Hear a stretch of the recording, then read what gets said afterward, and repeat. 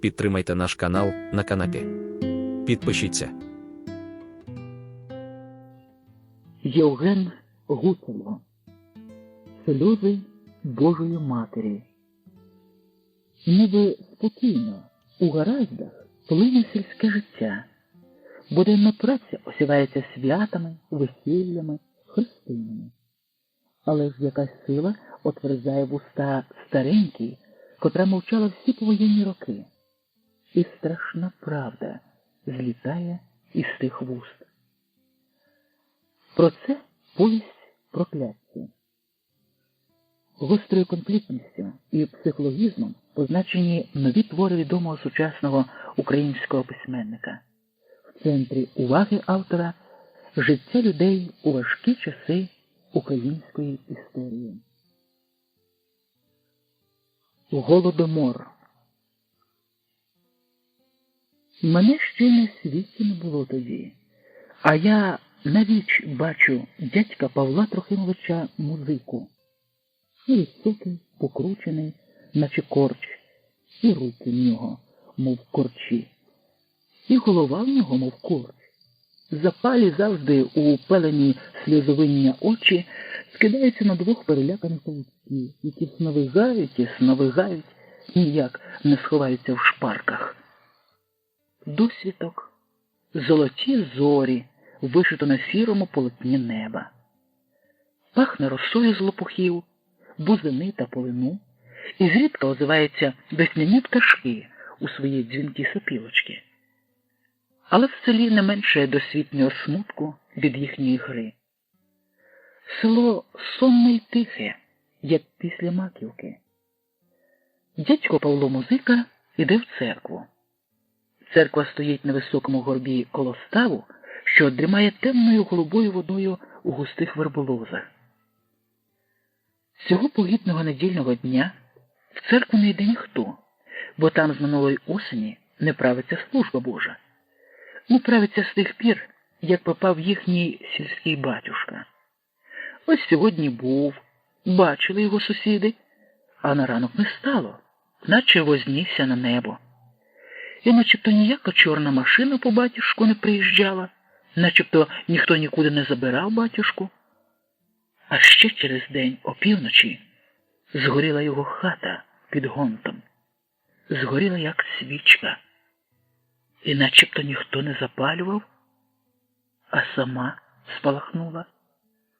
І ніхто не кинувся на пожежу, не взявся гасити. Мов би село не бачило тієї пожежі, мов би всі посліпли й оглухли. А до ранку й жар прочах, і попіл охолов. Дядько Павло Музика проходить мимо пожарища, на якому стримить чорна піч, і з вивісним узвозом простоє до церкви. Так, як ходив до церкви завжди, бо незбагненна сила вабить і вабить. А може, сьогодні таки правитиметься? А може, об'явиться інший батюшка у їхньому селі? Мене тоді й на світі не було. Та я бачу, як Павло Музика узвозом дістається до церкви і несподівано торопіє. Двері відчинено.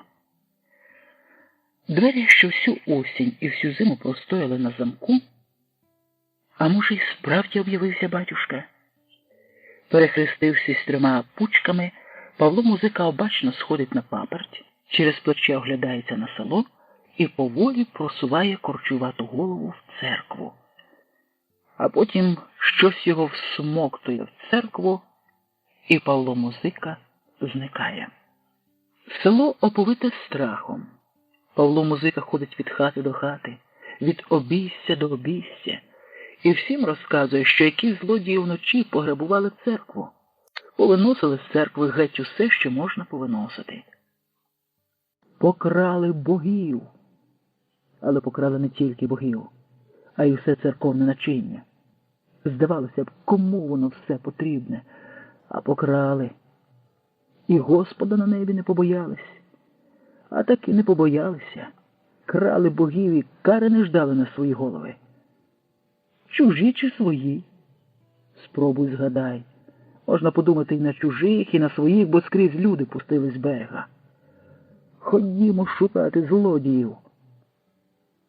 скоро коло нього, наче клубок сухого перекоти поля, збирається немічні жінки та старі баби, у яких ще є сила злізти з тапчана чи з печі.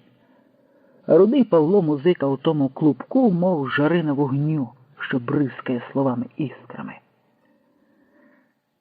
А чи не Василь Гнойовий заліз у церкву й покрав? До Гнойового гайда, а він не без компанії. Ген-ген обкрадена церква блакитними стінами сяє над селом, наче голос високого і гнівного неба, що шле їм на помсту й покару. Людське безумне перекоти поле котиться на сільську околицю, де в скособоченій мазанці під очеретом живе Василь Гнойовий, злидар і конокрад, що молився і молиться скляному Богу. А назустріч хлопчина в подертій сорочці та в полатаних штанях, босий, з синіми очима будяками на рябому лиці, схожому на горобине яєчко. «А що то в тебе за пазухою?» Чорними ногами у бородавках привіз до землі, а очі перестрашені, мов би на їхні дикі квіти посердитому джмелю сіло. «Ану покажи, що за пазухою?» І вже схопили за куш траті патлі, вже смикнули за комір, і вже руки-круки сягнули за пазухи від стовбурчини сорочки. Божа мати з Божим сином!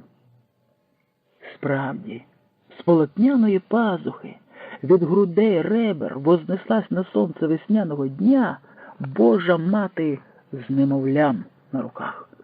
Обоє в неземному палахкотючому сяєві довкола умиротворених святих ликів. Обоє дивляться глибокими очима добра і милосердя, а водночас і лагідного докору. Мов би не можуть втямити, як опинилися у полотняній пазусі, як вознеслись на світло весняного дня, кого бачать перед собою. Святі праведні очі, які завжди запитують і водночас відповідають своїм запитанням, які завжди прощають, бо в прощенні їхня невмирущість. Де взяв? Хто ти? Марко. Злодій. Де взяв ікону? Знайшов, дзигонів хлоп'ячий голос. Отому знайшов буяні. Брешеш. Та суща правда. Перехрестись. І дитяча рука у хресному знаменні злетіла вгору, торкнула з чола. Злодій і хреститься? Хвиля людського божевілля закипіла, завирувала, руки простяглись і вп'ялися в дитину. Хлопець шарпнувся, закричав, кусив зубами чиюсь руку. Ікона з Божою матір'ю та Божим сином полетіла в бур'ян під ноги. Злодій! Зайда! Безбожник! Христопродавець! Роїлися люті голоси. Руки круг рвали хлопця, що вже звалився під ноги. На нього насипалися гуртом. Наче мали знищити оце зло. Тоді зовсім не стане зла на землі. Наче воно останнє. Наче і насіння зерна не треба залишати на розплід. І коли під коліном Павла Музики затріщала ікона, поменшало божевілля, і люди сахнулися один від одного. Купою непорушного зжужманого от ганчір'я, скоцюрбивши ноги, заюшений кров'ю, лежав на шляху чужий хлопчина. З вищереними зубами, з висолопленим язиком, з видертим оком. Він був страшним, здавався самою смертю. І пошнуркувало на всі біч, розкотилось людське перекотиполе, наче й не було. А Павло Музика якийсь час все ще стояв на колінах перед забитим хлопцем, наче не вірив. Наче сподівався, що той обманює, що той хитрує, а скоро зведеться з землі і втече. Злодій, злодій Зайда. Але злодій Зайда не ворушився і не дихав. Дядько Павло Музика поволеньки сп'явся на ноги, тремтячими пальцями зібрав розтовчену іконку, розсовуючи уламки по кишенях та за пазуху, і позадкував від забитої дитини. Позадкував, острашливо дивлячись, чи не зведеться. Хлопець припав до землі рятівниці, і земля не відпускала, рятуючи.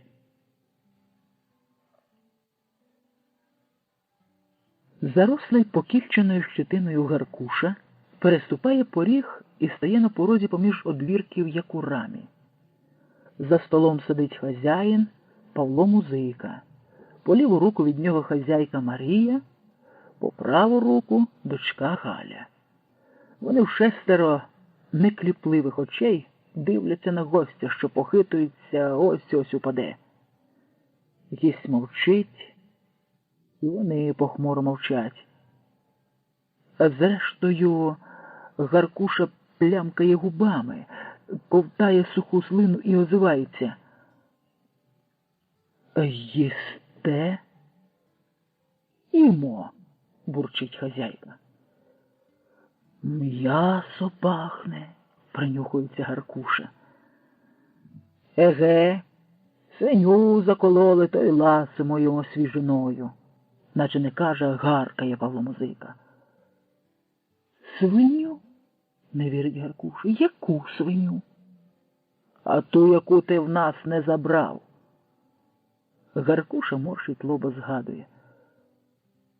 «Свиню забрали».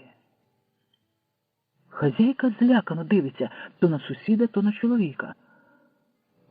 Павле, хіба ми свиню їмо?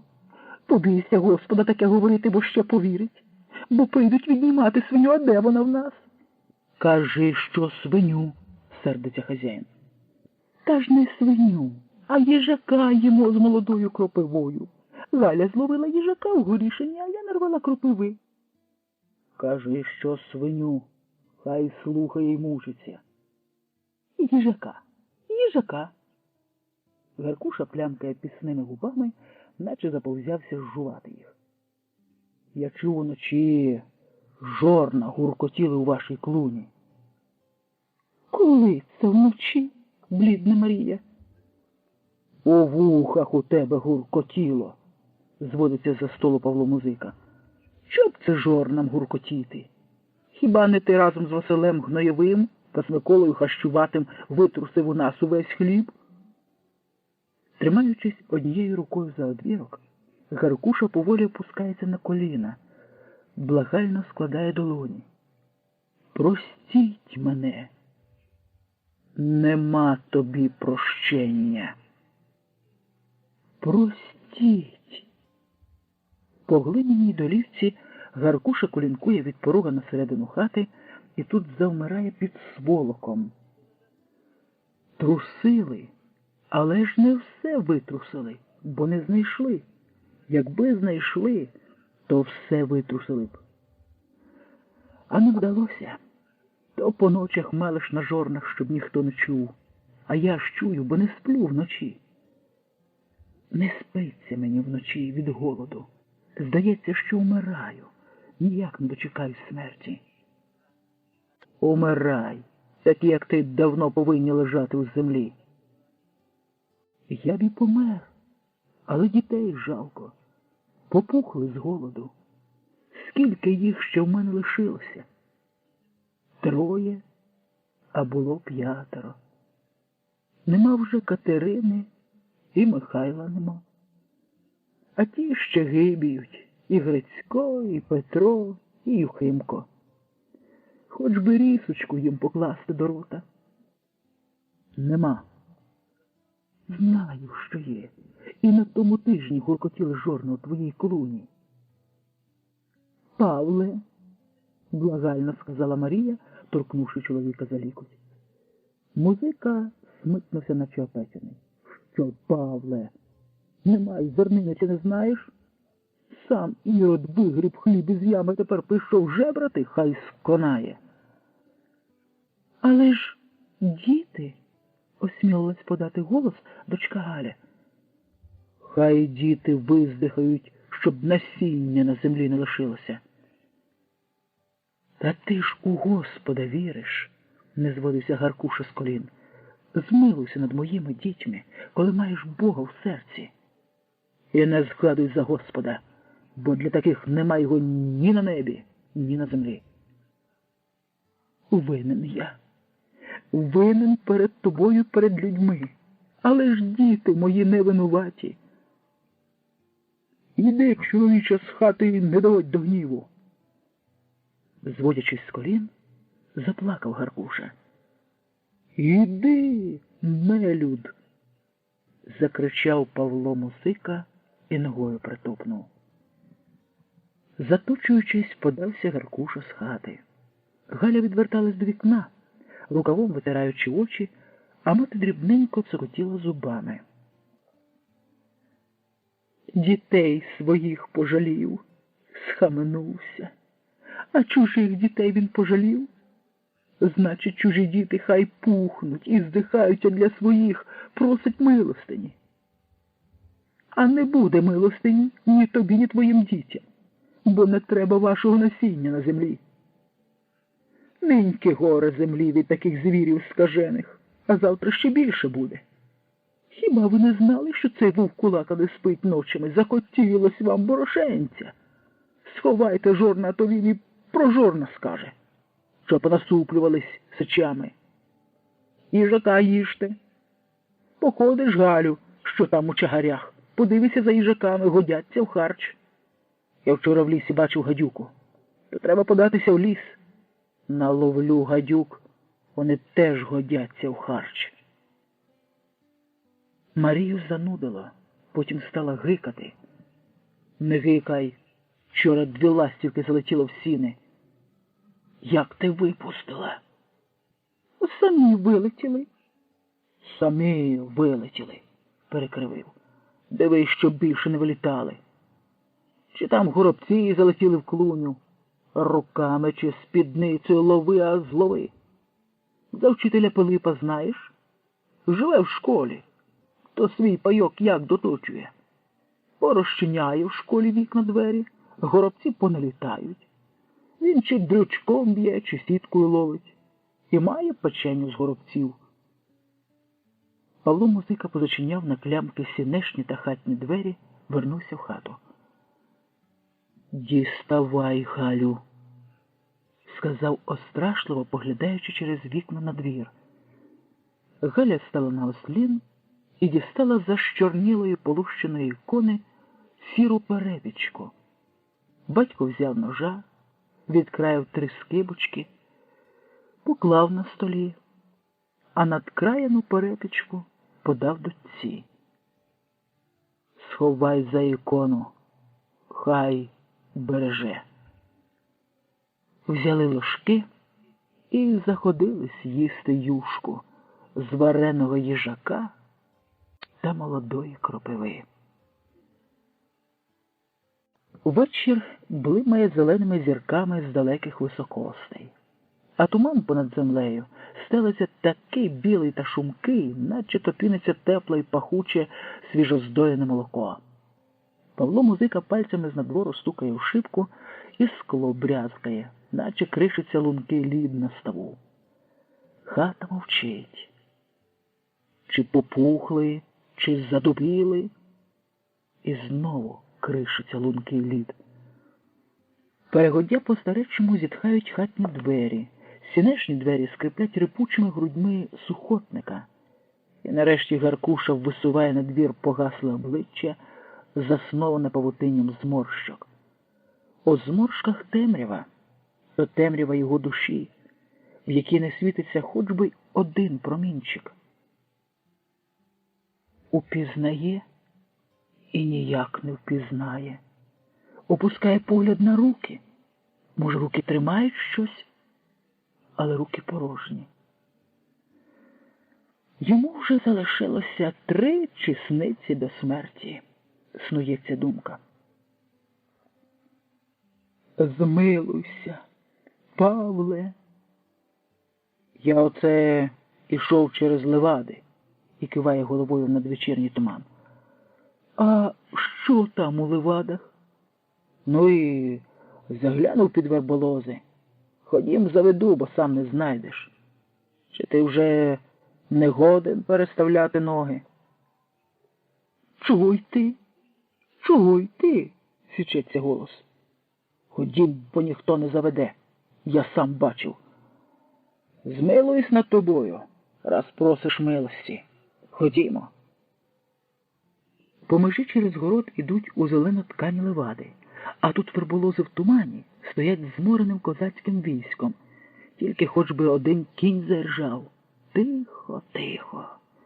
Над голубою криничкою, який ледь жебонить вода, Павло Музика зупиняється і показує під кущ неподалік. Ген, твоя дитина сидить. Чи не Юхимко? Гаркуша приглядається. Справді сидить його 7-річний син Юхимко на землі, спиною притулився до гілля. Круглу голівку з білим чубчиком похилив на ліве плече. Спить. А руки на колінах склав. Юхимку, покликав батько. Хоч би ворухнувся хлопець, ото вже міцно заснув, що голос батька не здатен розбудити.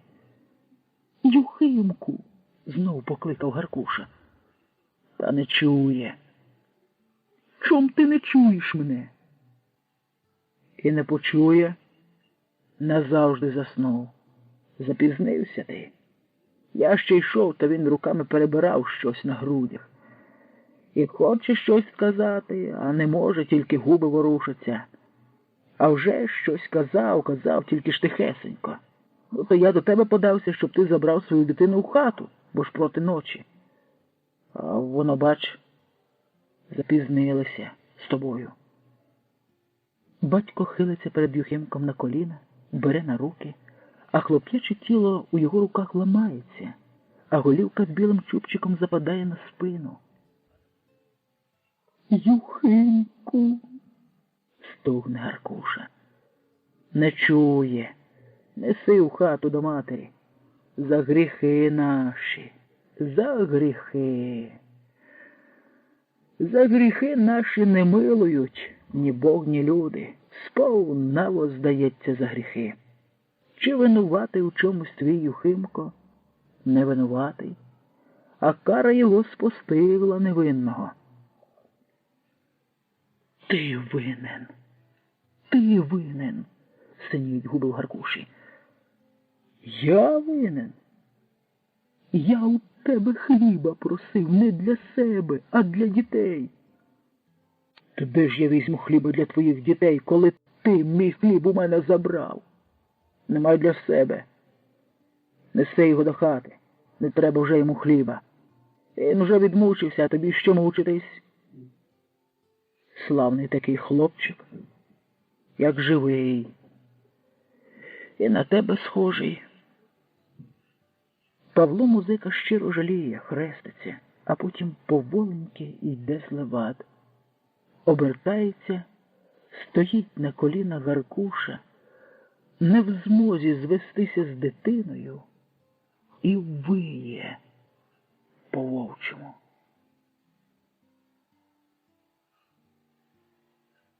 Галя відчиняє віко скрині і заглядає всередину.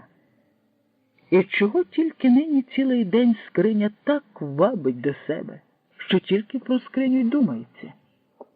Дивиться в скриню, і душа її полум'яніє, вуста самі зацвітають усміхом, щось шепочуть. Соловейко на калині, рука сама тягнеться в прискринок, дістає намисто коралове, сліпучий разок, що звивається, переливається, в'ється живим барвистим променем.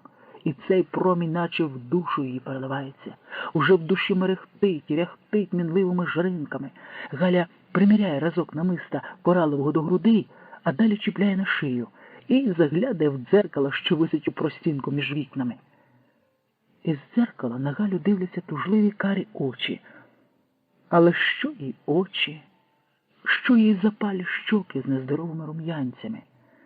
Їй хочеться побачити на собі коралове намисто. А для цього треба відступити трохи вбік і сп'ястися навшпиньки. Відступає вбік, спинається навшпиньки і нарешті бачить на своїх грудях намисто. Намисто, як веселка в небі. А в тому намисті вже начебто й не Галя дивиться в дзеркало, а якась невідома вродлива дівчина, знайома і незнайома. Хто та дівчина? Може, таки вона, Галя? Хоч і не віриться. А вона ж бо Галя. Хапливо дістає зі скрині материну вишиту блузку, знаходить на споді материну зелену керсетку і, скинувши з себе старе лахміття, перевдягається в святковий одяг. Знає, що ні черевиків, ні туфлів на вихід у неї нема, а все ж таки порпається у скрині, сподіваючись знайти. Але нема. Що ж, треба добре помити ноги. Відро стоїть на ослоні, але відро без води, лише смужка на дні. Що ж, Галя принесе від криниці. У них своя криниця, під вербою за ворітьми. Взявши відро, кидається в сіни і на порозі ніс у ніс стикається з матір'ю Марією. Мати йде з городу, однією рукою несучи заступ, яким копала землю, а другою рукою тримаючись завпоперек і стогнучи. Від несподіванки мати всахається і шепче: «О, злодій!» Галя щебече: «Та не злодій, мамо, а я». «О, справді», пильніш придивляється мати до дочки, нарешті впізнаючи. «Куди це ти так вбралась?» «По воду йду. Води від криниці принесу». «Вбралася», не може повірити мати. «До криниці вбралася». «Та на вулицю хочу». «На вулицю?» «Погуляти хочу, до дівчат хочу. Ой, співати хочеться». «Яка вулиця, які співи, та що з тобою, дитино?» «Ну, причулась, наче дівчата співають. Хіба не свято сьогодні?» Свят, що з тобою? Ходімо до хати. Не можна вбраною на двір, бо свята нема. Що люди подумають?» «А хлопці? Хіба хлопці не співають?» «Не співають, де ж посеред білого дня співати? Хлопці ж у нашому селі не співають». І мати зачиняє сінешні двері і віднімає в дочки відро, і веде її до хати, зітхаючи та мало не плачучи, бо так на її серці тоскно, так журливо. Що з її Галею сталося? Чи не повередила з часом головою? Бо тепер багато таких, що туманюють думками. Господи, зглянься та змилуйся, та не карай так тяжко, бо в чому ж винувата дівчина-дитина, яка й на світі ще не жила? Співають, кажеш, хлопці та дівчата. Ой, не співають у нашому селі давно. Отак, давай сядемо з тобою отут на ліжку і заспіваємо. Удвох заспіваємо, бо з ким ти в селі заспіваєш? Ай, славно ти вбралась, як до вінця. Ось тільки, якби ще стрічки голубі та червоні в твої коси. Та ще якби на твої ноги чобітки на підківках. Та якби ще скупатись тобі у зіллі цвіту. Та я ж хотіла води принести. На двір не можна. У хаті поспіваємо. Якої б це? Геть у голові темно, хоч би зірочка блиснула. Не щебече соловейко. А вони й не щебечуть. Уже мали прилетіти, а баряться. Який у тебе лоб гарячився, трусися, наче із переляку.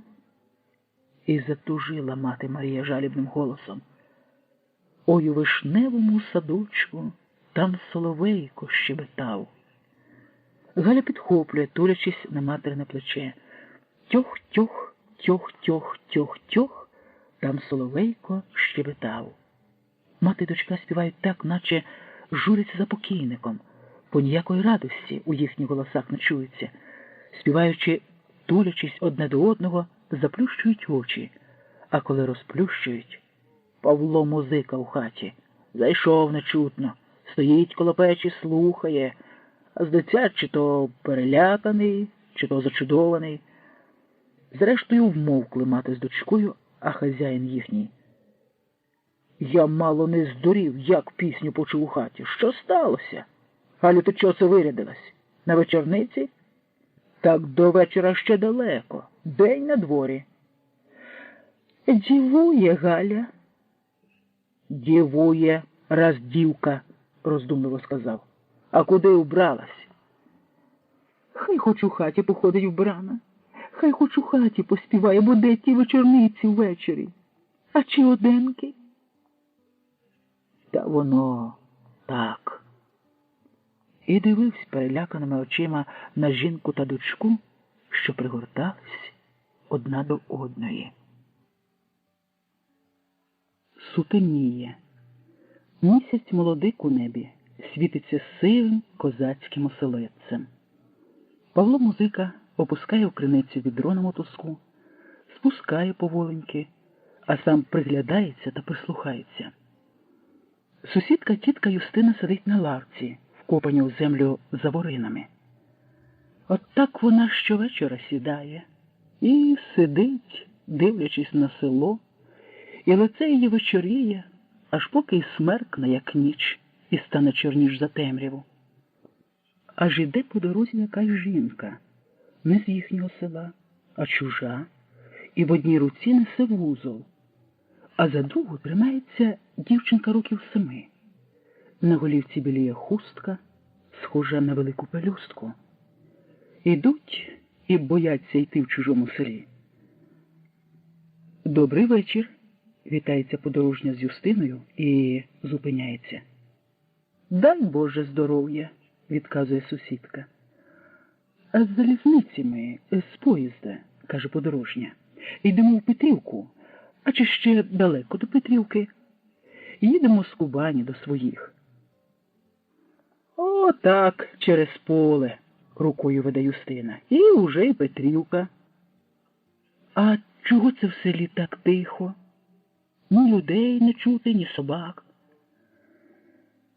«Бо тихо, дочко, ой тихо. А ти не знаєш, чом тихо? Що в наших краях?» «Не знаю, бо з поїзда. І проти ночі на Петрівку, та ще з малою дитиною. Страшно тепер у полі та в лісі, що вдень, що вночі.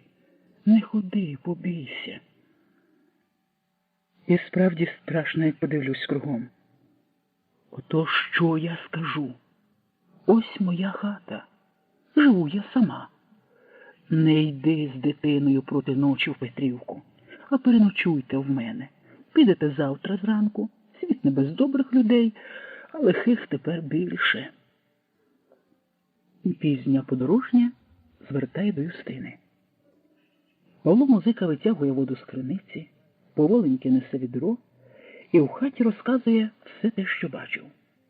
Як зі станції з поїзда йшла жінка з дитиною, з вузлом, а той же вузол не порожній, якісь харчі та якесь добро в ньому. Аж із Кубані добивається до своїх у Петрівку. Лебонь не відає, що тут у них коїться, інакше не добивалася б. Може, там у них на Кубані такого нема? Довірилась Юстині. Бо чужа того й довірилась. А й треба ждати лиха. І тепер як не одне, то друге, то третє з Музик вискакує на двір та прислухається до темряви, та через вишневий садок приглядається до вогника у сусідчиному вікні. Жевріє вогник бликунець на гзинчику печі, немов крапля крові. І так тихо, що, здається, якби хтось озвався за полями в далекій Петрівці, то тут би почули і злякалися. Місяць, козацький оселедець, уже височенько підбився вгорі, коли Павло Музика, стоячи в вишневому садку, таки дочекався несподівано. Вийшла та петровецька жінка із сіни на двір, поми її хлюпнула з дерев'яних ночів, либонь, дитину купала з дороги. «Молодице!» – кличе Павло Музика. Вона і завмирає з ночами в руках. «Підійдіть но сюди, не бійтеся». З садка голос, а чоловіка не видно. Вона ж ані руш, закапцаніла. «Добра вам хочу, підійдіть но сюди. Скажу вам за Юстину, в якої ви ото стали на нічліг». А що жінка як остовпіла, то Павло Музика сам ступив поміж вишень. «Бійтесь Юстини, тікайте від неї, бо то страшна». Петровецька жінка сахнулась до сіней, і не стало, тільки брякнула клямка. Павло Музика жде, що вона зараз вискочить на двір з дитиною та з вузлом, і він забере їх до себе, дасть притулок. Кліпає каганець бликон у вікні, мерехтять зірки над селом, розсипаною чумацькою сіллю, та нікого нема. Глибонь, вона перелякалась мене, здогадується. І в хаті каже до жінки та дочки: я до неї забалакав, а вона злякалась, наче я для неї ще страшніший за Юстину. То як невинних порятувати? Марія хреститься, дочка хреститься, і тіні від їхніх рук скачуть по стінах горбатими страховиськами. Ти добре зачинив двері? Питає жінка.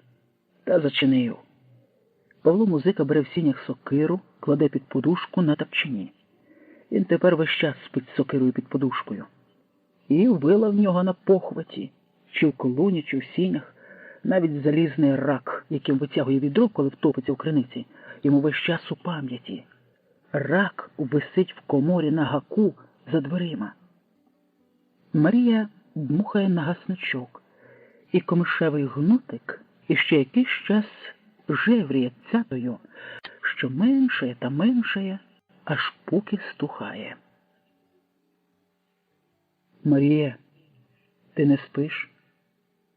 Ой, не спиться. Може, ти зараз підеш до Юстини і врятуєш ту жінку з дитиною? Скажеш їй всю правду, бо я не сказав. Боюся. Може, й пізно вже йти. Що Юстина людоїдка, всі знають, а ця Петровецька не знає. Хто мене в хату пустить? Марія стає навколішки на долівку, складає руки на грудях і молиться на ікону Божої Матері. Самої Божої Матері не видно, бо в хаті глухий морок. Галя спить чи не спить, тільки не чутно її дихання. Павло Музика засовує руку під подушку, намацує лезо сокири. Хоч і під подушкою, а сокира холодна, і він тулить її до розпашілого лоба, щоб остудити. Ой, скрикує Марія, перестаючи молитись, поклади сокиру, нащо ти взяв сокиру?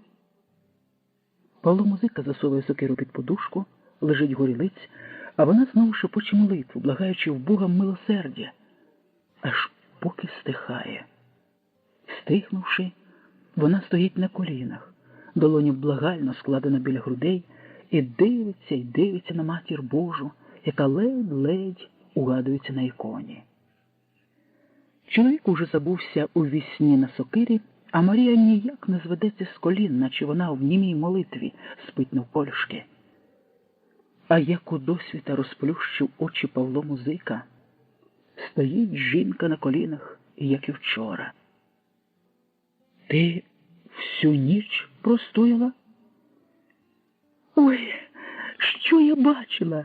Обертається до нього радісним обличчям. Де бачила?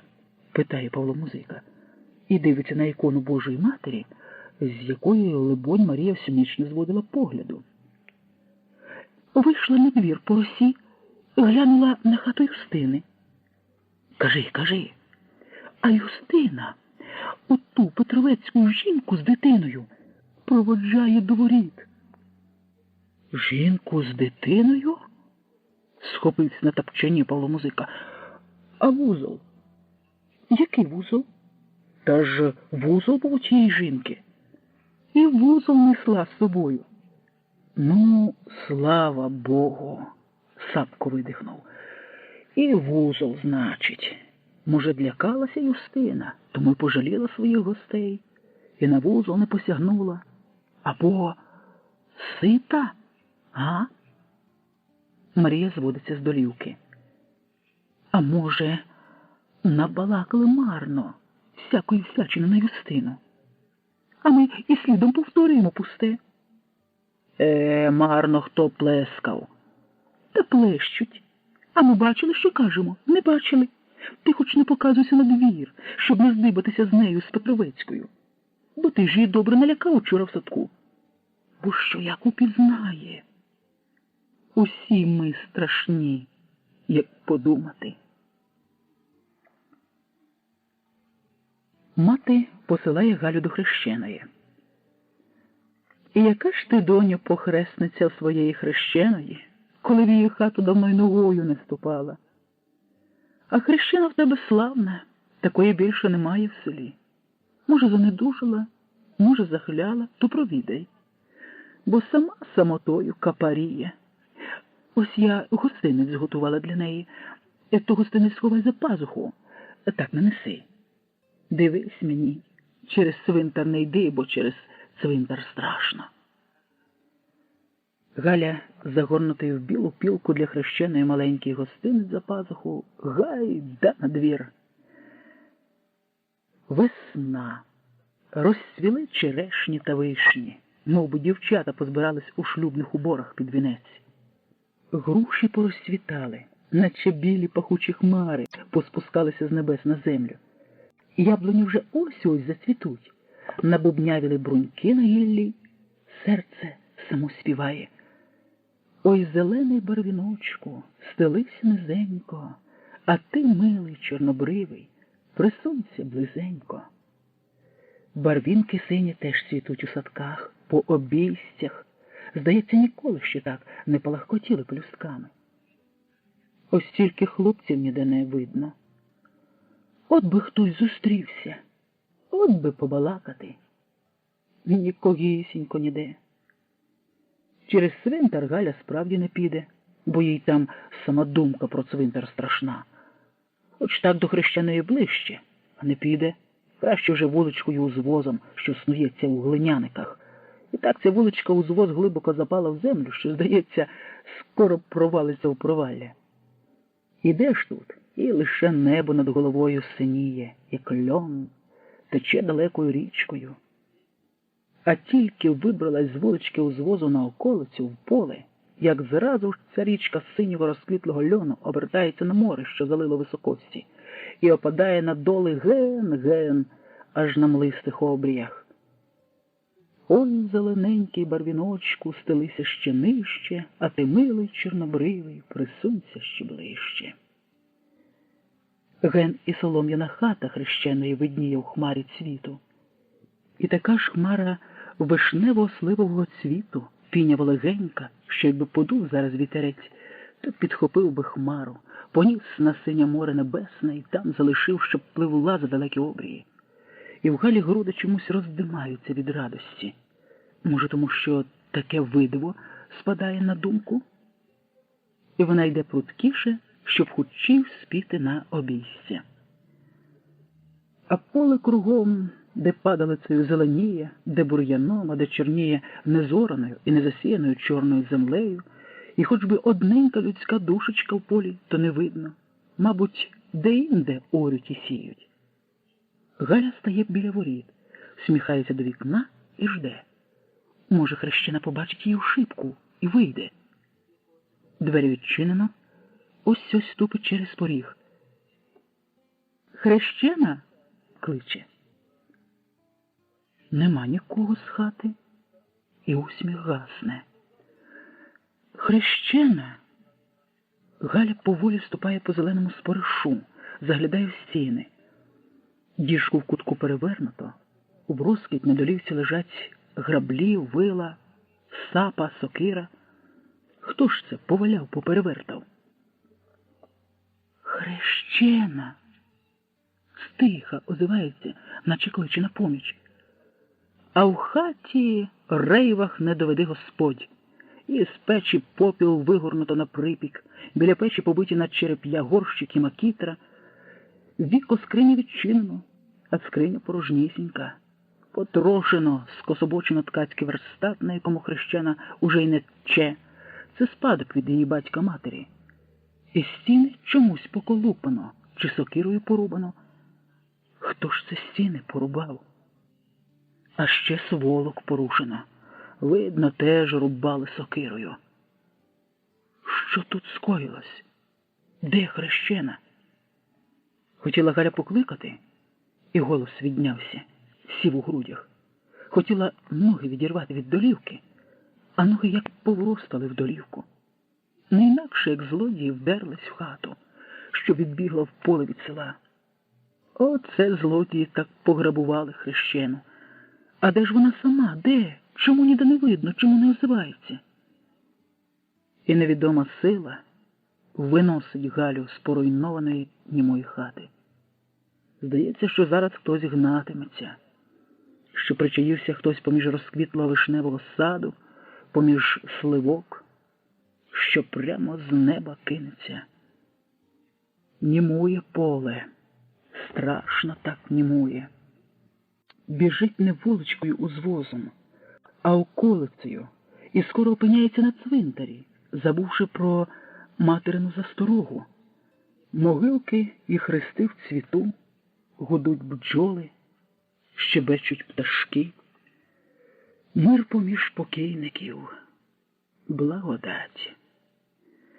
Оглядається назад, чи ніхто не женеться. І так якийсь час іде стежкою, іде задки, і голова через плече. Наче нікого. І раптом душа її замерзає, і поволі опускається в п'яти від несподіваного приляку. Щось гарчить люто, погрозливо. Де гарчить? Де? Звідки небезпека і куди тікати? Галя веде очима довкола по цвинтарю і зовсім неподалік, поміж могил, бачить собак. Чорний, кудлатий собака, рудий собака, рябий собака. Вищирені пащі, гости ікла, висолоплені язики. Якісь чужі собаки, звідкись набігли в їхнє село. Ось зараз кинуться на неї. Але собаки не кидаються на Галю, наче не бачать. Може, щепились між собою і гризуть одне одного. Та ні, щось валяють поміж могил, щось шматують і не можуть поділити. Якісь онучі, не онучі, дрантя, не дрантя, вчепилися, рвуть, несамовитіють. Боженьку ж мій, та це голова людська. Та це ж приблудні собаки деруть на цвинтарі людську голову. Чи не хрещена? Галя прикипає божевільним поглядом до пошматованої людської голови, яку з гарчанням гризуть собаки. Посмугований лоб, кривавий, з обдертою шкірою, об'єднані щоки, без носа, без губів, а замість очей якесь страхітливе колодче. Галя заткує навшпиньки, не відриваючи стоманілого зору від собак, які, здається, ось-ось уже кинуться на неї.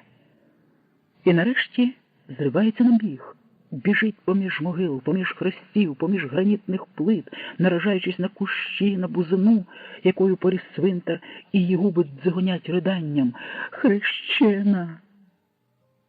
Прибігла на обійстя своє, кидається в клуню, забивається в куток поміж сніпків перепилих і нажаханими очима дивиться на двері, чи не вдеруться собаки, чи не вбіжать злодії, і її лихоманить. І в зорі їй тьмяніє, аж поки тьма розливається в свідомості чорним сном. За вікнами тихо шумить нічний дощ. Дощ без вітру, без стогону дерев та без того завивання, коли в єдиному пориві все гуде і на землі, і на небі. Зрідка спалахне блискавка, освітивши хату, а з хати видно тоді омитий водою садок. І ще зрідка озветься грім. Чи над селом, чи за селом, а буває, що над самою хатою, задзвенівши шибкою в рамі, чи полумисок здригнеться на миснику. Марія не спить, лежить з розплющеними очима. Сон відлетів далеко, не склеплює повік. І Марія чується на душі так, наче спокійна нічна гроза погримує та поблимує в її думках у її серці. Ти чуєш? Може, це дощ так шепоче по стрісі. Маріє, ти спиш? Таки не дощ, а Павло з лежанки шепоче. Чую, спи, гроза на дворі, грім гримить, позіхає жінка. Та Та яка гроза, який грім? Сичить чоловік, ти прислухайся, хіба то грім? Справді, і не дощ, і не грім, і на хатньому прищілку біля комори щось гупає, так глухо, що ледве чути. Що це? Спросоння озивається Галя і зразу ж засинає під неспинний шелест дощових крапель. Гупне і стихне. Гупне і стихне. Боже, як страшно! Хто це? Марія зводиться в ліжку, закутується рядном, наче в рядні, прагне сховатись. О, знову? Добирається хтось. До нас? А як же ми? У комору. А може, по нашій душі? Павло Музика встає з лежанки, дістає з-під подушки сокиру. Ось я піду. Не смій, схоплюється в білій сорочці Марія і кидається до чоловіка, оббиває руками шию. Не ходи. Як то не ходи? Сахається від жінки. Бо ти не знаєш, скільки їх. Не ходи. Вони теж не голіруч. Отак і чекати на смерть. Може, пронесе. Вони в комору добираються. Ось я й почекаю на них у коморі. Порожня ж комора, що там візьмуть? Не ходи з сокирою в комору, ну не йди. Спалахує блискавка, б'є грім, і обоє музик мало не присідають, наче їм на голови стеля обвалюється з тріском. Далі грім починає гуркотіти, гуркотіти, за його вилязками і шуму дощу не чути. Чи то небо обвалюється на землю, чи то село западає в пекло. Здається, що злодії не тільки підкопались під комору, а й усі не добрались. Ось-ось відчиняться двері. Уже перед досвідком стихає гроза, настає запаморочлива тиша, а страху не меншає. І щось чуєш? Не чути. І я не чую. Сонце, встаючи над селом, наче колосом розпеченим, вкочується в їхню хату. Павло Музика із жінкою уходять від вікна до вікна, виглядають на двір, на садок, на дорогу. Блищить прибита дощем земля. Опалий цвіт сніговою піною біліє на зеленій траві, з гілля скрапують краплі. Ніде, нікогісінько. Чоловік дивиться на жінку, жінка дивиться на чоловіка. Далі він бере сокиру обіруч і до сіней. Втягуючи голову в плечі, Марія ступає слідом. Коли порішать, нехай удвох. Не встигли відчинити двері, а тут Юстина перед порогом, де тільки взялась, наче всю ніч простояла. Від несподіванки Павло Музика замахується сокирою, а сусідка як закричить: «Не вбивай!» Блідий, весь в дрижаках, господар опускає сокиру. «Ти що тут забула?» «Прийшла подивитись, чи ви живі», – бубонить Юстина. «Живі? То хочеш нас поїсти?» «Хай Господь сохранить, питаю, бо до вас вночі хтось підкопувався. А я з двору оце побачила. Яму вирито під комору». І рукою показує на причілок хати, а там, як поглянули, то й не одну яму вибуртовано. «Може, ти копала?» – визвірився Павло Музика. «Та не плещи казна що, буде я силу візьму для такого. То влізли злодії в комору, чи не влізли?» Острашливо подались в комору, тримаючи сокиру на поготові. Поглядались по голих кутках. В коморі навіть мишами не пахло. «Дурні злодії», – мовить Павло Музика. «Не знали, що тут підлога з дощок, от і не влізли. Якби хтось з близьких сусідів, то знав би, вже ж. А так, либонь, не з нашого кутка». «Ти там знаєш, з якого кутка? Давай позасипаємо ями, поки Галя ще спить, а то дитина й так перелякана до смерті». Хай не бачить, хай не знає, що нас чекало цієї ночі. Галя бачить, як по узбіччю дороги, по зеленому споришу котиться людська голова. У цієї людської голови є і немає губів, повибивано зуби, замість носа зяє провалля, очі видавлено, щоки обгризано, вуха обкусано, лоб у басаманах і рубцях, а волосся позлипалося в мички. Дорогою йдуть люди, але хоч би хто-небудь подивився на відірвану голову. Ніхто не дивиться, бо, либонь, не бачить. А голова то навпроти одного дворища спиниться, то навпроти другого, наче хоче звернути, але не звертає, котиться далі, залишаючи на спориші кривавий слід. Чия ж це голова? Чия? Зрештою, людська голова спиняється навпроти їхнього обійстя. Покотиться далі чи не покотиться? Ні, звертає до них і вже по траві сунеться, приминаючи і залишаючи вогнисті цяти. Та це ж хрещена, здогадується Галя.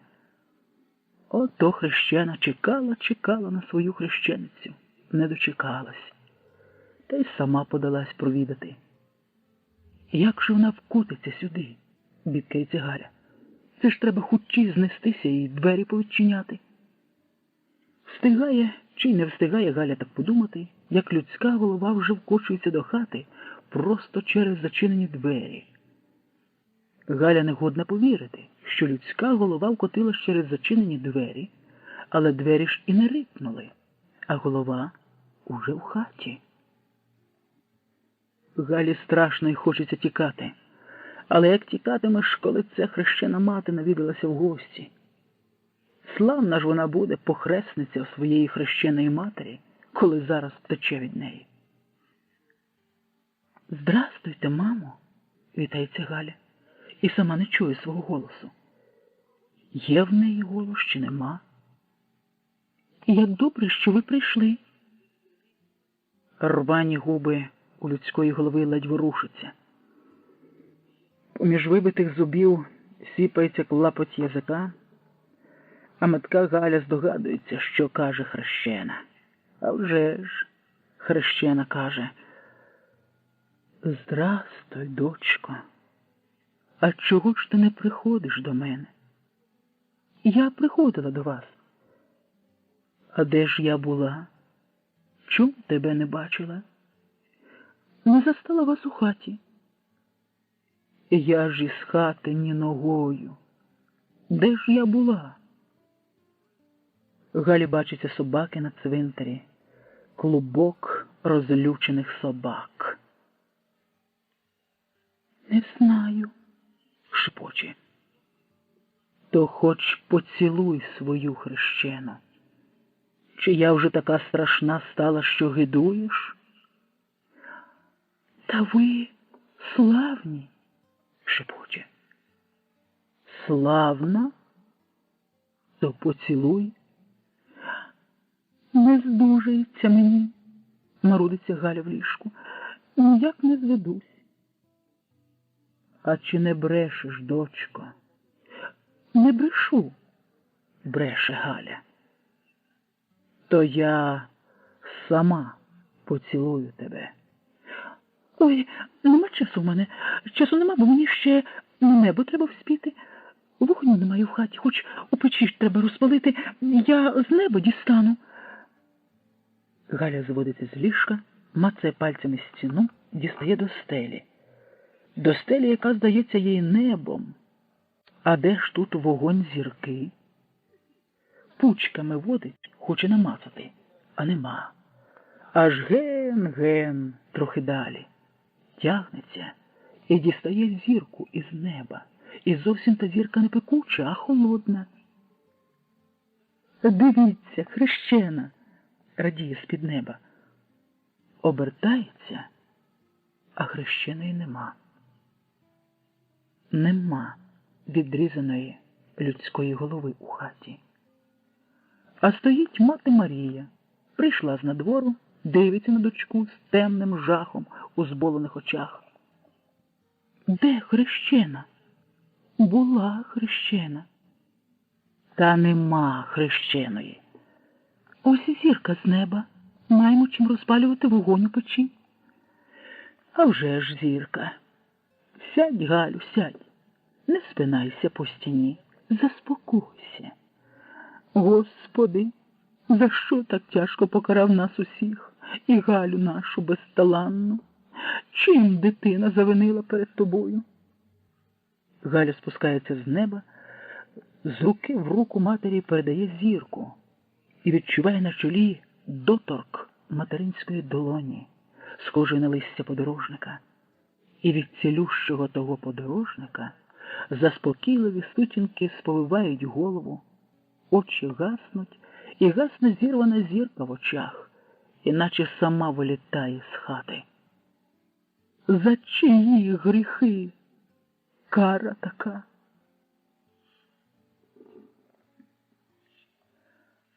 Скільки ж це в Гаркуші ще дітей залишилось, хоч і снують по обійсті, а не тримає пам'яті.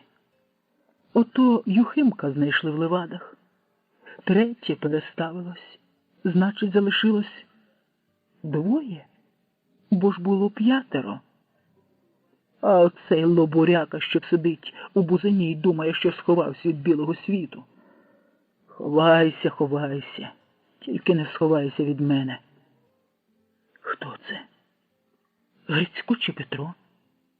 Грицько старший, а Петро молодший 8 років.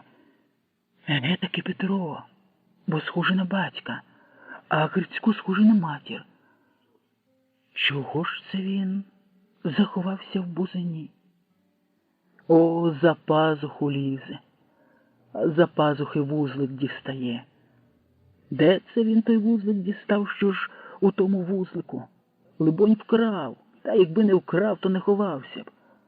О, лупає злодійськими очима, оглядається. Пооглядалось, а тепер вузлик розв'язує. Заглядає, принюхується, а тепер от шусь рукою всередину. Взяв щось і до рота, жує. Що ж він украв? Що він жує? І кривиться. А недобрий який хлопець. Чи ти не знаєш, що в твоїй хаті й крихти немає, щоб з'їсти? Що твої батько-мати, що твій брат Грицько попухли з голоду? Нема того, щоб поділитися. Хай краще твої рідні виздихають, ніж ти відірвеш від своєї голодної пельки. Хто може, той краде, аби тільки було що красти. А щоб красти, треба мати здоров'я. Де вже те здоров'я? О, горне жменею з вузлика, наминає та наминає і кривиться. І чого ти кривися з краденого? От путь свірінок, у батька вдався. Той забирав у людей, що можна забрати, а цей уже після батька подався підмітати. Якщо крастиме, виживе. Якщо крастиме і сам їстиме, виживе, а коли поділиться зі своїми, може й здохнути. Ні, цей не поділиться, цей виживе. А не хочеться, щоб вижив, щоб насіння Гаркуша не залишилося. Хай би й сліду не зосталось. Бач, наїлося й сопе, і кліпає очима сонними. Тепер поспить, звісно, щоб ти заснула вічним сном. Але ж не засинає, а руками за живіт хапається, а корчиться. Що об'ївся? Не туди пішло? Ну, покорчся трохи, будеш знати, як красти. Господь Бог все бачить. А може, й Господь Бог на небі так зголоднів та знемігся, що не годен покарати за несправедливість? Помучся, помучся. Павло Музика сидить під грушею на горбочку і чадить торішнім листям. Ой, як закортіло тютюну. А де візьмеш? Ось і додумався скрутити цигарку з листя. Давиться їдучим димом. А Каркушин малий вилупок уже не корчиться, а впав у бузині до лілиць і лежить. Заснув таки наївшись. Та не заснув, бо знову смикнувся і вже не ворушиться. Горбиться купою лахміття. Скручене дудочкою листя дотліває в пучках пальців, і Павло Музика викидає недопалок. Так нахапався диму, що в голові стоїть чад, макітриться, паморочиться. А так би сидів під грушею. Хай макітриться, хай паморочиться, наче ти є і нема тебе, наче світ є і немає світу. А що там в бузині з малим злодійчуком? Павло Музика важко зводиться і межею по щітці трави чвалає до бузини. Малий злодійчук, обхопивши живіт руками, лежить на боці, а з вищереного рота щось лється по щоці та по підборіддю на землю. Лється не кров, а якась жовто-біла рідота. Павло Музика навіть навпочіпки присідає. Що ж це таке цебенить поміж зубів? Хто зна? Повіки стулились, з-під них виглядає по голубій смужці, ще живій, неперешерхлій. Дихає чи не дихає? Либонь, дихає. Що ж це з хлопцем сталося? Чого наївся? Обіч біля зігнутого ліктя лежить заложена торбинка. Що ж у торбинці? Просо. Золоте зерно сіється поміж пазюристих корінцюватих пальців. У кого ж це він просо вкрав? Міркує вголос, а потім торкає малого за плече. Агов, проснись. У кого ти вкрав просо? З ошкіреного рота цідиться біло-жовта рідота. Хлопець навіть не стогне. Та в якоїсь баби? В кого ж іще? Приберегла якась баба на посів, та не посіяла. Віддала Богові душу. А тут і злодійчук навідався в хату. Баба спить на лежанці чи на лавці, а злодійчук давай неї шпорити. І знайшов бабине насіння.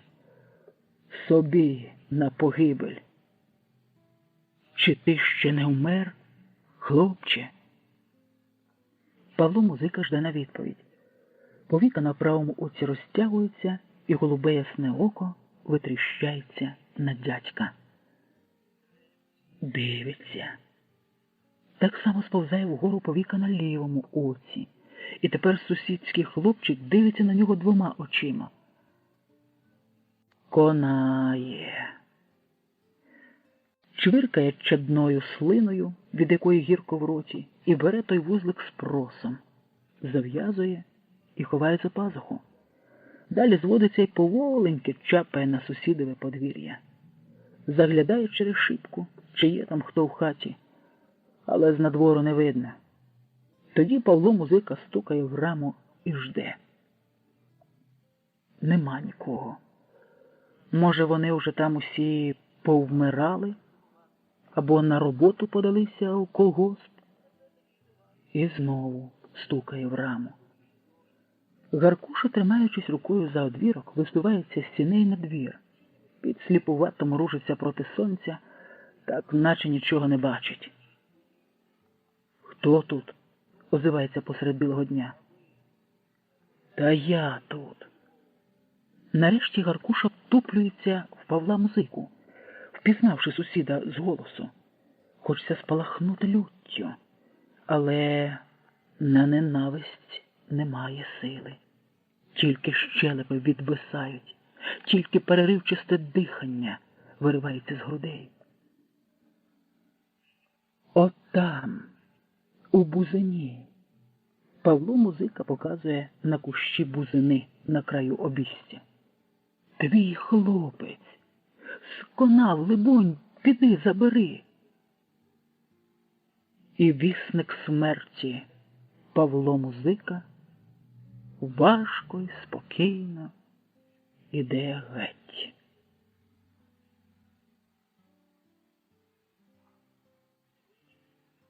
Спи, доню, спи. Місяць світить у вікні. Хай батько погасить, бо не дає спати. Погасить, батько, тільки ти засни. Ось як тільки ти заснеш, тільки засни. Ти погасиш, батько. Погашу, скрипить батько зубами в нічній темряві на лежанці. Мати Марія, сидячи біля дочки, чує, як у Галі пашать щоки, горить лоб, як усю її пойняв жар, так і факає від неї живим полум'ям. Місяць так світить, що я бачу далеко-далеко, жебонить струмком доччин переривчастий голос. Поля за селом, жовта стерня в павутинні бабиного літа, а по шляхах вози та вози. На возах снопи пшениці та жита. Ось і батько мій їде на возі, поганяє коней. Батьку, ви бачите себе на возі? А чом не бачу, скрипить зубами Павло Музика. Снопи везете в село. Жито в снопах. Жито везу в снопах. Так славно, так славно. Галя затихає, поринаючи в забуття, і мати хрестить дочку. Хай спить, благословенна Господом Богом. Але наче від чарів того хресного знамення Галя вмить виринає з хвиль забуття. А як славно в нашому селі, на Червоному току, скільки хліба понавозили з колгоспного поля. Я ще ніколи не бачила такого току, стільки хліба на току, стільки людей. Геть чисто всеньке село зібралось. Молотить і віє, молотить і віє. А червоні знамена горять, а транспаранти палають. І все так гарно понаписувано на транспарантах. Ось і мати стоїть біля віялки, пшеницю віє. Батьку, ви бачите її біля віялки? Бачу. Я снопи на возі привіз, а мати пшеницю віє. Славно як! Галя знову поринає в забуття. Мати хилиться тужливо над дочкою, вглядаючись у риси рідного обличчя, такого дорогого і такого стражденного. Подумки молиться над нею, іначе від тієї німої молитви дочка отямлюється. А яка славна червона валка! Конь у червоних стрічках та в квітках, червоний кумач над валкою, мішки на возах. Я ще ніколи не бачила такої червоної валки. Стільки хліба. Мамо! Стільки щирої давньої радості в дочиному голосі, що Марія здригається. Чую. Подивися, а хто ти на третьому возі з кінця, бачиш? Бачу. А хто?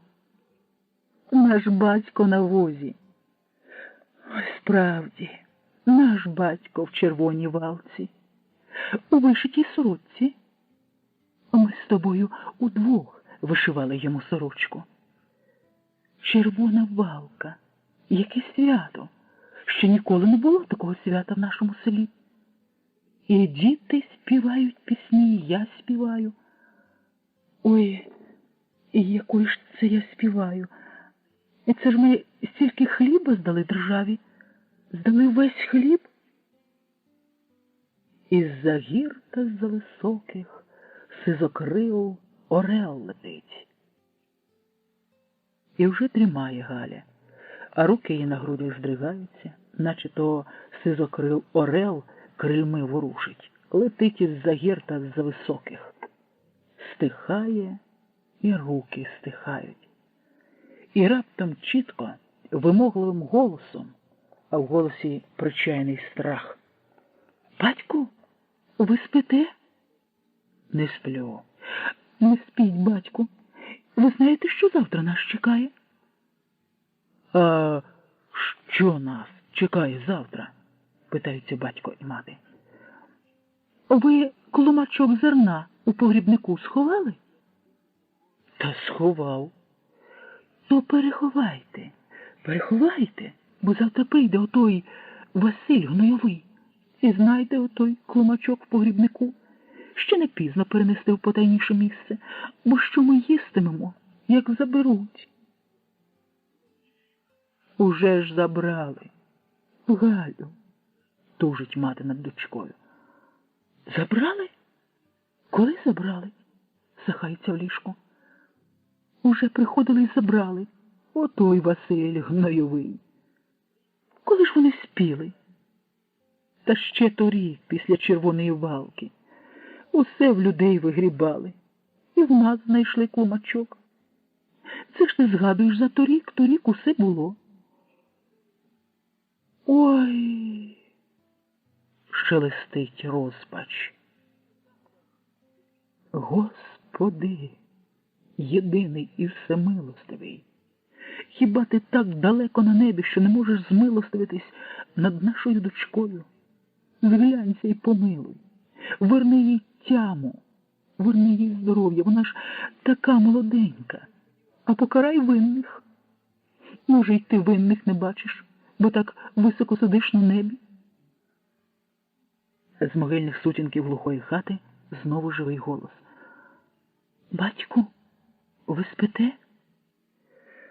«У сирій землі висплюся». «Батьку й мамо, либонь, я провидиця і пророчиця, бо таке мені все наперед відкривається, що говорити боюсь». «А що ж тобі відкривається?» «От там, на лавці коло вікна, лежить наш дідуньо. Кожухом накрився. Бачите чи не бачите, як скульчуся від холоду? То хутенько зніміть із нього кожух і сховайте, бо пропаде». «Кожух пропаде?» «Завтра прийде Василь Гнойовий, здере з дідуня кожух і віддасть Гаркуші, аби Гаркуша в дідуньовому кожусі возив буряки з поля на цукроварню. А наш дідуню загибіє без кожуха на морозі». «Ой, доню, уже приходив до нас Василь Гнойовий. І кожуха зняв з дідуня, і Гаркуші віддав. Нема вже нашого дідуню. Задубів на морозі, царство йому небесне. Ще торік переставився». Галею тіпає сліпий розпач. А Павло музика сповзає з подушки на сокиру, торкається губами леза і припадає губами, наче цілує, і націлуватись не може. Мене тоді ще на світі не було. Та бачу Василя Гнойового. Ходить, присідаючи, підламуючись у колінах, раз у раз наче провалюється вниз. Провалюється живіт, провалюється голова у плечі, очі провалюються на кінському його лиці. І з завжди розтуленого рота, з-за нерівного частоколу зубів, язик вискакує. Кінчик язика вискакує і ховається, вискакує і ховається. Тоненький кінчик язика, схожий на жало змії. Скаче і скаче жало змії, наче прагне вкусити, прагне поживи. На нього й собаки не гавкають. І раніше не гавкали, хоч водилося багато. І тепер не гавкають, хоч перевелись, та не перевелися, вивели їх. Ось він ходить від хати до хати, загадує в колгосп на роботу, загадує тим, хто вже колодою лежить на тапчані чи на печі. Хто пух, що й ворухнутись не годен? Хто ще дихає? А хто ще має силу чути і дивитись зболеними очима? На посівну, загадує Василь Гнивий, і ложку миску з собою в поле. Ось чого ти голодний, ось чого у тебе нема їсти, бо не робиш, бо не заробив. Хто не робить, той не їсть. Чи ти хочеш їсти й не робити? Ні, так у нас не заведено. То капіталісти і поміщики їли й не робили, бо на них робили пролетарі. А наша країна – це країна трудящих. У нашій країні все належить трудящим. У нас тільки трудящі їдять, а всяким нетрудовим елементам зась. Хто як дбає, так і має. Від кожного за здібностями, кожному за працею. Де це бачено, щоб ми годували класових ворогів? Всіх панів до дної ями, чули? Збір коло сільради. Сьогодні свято ударної праці. Хто ударно попрацює, той і поїсть з колгоспного казана. Не лише Василь Гнойовий загадує на роботу, а й Микола Хащуватий. Микола Хащуватий росту дрібного, як то кажуть, наче собака навприсядки. Але лютішого за нього ніде не знайдеш. Якась на ньому рвана, в рубцях і струпаках шкіра, та ще усі ці струпаки-рубці чорні, мов би чоловіка в кузні пекли на розпеченому вугіллі. Він повинен був спектися, але чомусь не спікся. «Як поживаєте, саботажники?» Заходячи в хату, питає Микола Хащуватий. «Саботуєте? Лежите на печі, саботуєте колгосп?» «Нема сили звестись». Відповідь. «Саботаж!» Різки у вроті не було. Чую голос саботажника. «Миколо, дитино, поопухали руки, ноги». «А вже ж, поопухають від безділля та ледерства. Думаєте, колгоспи вмруть? Думаєте, закопаєте колгоспи в могили? Не вдасться ні куркулям, ні куркульським підголоскам, ні саботажникам». «Миколо, та ми злидарі». «Підголоски! Слухайте, підголоски! Якщо хочете їсти, гайда на свято ударної праці, а на працю харч у полі. Отож беріть ложки та миски». Не вдосвіта і не вранці, а вже перед полуднем кого приганяють, хто приповзає до сільради. А перед сільрадою на двох закопаних у землю стовпах червоний транспарант «Хто не працює, той не їсть». На підвіконні відчиненого вікна, стоячи в кабінеті, голова сільради Яремний Кіндрат грає у шахи з головою колгоспу Матвієм Шпитальником. Вони вже грають не першу партію, а 7 чи 8. Причому голова сільради ніяк не може виграти у голови колгоспу, хоч Матвій Шпитальник весь час дає Кіндрату Яремному туру фори. Інакше б той не взявся б грати в шахи. Ця гра – давня слабкість голови колгоспу. Хоч би й де було завжди прокручує в голові всякі комбінації, жертви фігур. Ось і зараз він з насолодою міркує над тим, якою фігурою тому походити, щоб через хід виграти слона у свого суперника. Зрештою не втримується і починає втішатися вголос. «Та ти хоч бачиш, як я можу виграти твого слона?» «Ти можеш виграти мого слона?» – дивується Яремний. «Ось, ходжу сюди пішаком». І показує, як походить пішаком. Яремний важко думає, сопе, і раптом його голос засвічується радістю. «Що правда, то правда, так і можеш. Але ж можу через хід виграти отак, походивши ось сюди турою». І Шпитальник з благодушним виразом показує, як він може походити турою. «Та ти що?» – щиро дивується Яремний і сопе, міркуючи і над таким варіантом. «Що правда, то правда, можеш. Але це ще також не все. ще благодушніше каже шпитальник і піднімає над шахівницею свого коня. Можу й конем отак походити. Не може бути, щиро вражений Єрема, кущить брови, брижить зморшки на лобі, думає трудно, сопе зосереджено і вигукує захоплено: «Твоя правда, Матвію, і я вже бачу, що можеш і конем». «Усе в наших руках», – поблажливо каже шпитальник. «От признайся», – замріяно мружиться Єремний, – «чи я зможу колись так, як ти?» «Ніколи». «Ніколи?» – вражено розмружується Єремний. «Чому?» «Ну, хоч я тобі й поясню, чому, та ти не зрозумієш». Єремний насуплюється, як сльота, мовчить, а потім бубонить: «Правда твоя». Голова колгоспу шпитальник дивиться на годинник, морщить носа, питає: «Хочеш, дам 2 тури фори?» «2 тури фори?» Від усмішки Яремного кирпате обличчя ще більш стає кирпатим. «І виграєш?» «У тебе виграю». «Якщо виграєш, то не хочу», – скицає на виду голова цієї ради.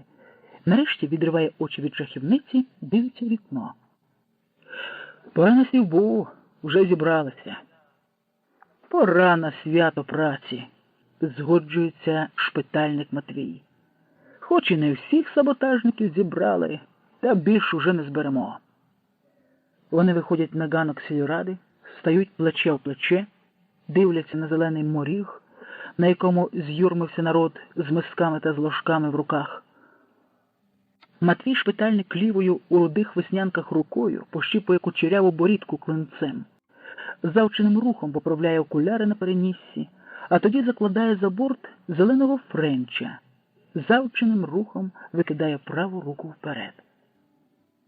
«На свято праці ми створили умови, коли талант душі кожної особистості розкривається в праці не на себе, не на визискувачів, а на колектив, на державу робітників і селян. Ми створили умови, коли масштаби нової особистості, нового суспільства вимірюються безкорисливістю і самопожертвою в ім'я всенародних ідеалів і в ім'я ідеалів світлого майбутнього. Світова революція – ось чим вимірюється наша нова людина, ось чим вона живе, ось що складає її мету. Бо ми добиваємося щастя не лише для себе, а й для робітників і селян усього світу. Хто із нас може почуватися спокійно, коли на 5 континентах стогнуть народи під п'ятою капіталу? Якій нашій матері не стане гірко, коли вона подумає про долю матері де-небудь в Ефіопії чи в Абісінії?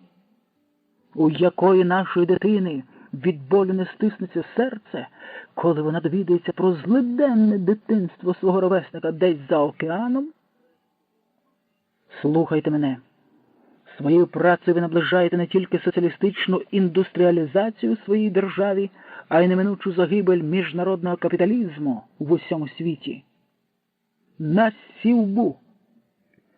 Говорячи, Матвій шпитальник раз у раз викидає різко праву руку вперед, особливо ж тоді, коли каже про 5 капіталу, про міжнародний капіталізм. Наче рухом правиці хоче довести. Хоч 5 капіталу і міжнародний капіталізм далеко, але ми їх дістанемо звідси. Нехай начуваються. Задоволений собою голова колгоспу Матвій шпитальник обертається до голови сільради Кіндрата Яремного. Вдоволено підморгує. Ось так. Хід слоном по центральній горизонталі. Це не хід пішаком тільки на 1 клітинку вперед. Еге ж, зачаровано дивиться на нього Кіндрат Яремний. Це не хід пішаком. Чуються голоси Василя Гнойового та Миколи Хащуватого. Шваркотять якісь крики інших активістів, що позбиралися перед сільрадою, і юрма наче пробуджується, починає ворушитись. Починає ворушитися, мов черва на шматку гнилого м'яса, Але завзяті голоси не згасають, і ось уже юрма тече від сільради шляхом. Ходімо, чи то питає, чи то стверджує Матвій шпитальник. Ходімо, каже Кіндрат Яремний, опускаючи ногу з ганку сільради. Куди ти? Як то куди? Голова колгоспу сміється. Та не туди. Заграймо партію другу в шахи, і я тобі дам 2 тури фори. 2 тури фори? Ходім. І вони зникають у сільраді.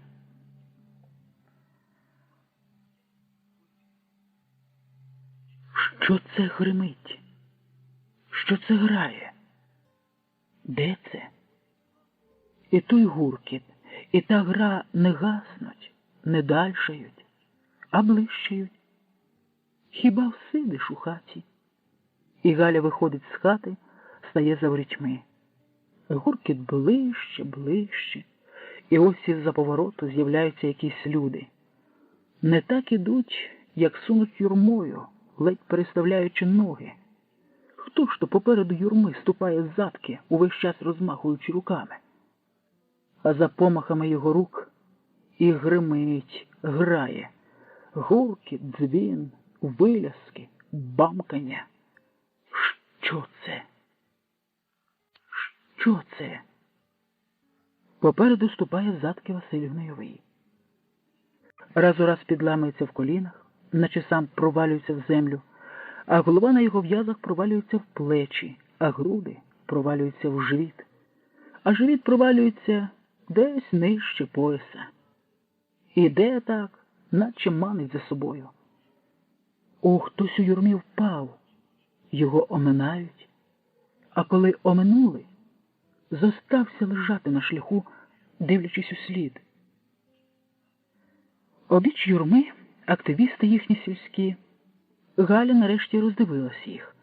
То вони гримлять, грають, б'ючи в сковороди, в бляхи, в дека, в якісь залізяки. Залізом по залізу, а там оркестром править Василь Гнойовий. Дехто в юрмі також б'є ложками в мостки, але таких мало. «Саботажники!» — хтось кричить. Ось юрма поволеньки наповзає, уже й біля Галі. «Перекуємо саботажників колгоспного руху!» — аж піниться Микола Хащуватий. А Василь Гнойовий, заткуючи, водить руками, і за його наказом гримить залізо об залізо, аж вуха глухнуть. «Не дамо саботувати соціалізм на селі!» А Галі саме заспівалося. По дорозі жук, по дорозі чорний, подивися, дівчинонько, який я моторний. І куди усі йдуть? Навіщо несуть ложки й миски? Ледве переступають ногами колодами, та такими товстенними, що водою з них бризкає. І так само понапухали обличчя. І на набряклих обличчях очі як позамерзали. Очі як позамерзали, ледь-ледь світяться туманом. «Саботажники! Хто не працює, той не їсть!» Галі співається. Видно шляхи полтавські, ще й саму Полтаву. Та Галю ніхто не чує, бо гримить залізо та бляха, бо кричать активісти-незаможники. В юрмі з якоїсь жінки підкошуються ноги, вона хоче вчепитись за чужі плечі та лікті, але її відштовхують, і жінка осідає навколішки у сіру куєву. Її обминають, а вона дивиться вслід і просить. Візьміть мене з собою в поле, я хочу їсти, їсти хочу». І простягає перед собою порожню миску, мов би сподівається, що її чи візьмуть таки з собою, чи щось покладуть у миску. А Галі співається: «Вставайте, гнані і голодні, робітники усіх країн». Жінка на шляху, почувши бадьорий дівочий спів, обертається і дивиться на Галю замерзлими очима, в яких ледь світиться туман.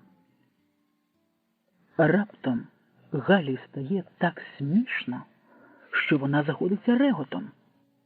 Регіт колотить нею, аж поки гасне.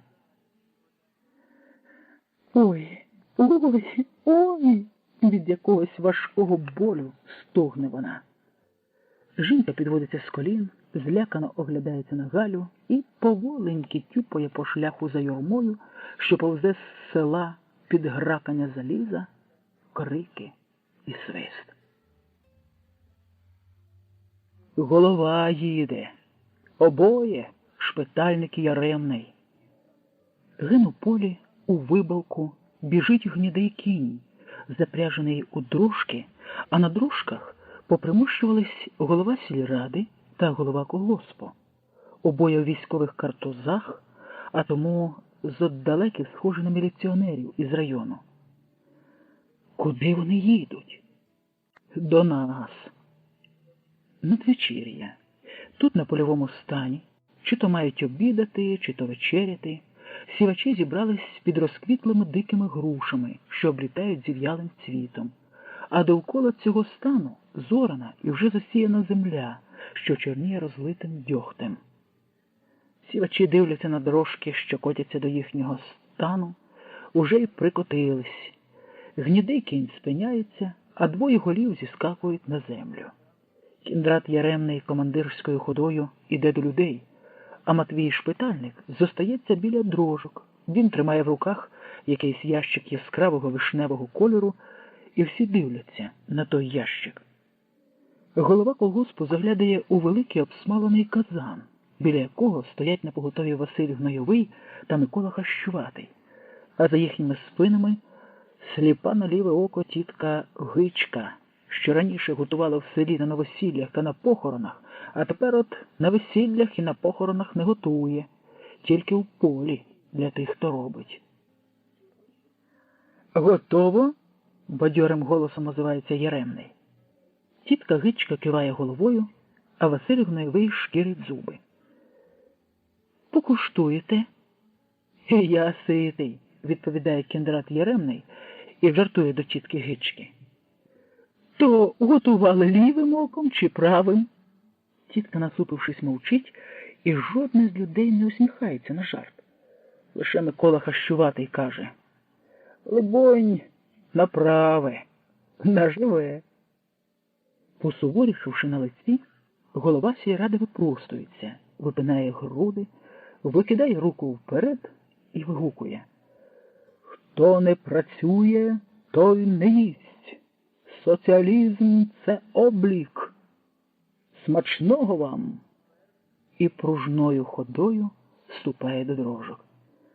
Сівачі стоплюються навколо казана, простягають миски, а Василь Гнойовий і Микола Хащуватий орудують двома черпаками, розливаючи кандьор. «Налий мені!» «Долий, бо не долив!» «Та не розхлюпуй!» Обіч від казана, ближче до груш, зібрались ті, хто не орав і не сіяв, а приволікся з села в надії, що перепаде якась крихта чи крапля. Це діти, старі баби та діди. Поміж них і тітка Юстина. Усі вони чекають, коли урачі та сівачі одержать свої порції. Тоді можна буде підступитися ближче і попросити собі. Раніше не можна, бо у Гнойового та Хащуватого чіпкі очі. Хутко заробиш від них черпаком по спині. Та ще ж і Гаркуша тут. Коли Гнойовий чи Хащуватий не застережуть такого ледаря, що не робив, а хоче поїсти на дурничку, то він помітить: «Микола, Василю, а то кому наливаєте кандьору? Хто не працює, той не їсть». І раптом застигають простягнуті руки з порожніми мисками, завмирають ложки над кандьором у тих, кому вже налито. Не ворушаться черпаки Василя Гнойового та Миколи Хащуватого. Тітка Гичка торопіє на виду так, що, либонь, зараз стане видюща й на ліве око. Всі дивляться одне на одного, дивляться на окіл, Хто це співає? Яка це жінка співає таким щасливим голосом? Ніхто із тих, що зібралися до кандьору, не співає. Але ж голос лине і лине, чарівний, сонячний. Расцветали яблони и груши, поплыли туманы над рекой, выходила на берег Катюша, на високий берег, на крутой. Та це патефон, похмуро бубонить Гаркуша, показуючи рукою на дрожки. Хто допавсь до кандьору і їсть, давлячись, зовсім не чуючи того патефона, а дехто обертається на дрожки. Справді на дрожках стоїть патефон, отой прямокутний ящик яскравого червоного кольору, який привіз у поле Матвій Шпитальник. Выходила, песню заводила про степного сизого орла, про того, которого любила, про того, что верность берегла. Голова сільради Матвій Шпитальник та голова колгоспу Кіндрат Єремний захоплено поглядають на платівку, що крутиться, і сяють від задоволення. Не зізнаються один одному. Та мимоволі думають, чи колгоспники здатні оцінити все те, що їм подаровано отут, просто в полі після їхньої праці? Мабуть, таки ні. Бо лиш миски перед собою бачать, їм кандьор заступив красу співу, красу мистецтва. Мы красные кавалеристы, и про нас былинники чистые ведут рассказ. Тітка Юстина простягає миску, і Микола Хащуватий наливає її черпаком кандьору з казана. Він не дивиться, кому наливає, бо слухає музику і спів. За тіткою Юстиною і інші від груш сунуть до казана. Їм також перепадає бурда. Наш паровоз вперед летит, в коммуне остановка. Ледь ступивши від казана, тітка Юстина опускається на коліна, сідає на землю і, діставши за пазухи ложку, сьорбає кандьор, і сльози течуть по її жовтому обличчю. На границе тучи ходят хмуро, край суровой тишиной объят, у высоких берегов Амура часовые родины стоят. Накрутивши блискучою ручкою патефон, голова колгоспу Матвій Шпитальник від дрожок іде під розквітлі груші, де вечеряють. Проміння призахідного сонця роїться в його пильних, некліпливих очах, наче червоні мурахи. На ногах порипують наваксовані чоботи, що віддзеркалюють срібні зайчики. Матвій Шпитальник зупиняється перед тіткою Юстиною, а вона і не зауважує, бо втупилася в миску. «Ти колгоспниця?» – питає. Тримаючи миску обома руками, тітка Юстина злякано і нетямковито дивиться на голову колгоспу. Вона не почула запитання. «Ти колгоспниця?» – повторює. «Ага, колгоспниця, колгоспниця», – спромагається на слово тітка Юстина. «А ти сьогодні щось робила на сівбі?» «Ні, не робила». «Та ж тут їдять ті, що робили?» «А хрест святий, не робила». «А чом це ти, колгоспниця, і не робила?» «Сили нема, не здужаю». «Робити сили нема, а їсти здужаєш». «Їм, щоб здужати». «А чому дома не їси?» «Нема що їсти. Навіть мишам нема. Навіть мишей нема». «Навіть мишей нема?» – дивується Матвій Шпитальник. «Ух ти, саботажниця!» Ударом чобота голова колгоспу вибиває миску з рук. Миска падає на землю, розливається недоїданий кандьор. Тітка Юстина так і завмирає з роззявленим ротом, а Матвій Шпитальник іде до дрожок. Якесь дитинча навкарачки підступає до розлятого кандьору, нагинається, починає злизувати з трави. «Чужой земли не надо нам ни пяди, но и своей врагу не отдадим». Патефон замовкає, і дрожки з голови сільради та головою колгоспу від'їжджають від польового стану, поскрипуючи колесами. Сонце сідає в багряну хмару.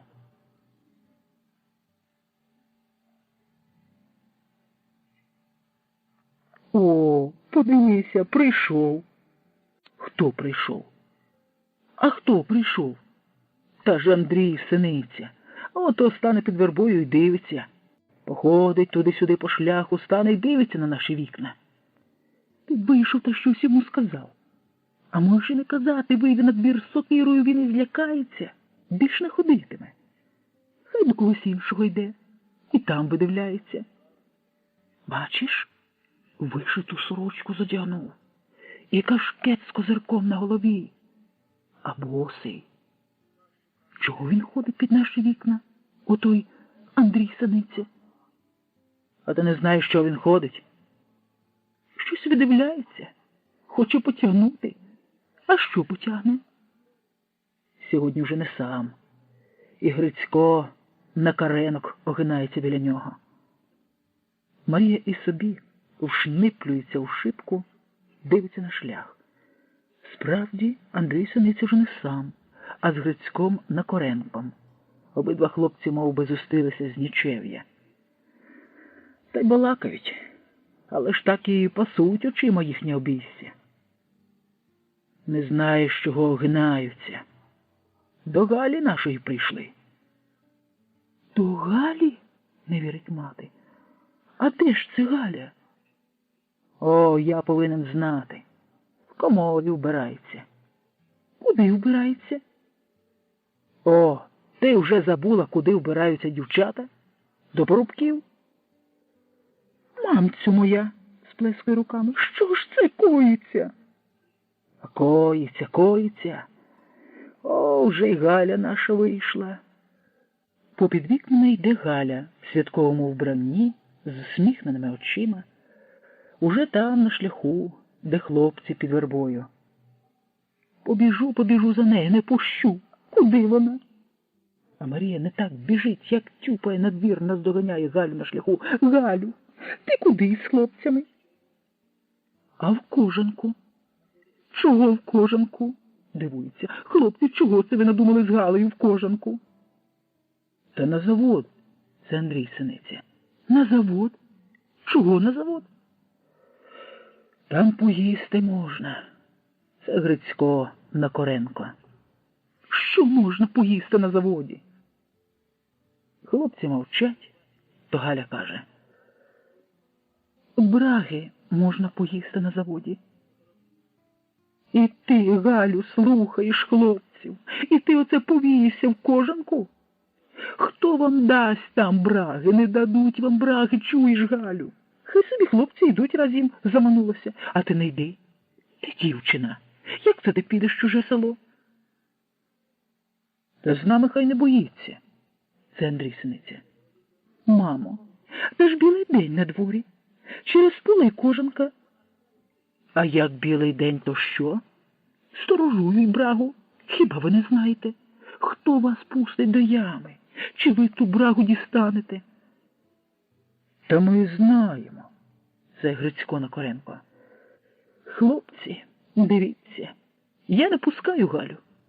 Та хто тепер слухає матір? Ні сльози, ні молитви не помагають. Обертаються і йдуть. А Марія дивиться вслід, аж поки щезають за тополями на околиці. Вже їх не видно, а вона чомусь бачить, не так очима, як материнською душею своєю, їх трьох у полі по дорозі на кожанку. А потім цілий день жде і мучиться. Навіщо пустила? Було не пускати. І де вона бариться, чому досі немає додому? Пора дівоцтва. Хіба всидиш у хаті? Хіба не захочеш полинути у світ? Ось так і полинула. Там у кожанці на цукровому заводі справді є брага. Але хто ж вас пустить до неї? Якби усіх пускали, то й браги не стало б, і завод рознесли б. А то стережуть, що не підступися. І вже увечері Галя в двір. Мати хреститься з радості, питає: Була в кожанці. Була. Наїлась браги. Наїлася. То чого ж така смутна? Ой, мамо, не питайте. І в сльози, такі рясні сльози, що матері серце крається від болю. Може, хтось її дочку скривдив. Але добре, що додому вернулась жива. Розказуй, як же ти наїлася. Ой, краще не розказувати. А де хлопці? Андрій Синиця пішов додому, а Грицько на каренок утопився. Де втопився? У ямі з брагою.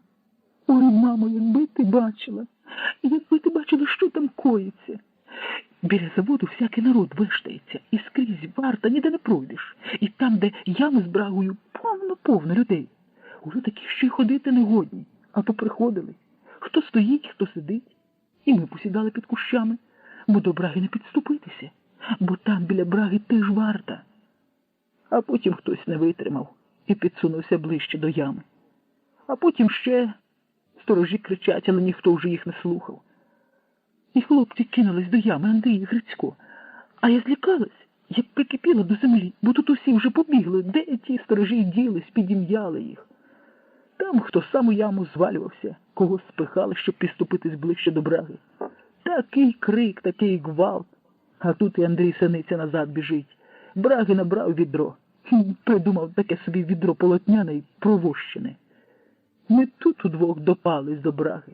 Їмо і не їстись не можемо. А як доїли брагу, то за Грицька згадали. Тут хтось і сказав, що він втопився в ямі. І ще хтось утопився. Ну, ми злякалися і побігли. Бо там уже якісь люди бігли від заводу, всі стали розповзатися від ями. А за селом посідали й ждемо. А може, не втопився Грицько в бразі? Може, він зараз бігтиме за нами? Ждали, його нема. То уже тоді ми подались додому. Ой, мамо, як жалко Грицька. А може, він не втопився? Ти у мене питаєш, дитино. Стоять обоє, дивляться на шлях, дивляться на околицю, чи не з'явиться Грицько. А коли справді не втопився, не видно. Піду Грицьковій матері, скажу за таке горе. Не ходіть, мамо. Як то не йти? Бо, може, він таки не втопився? То й скажу, що, може, не втопився в бразі, а живий. Хай мати знає, бо ж однаково побиватиметься. Туманіючи, йде Марія шляхом, а дочка видивляється і видивляється на околицю за високі тополі, на яких напнуто синє небо.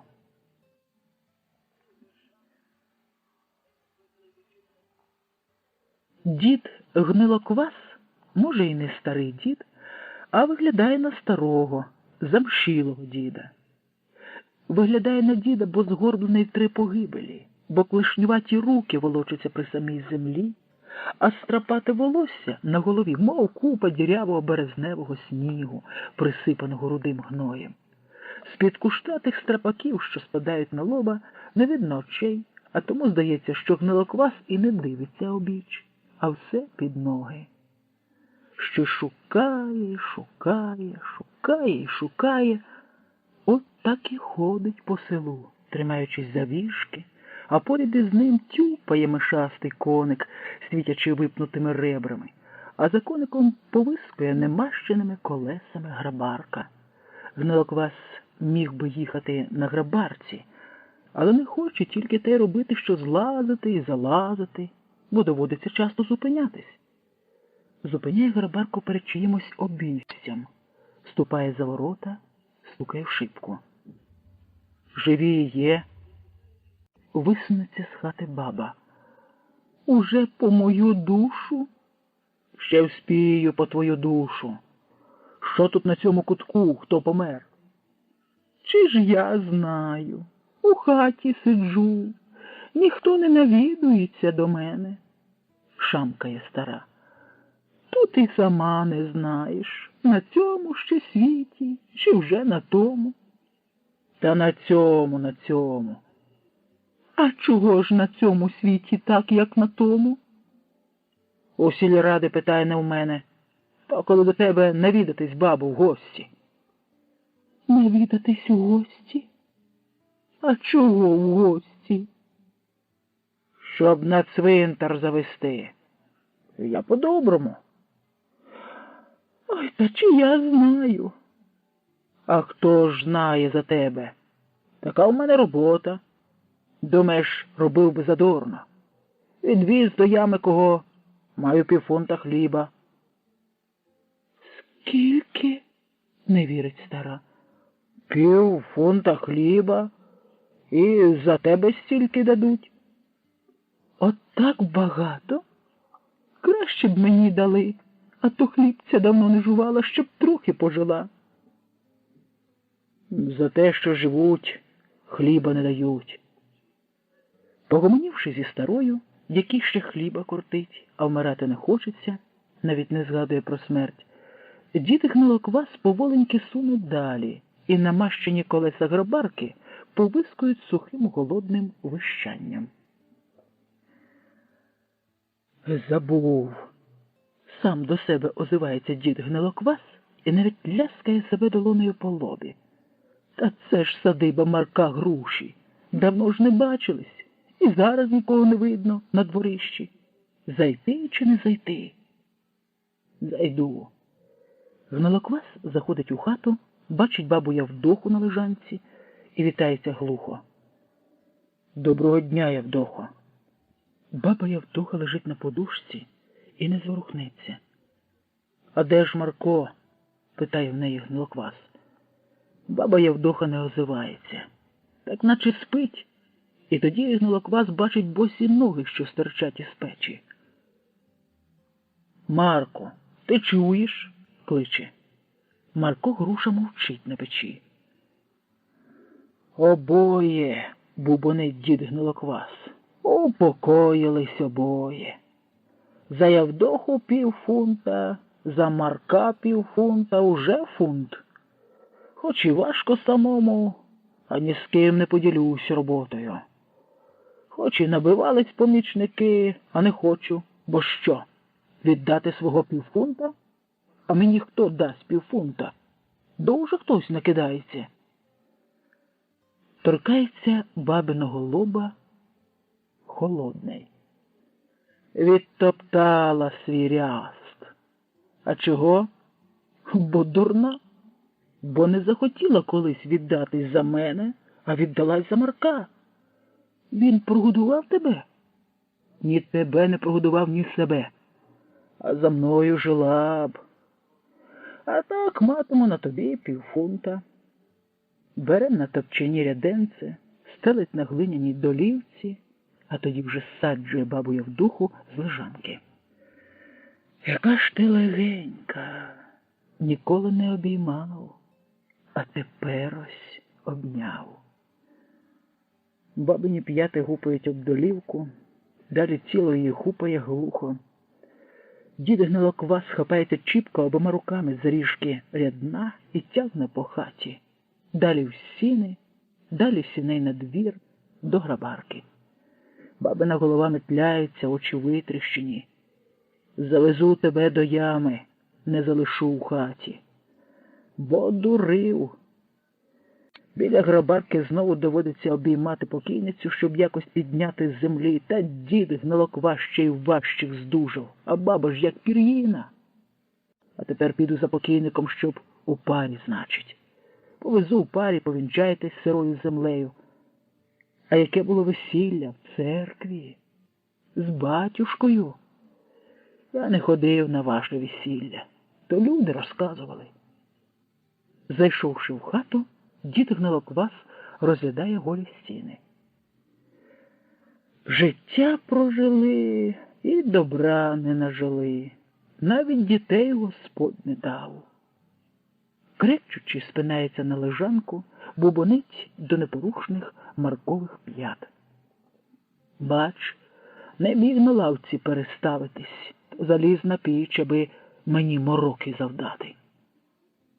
і тільки обома руками взявся за ноги, смикнув, як забринів кволий голос.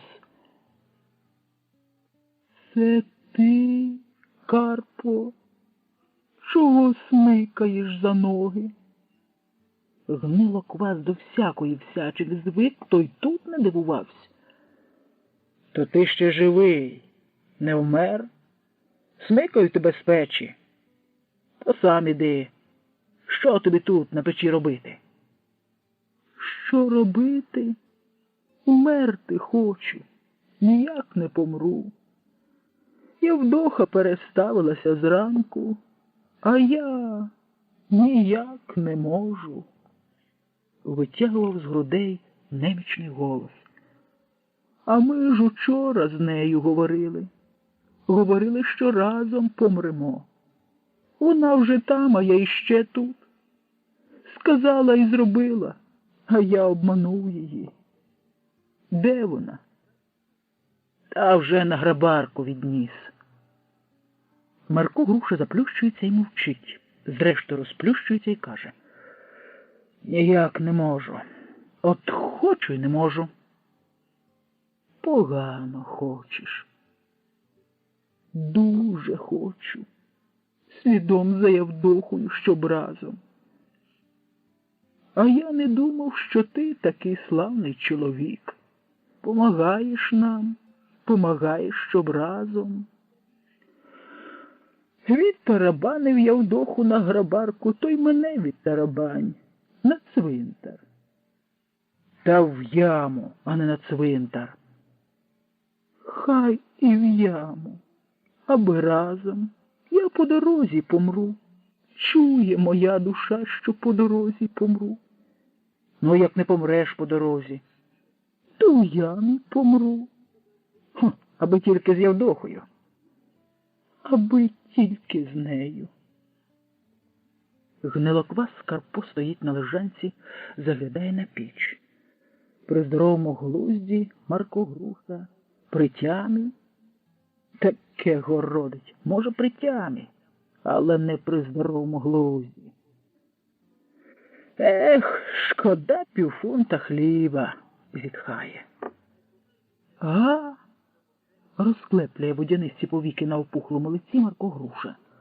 Та кажу, що півфунта хліба шкода. Загубив хліб? Загублю от. Не повезу я тебе до ями і не проси. То поможи звестися, та сади з печі, я порачкую сам до ями. Не поможу. Змилуйся. Не змилуюсь. Не хочу, аби ти здох біля Євдохи. Годі, що ти з нею не живсь на цьому світі. Ще й на тому світі хочеш бути разом. І просиш моєї помочі. Не буде тобі моєї помочі. Сопучи, крекчучи, Гнилоквас животом сповзає з лежанки. Марко Груша стогне, вовтузиться на печі, смикаючи п'ятами, але звестись не годен. Ти спершу здохни, але й тоді не повезу. Тримаючи в руках вішки, йдучи біля грабарки, він бубонить сердито, й слова гудуть, як джмелі. Чуєш, Євдохо, ото я тепер забрав тебе від Марка. Я без тебе скільки мучився. Всеньке життя. Нехай він тепер без тебе помучиться. О, хто там сидить під яблунею? Справді, на горбку під яблунею, похиливши голову на плече, видніє якась дівчина. Спить на сонці, чи вже Богові душу віддала. Зоставивши на шляху грабарку, Гнилоквас човпе на горбок під яблуню. Чи жива, чи вже мертва? Питає дівчини, що прихилилась спиною до стовбура. Дівчина хоч би ворухнулась. Слухай, ти чия? Приглядається. А, та це ж Павла, музики, дитина.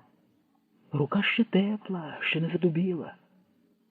Чекати отут, поки задубіє? А чи в мене є час роз'їжджати сюди-туди? Ну, дівко, зараз тебе понесу. Потупцявши, Карпо Гнилоквас нагинається, підхоплює непритомну Галю попід пахви і, заткуючи, тягне з горбка. Ще й не нажилася, ще й замужем не була, а вже переставилась. Либонь стогне. Що ти кажеш, га? Знову стогін виривається з дівочих грудей. Не хочеш, щоб старий дід тебе обіймав. А де взяти молодших, щоб обняли? Немає молодших, так що потерпи. Дотягує непритомну дівчину до шляху, виважує на руках, щоб висадити на грабарку. А тут, де не візьмись, учитель Пилип навинувся. Голова з коміра вишитої розхристаної сорочки, наче золотий соняшник із заплоту. «Діду!» – кричить. І руки виставляє перед собою, наче від нечистої сили борониться. «Поможи, хлопче!» – хрипить Гнилоквас. «Куди ви її несете?» «А на грабарку та й відвезу до ями». «Та ж вона ще жива!» – кричить учитель Пилип. «Хіба не чуєте, стогне, куди ж ви живу?» «Однаково скоро помре. Ну, поможи. Ану, відпустіть, віддайте». «Хлопче, нащо тобі живий труп і здався? Скільки вже їй зосталось, а мені потім знову по неї приїжджати? Коняка ледь ноги переставляє. Та коли вже так уподобав неживу дівчину, то бери, хай ти сказися. А ніхто не хоче знати, що в мене така робота». Карпо Гнилоквас залишає непритомну Галю біля осатанілого, з божевільними очима вчителя, смикає вішки. «Я! Поїхали! Спробуй догоди такому народові! Бачиш, заступник знайшовся. Самого без вітру хитає ще півфунта хліба пропало. Та я тебе скоро відвезу до ями, то відшкодую. Я! День довгий, село велике, а роботу тільки встигай робити. Несвідомий народ. Ах, і несвідомий наш народ». Тітка Юстина сидить за ворітьми, дивиться на шлях на село. Шлях попід вербами та тополями сіріє пухкою курявою, які і горобці не купаються. Село спить посеред білого дня, наче все вимерло до ноги. Сонце смажить так, що не тільки зелень в'яне, а й небо спопеліло, і таке пустельне, що страшніше за землю. Тітка Юстина так завжди сидить за ворітьми, когось побачить, щось почує, щось їй приверзеться, ось і погомоніла із білим світом. Хлоп'як ще голомозий, штанців подерта сорочка висмикалась, очі як реп'яхи. Навіть крізь подерту сорочку видно синю шкіру та випнуті ребра. «Дитино!» Заскочений зненацька тітчиним голосом, хлоп'як завмирає злякано. І повз тітку йти страшно, і тікати страшно. Бо ж це от та Юстина, що про неї розказують. «Як тебе звуть, дитино?» Голос ласкавий і ще страшніше від тієї ласки в голосі. «Юрко», – шипучуть затерплі вуста. «А чий же ти будеш?» «Гурпинин, Гурпини Хрущихи. Це тієї Горпини, що біля церкви сидить над яром». «Над яром. Славний ти, хлопчику, своєї матері», – тішиться тітка Юстина, радна радісінька погомоніти з дитиною. «А чого ж ти у хаті не сидиш?» «До діда Ілька йду. Провідати хочу. Бо дід старий дуже», – розв'язується язик у хлопця. «Може, гостинця дасть?» «Ти ж мій славненький, Срібло немічної усмішки спалахує на тітчиному чорному лиці. Наготував дід гостинці для онука? Не знаю. Тітка Юстина хмарніє на виду. Кажеш, мати твоя горпина хрущиха. Кажеш, дід Ілько? І зітхає тітка. Та нема вже твого діда Ілька. Помер. Учора гнилоквас відвіз його до ями. Нема гостинців. Малий Юрко так і ціпаніє від почутого. Нема гостинців? Перегодя питає жалібно. Де ж він тепер тобі візьме? А ми з матір'ю не чули про діда. А підійди-но ближче до мене, просить тітка Юстина. Забувшись, похнюплений Юрко ступає вперед, але зразу ж зупиняється, хоч і добрий голос у тітки, а лячно. Та не бійся, я тобі щось дам. Юрко ступає ще ближче і знову завмирає. Бо що тітка дасть? Що? Сині руки лежать на колінах, а в руках нічого. Може, заманює-приманює?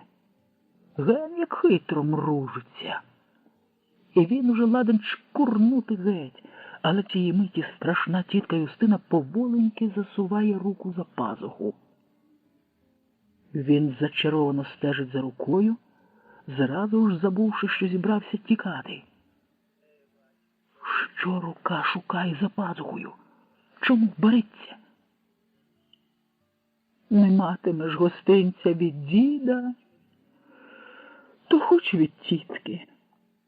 Виймає руку за пазухи, неквапно розмикає пальці, на сухій зморщеній долоні лежить біле куряче яєчко. Воно мов би вродилось там, за пазухою, щойно вродилось, і тітка Юстина зразу ж явила його на світ Божий. Бери, дитину. І простягає перед собою руку із курячим яєчком.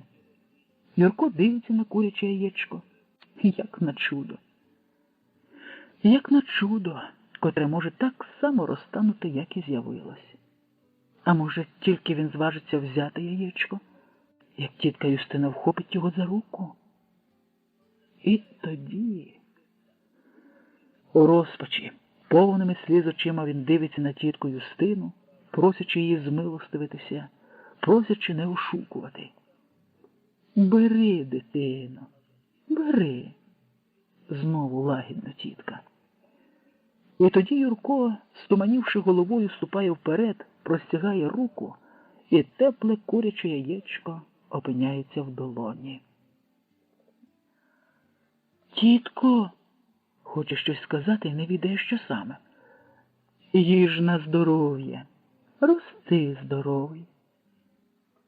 Тітко, бренить голос і заплітається язик. А то шкура та кості. Бери, бери. Дід Ілько вже не подарує гостинця. І тітка Юстина, хапаючись завпоперек, зводиться з лавки. Мабуть, їй заболіло. У неї кривиться лице, і малий Юрко лякається, чи не вхопить його зараз, чи не потягне в хату. Він і стіни відчинено навстіж. Хоче відірвати ноги від землі і не годен. Тітонько, дзигонить зубами.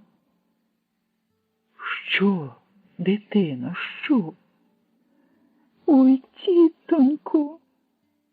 Зрештою, ноги якось відриваються від землі, і хлоп'як зривається з місця. Стиснувши в руці яйце, боячись зачепитися і впасти, біжить від страшної тітки Юстини. А самому здається, що тітка біжить слідом, що ось-ось наздожене, бо наче лопотять за спиною тітчині ноги костомахи. Ой-ой-ой! Таки перечіплюються за вербове коріння і падає на землю. Злякано тулиться, до закуреного, терпкого романцю. І настає тиша. Ніхто не лопотить ногами костомахами за спиною, лише неподалік цінькає горобець. І тоді помічає, що яйце в долоні розбилось. Білок та жовток стікає поміж пальців. Холонучи душею, він облизує пальці, облизує полущену шкаралупу, далі язиком облизує романець, на який накапало яйце, облизує спориш. Облизавши долоню і траву, малий Юрко пильно приглядається, до чого можна було б іще торкнутись кінчиком язика, але так і не знаходить. Зводиться на ноги, оглядається, чи не видко тітки Юстини. Пустельний шлях, смажить сонце, спека. А може вернутись? І тітка Юстина дасть іще одне куряче яєчко. Може, за пазухою в тітки є ще друге? Ой, страшно. Малий Юрко сідає в затінку під вербою, жде, може, тітка Юстина сама вийде на шлях. От тоді він знову підступить до неї. Але тітки вже нема і нема. І Юрко непомітно засинає.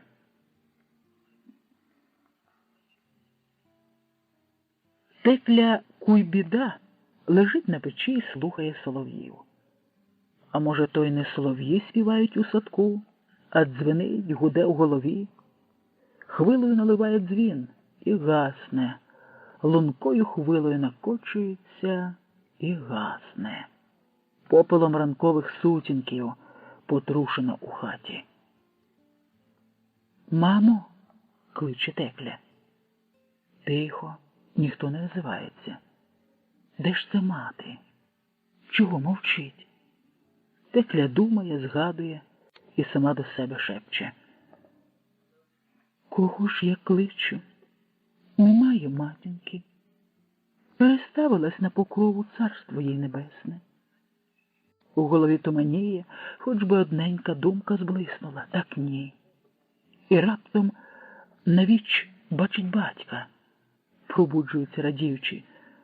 Батьку!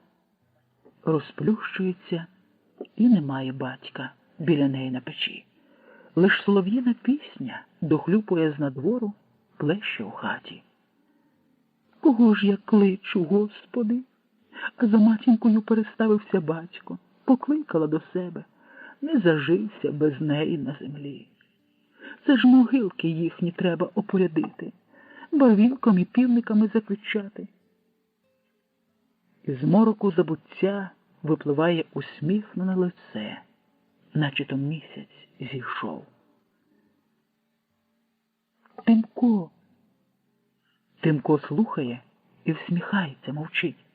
Де ж ти ходив так довго? Ой, таки прибився до хати. Розплющується, простягає руку до чоловіка, і зникає чоловік, наче його й не було. Забрали ж тебе, забрали. Куди тебе завезли? Ще живий, чи вже й кісточки твої зітліли? Солов'ї співають у садку під хатою, микшає сутінки у хаті. Вже скоро шибки у вікнах заблищать від золотого сонця. Текля хоче звестись, спирається на лікоть, аж лікоть підламується. І вона знову лежить горілиць, збирається силою. Перепочивши ще, спирається на лікоть, і ще раз лікоть підламується. «Степанку!» – озивається. Слухає, не чутно дитини. «Степанку, де ти? Поможи матері звестись та злізти з печі. Ти спиш, чи вже проснувся?» Либонь, спить дитина, хоч уже пора вставати. Хай би пішов Степанко до річки, та й курибку зловив. Не все ж виловили, має щось і водитись у воді. Чи хай би натрапив на гніздо дикої качки в очеретах. «Степанку, дитино!» І раптом обпікає страшний здогад. А може, Степанко так заснув, що вже й не проснеться ніколи. Обпечена страхом, таки зводиться, таки випростується на черені, а далі сповзає на долівку. Глиняна долівка студенить босі ноги. Текля дивиться на піл.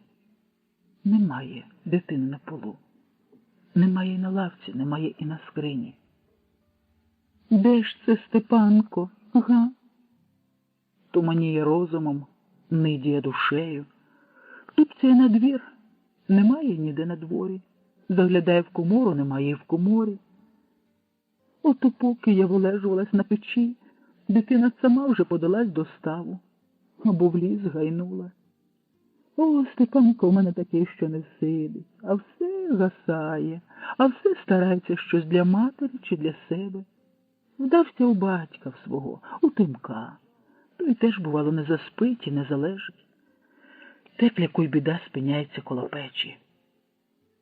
Палити чи не палити? А чим я палитиму? А що я варитиму? Нема в хаті борошенця і пилинки. Треба йти в колгосп на роботу, може, якої шліхти дадуть. Учора ж давали шліхту на буряках. Від спогаду про вчорашню шліхту на буряках Текля оживає, розвиднюються думки. Вчора давали і ниньки дадуть. Ото треба хочі збиратися йти в поле. Бо ще ж дійти в поле, а дорога не близька, поки дошкандибає. А де ложка? А де миска? Бере ложку, бере миску і ховає за пазуху. Так надійніше. Двері хати залишає відчиненими, бо нема що з хати потягнути злодіям. Та й де же той Степанко вештається, повинен додому привіятись. Солов'ї співають, пахне яблуневим цвітом. Весна. І сонце встає полум'яне та веселе, у голові паморочця. Не милі їй ні солов'ї, ні цвіти яблуневий, ні весняне веселе сонце. Та як дійде в поле, та як підкріпиться тепленькою шліфтою, ось і полегшає. Текле. Хтось кличе, а хто кличе, впізнати не годна. Бо як глянула на сонце, то засліпило й очі. Тепер темні мурахи рояться у зорі, затуляють усе. Текле, спинись! Якийсь дід перед нею, розділений отими ворушкими мурахами. Там твоя дитина в лузі. Текля спинилась і слухає діда. Степанко? Либонь, Степанко. То й що?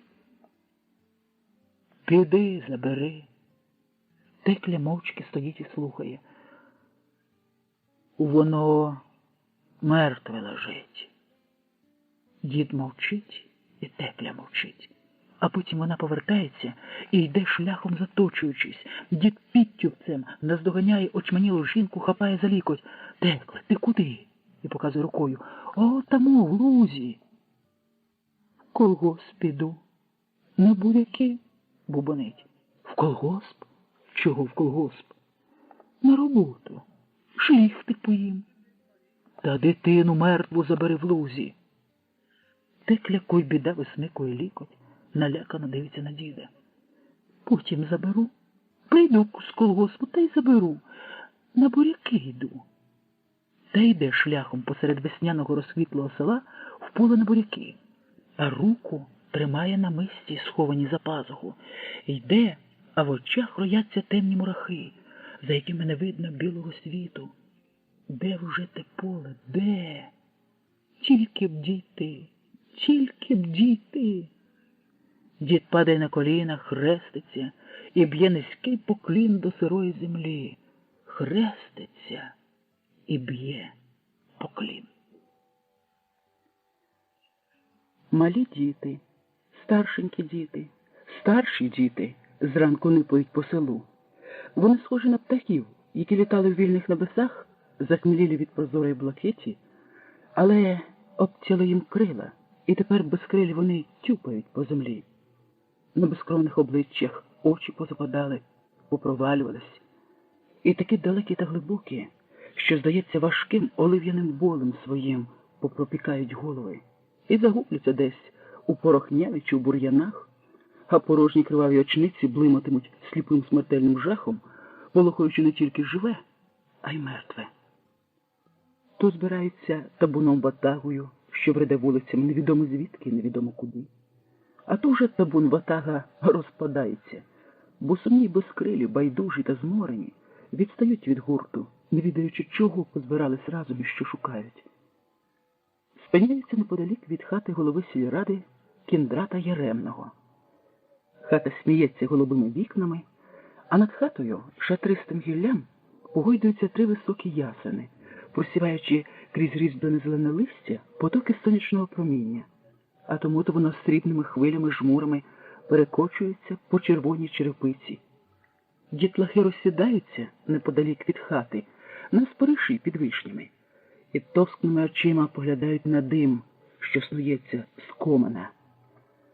Сірі коси диму в'ються над комином, то стелячись над черепицею, то звіючись у бік, то зринаючи вгору. А діти дивляться і дивляться на той дим, наче нічого цікавішого не бачили, ще поглядають на зачинені двері дерев'яного ганку. Ждуть, що двері ось відчиняться. Та хоч і скільки сидять на спориші, а двері не відчиняються. Хтось не витримує, схоплюється з землі, підходить до воріт і зазирає поміж дощок на обійстя, нишпорячи поглядом скрізь, сподіваючись, ждучи, може, із хати хтось вийде. А він уже перший стоїть, біля воріт. Діти дивляться на хату, на дим над хатою, втягують носами повітря, принюхуються, і в їхніх головах снуються марення здогади. Либонь, голова пече хліб, варениками пахне сиром, коржики з медом і маком, пампушки, пироги з квасолею. Чому ж не відчиняються двері? Чому? Чому головиха не вийде і не винесе гостинців? Може, вона їх не бачить вікно? І десь хтось з дітей зводиться, ходить туди-сюди, розмахує руками, а очей з хати не зводить. Бо що, коли зараз відчиняться двері? Бо що, коли головиха винесе? Чи по скипці хліба, чи по варенику, чи по коржику? О, тоді треба не спізнитися. Та ніхто не виходить, ніхто не виносить. Уже й дим над комином не в'ється. Може, тепер? Нема. Діти починають розходитись, лише малий Юрко зостається, бо він терплячий і хитрий, бо він знає, чому головиха не вийшла із хати і не почастувала хлібом.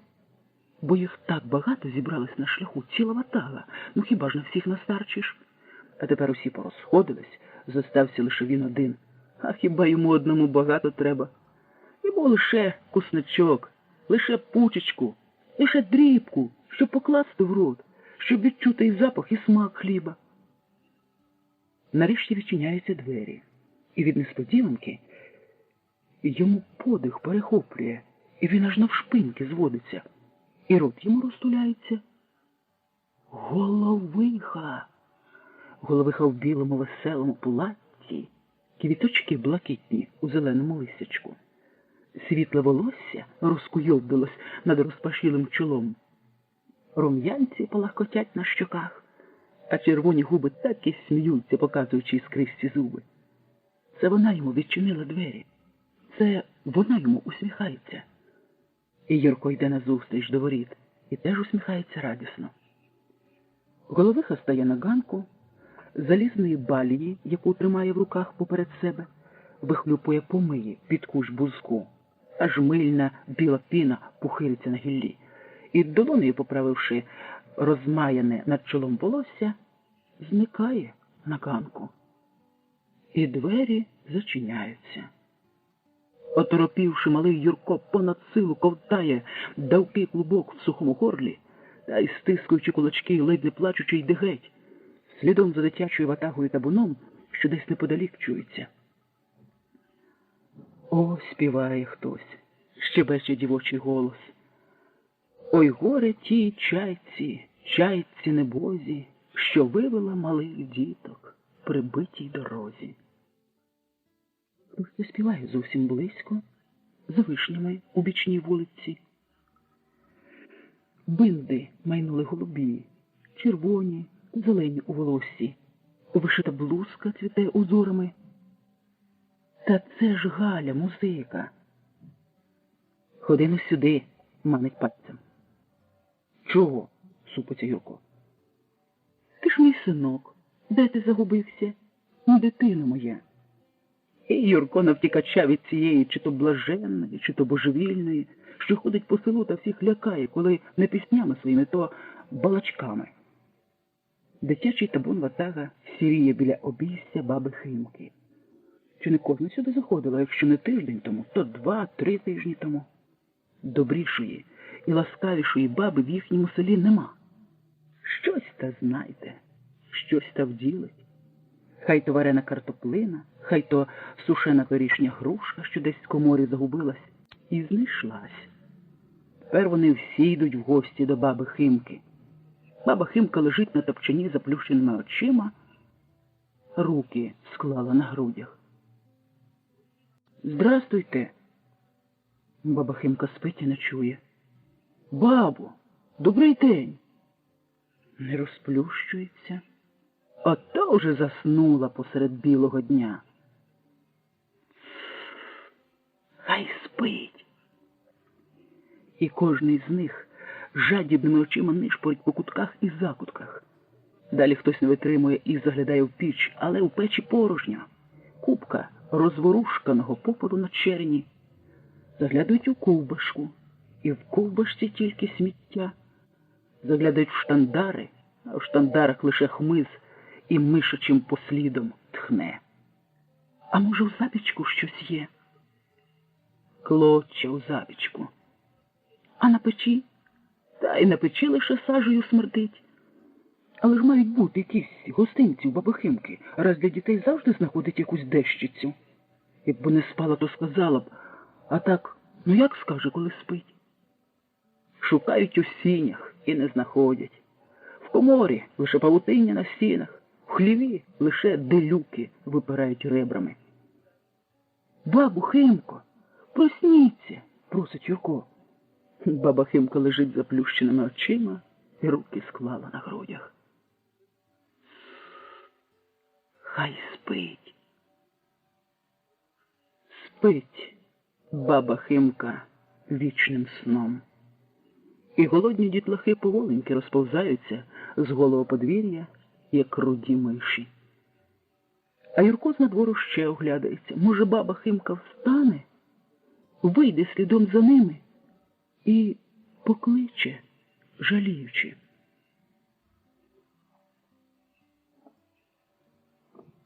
Пасічник Мина мимоволі втягує голову в плечі. У вікно хтось стукає. А може, причулось? Година пізня. Всяка всячина верзеться проти сну. Голова його покрита колючим, шпакуватим волоссям, сидить на вузьких плечах, як їжак на опалому листі в садку. І зненацька ще глибше западає в плечі. Знову хтось стукає в шибку. «Чуєш? Чуєш?» – озивається з печі Меланка глухим зляканим голосом. «Хтось у вікно стукає!» «Та чи я не чую?» – шепоче Мина. «Постукає і піде, не відчиняй!»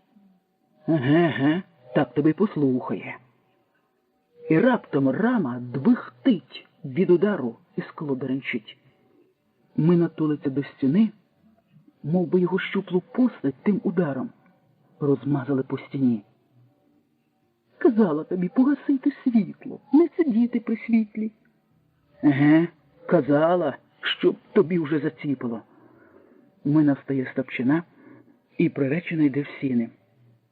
Ставши біля дверей, питає: «Хто там?» «Свої!» – чується незнайомий чоловічий голос.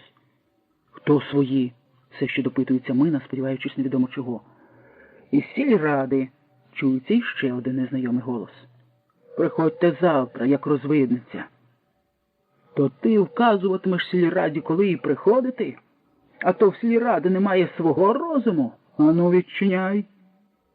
І ще не встиг Мина відчинити, як уже двоє чи троє пізніх гостей вдерли з стіни, як скрутили йому руки, зв'язали за спиною і так турнули сухоребре тіло в хату, що перечепився за поріг і впав на долівку. Отак і лежи, хто в хаті. А де ж сільрада? Приглядається Мина до гостей. Ми тобі і влада, і сільрада. Двоє мовчать, а третій кричить, видно, так домовились між собою. Цей третій високого зросту і закутаний у хустку, низенько, понад самими бровами, що справді трохи скидається на жінку. Ото хіба що вусики біліють над пухкою губою. Господи! І ті двоє позакутувались хустками. То які ж це влада й сільрада? І мені зовсім похололо всередині. Дуже багато наслухався про таких, що ночами ходять по чужих коморах і хатах. Тепер і до них наскочили.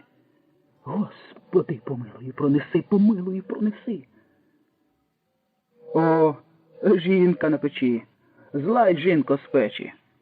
А то візьми рядно, і в те рядно поскладаю все, що в скрині. І кожух, і чоботи, а проворніше, то повертаєшся, як ведмідь за горобцями.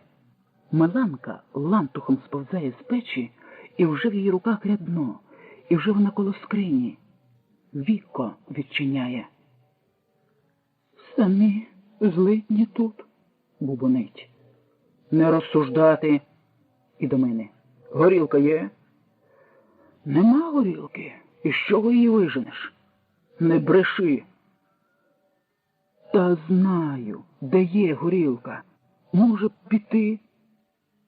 Непрошені гості переглядаються між собою і, либонь, зараз скажуть, що пішов, щоб приніс горілки.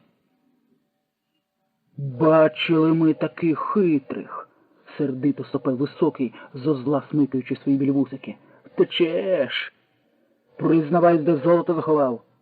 Хлопці, а ну підніміть його з землі. Хлопці кидаються до мене, хапають за зв'язані руки і починають вивертати вгору та вгору, аж того скручує в три погибелі, аж від болю в голові паморочиться. Меланка дивиться і хреститься. Ой, ой, ой, зойкає вона. Пустіть його, хлопці, хай відсапається. Либонь згадав. Мина стогне.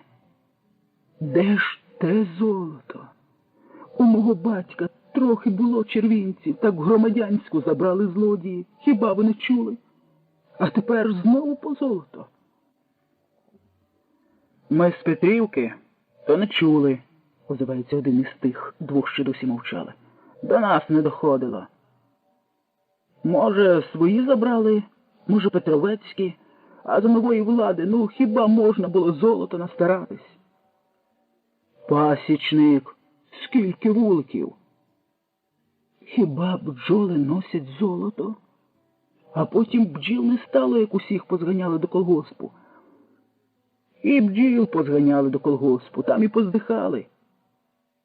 А так і поздихали, згоджується той, що з Петрівки, що досі мовчав. Чи ми пожаліли золота, якби золото було? А не пожаліли б, глузує той, що з білими вусиками. Та нема що жаліти, викручується Мина. Слухайте, а ви нас ніде не бачили? Не знаєте? Запитує високий, підморгуючи до того, що з Петрівки. Де ж вас ми бачили? За нас нікому й слова, тільки писнете. Спалимо хату, чули? Бабо, зготувала вузол? Давай. О, сама готувала, сама даєш, а ми беремо, раз ви даєте. Бо хто ж відмовиться від добра? Все втямили. Утямили. І до ранку з хати ані ногою. Нас не було, і ми вас не бачили. Бабо, гаси, бликавку хай не світить. Терпнучи від страху, Меланка дмухає на каганець і світло гасне. Поскульчувавшись, обоє тремтять у темряві, прислухаючись до шамкотні, аж поки злодійські тіні вислизають з хати на двір у ніч. шарудять під вікнами і подаються не на шлях, а на город, щоб, видать, городами. Розв'яжи мені руки, Миланко, ножем розріж. Миланка знаходить ножа, розрізає мотузок, яким зв'язали руки. І Мина мало не плаче від болю та наруги. Миланка зачиняє скриню, і Віко гупає глухим, голодним звуком. Ти впізнав Мину? Шепоче. Мина стіплює зуби, тамуючи біль. Миланка босоніж човгає до нього і лечитно гуркоче щось на вухо. «А?» – перепитує чоловік, бо не дочуває. «От той, що з Петрівки, то ж зовсім не з Петрівки. Я впізнала його, то наш!» Крекчучи, Мина наступає від дверей до лежанки і завмирає. Так йому важко йти. «Чуєш, то наш!» Як обізвався, то я впізнала. Василь Гнойовий. Що ти сказала? Василь Гнойовий, а не Петровецький. Треба заявити в сільраду. І знагла пасічник Мина несамовиті, підскакує до жінки і гамселить її кулаками, б'є коліньми. Знай, дурна бабо, знай, дурна бабо. Миланка зойкає, затуляється ліктями, а він як сказився, а йому наче розум відняло. Ти бачила Гнойового? Бачила Гнойового? Кажи. Миланка лише крекче і зойкає. А не бачила ти ніякого Гнойового, а не приходив до нас ніякий Гнойовий, а приходив до нас Петровецький, усі Петровецькі. Ото битиму, поки з твоєї голови виб'ю Гнойового. Поки в твою голову вб'ю, що приходили всі Петровецькі. Ха! Скажи, хто приходив? Петровецькі. Затямила. Затямила. Ото сиди мишою, не пискни. Ти не знаєш теперішніх людей? Ти забула? Забула? Хату спалять і нас порішать. Ото як дійде до Василя Гнойового, та нема більше такого зрізяки, як Василь Гнойовий. Впавши на лежанку, цокочучи зубами, пасічник Мина шепоче сам собі. Краще б він не озивався. Озвався, то й впізнала, дурна баба, собі та й мені на лиху погибель.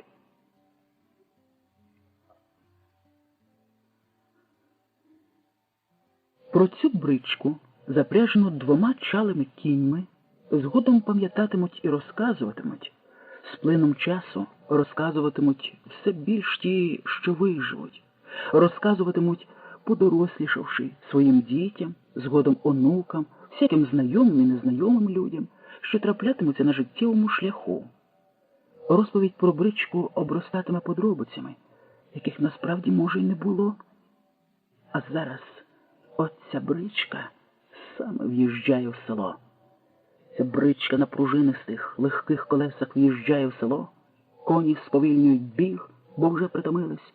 Кінь направить чоловік у світлому костюмі і в світлих парусинових туфлях. Вітерець колошка його пшеничний чуб, сірі очі на кругловидому обличчі, як 2 ситі спокійні перепели.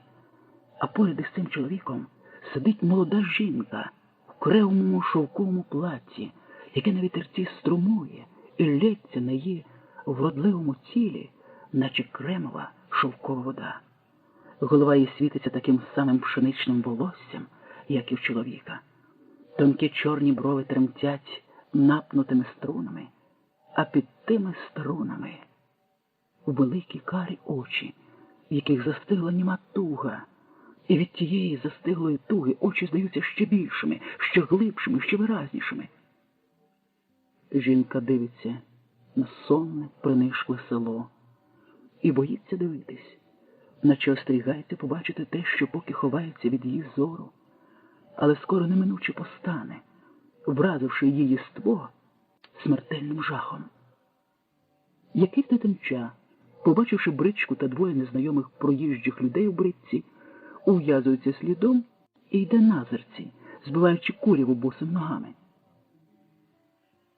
Дмитре Дмитровичу, що, моя люба? Мені страшно дивитись на цю дитину. Поглянь. Чоловік через плече оглядається на дитинча, що ступає за бричкою. Мале, як мале. Що ти побачила дивного в ньому? Чого воно йде за нами? Бо йде, сміхається Дмитро Дмитрович, зігріваючи жінку закоханим поглядом.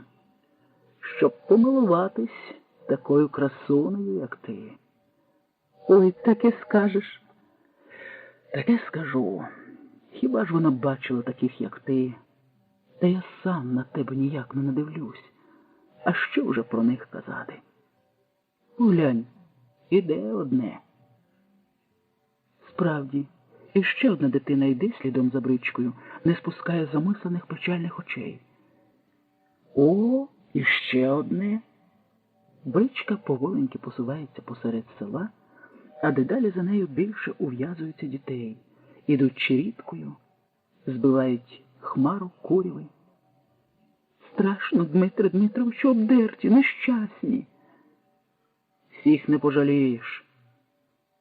Як заворожені, діти дивляться на коней, на бричку, на святково вбраних чоловіка й жінку, що їдуть невідомо звідки і невідомо куди.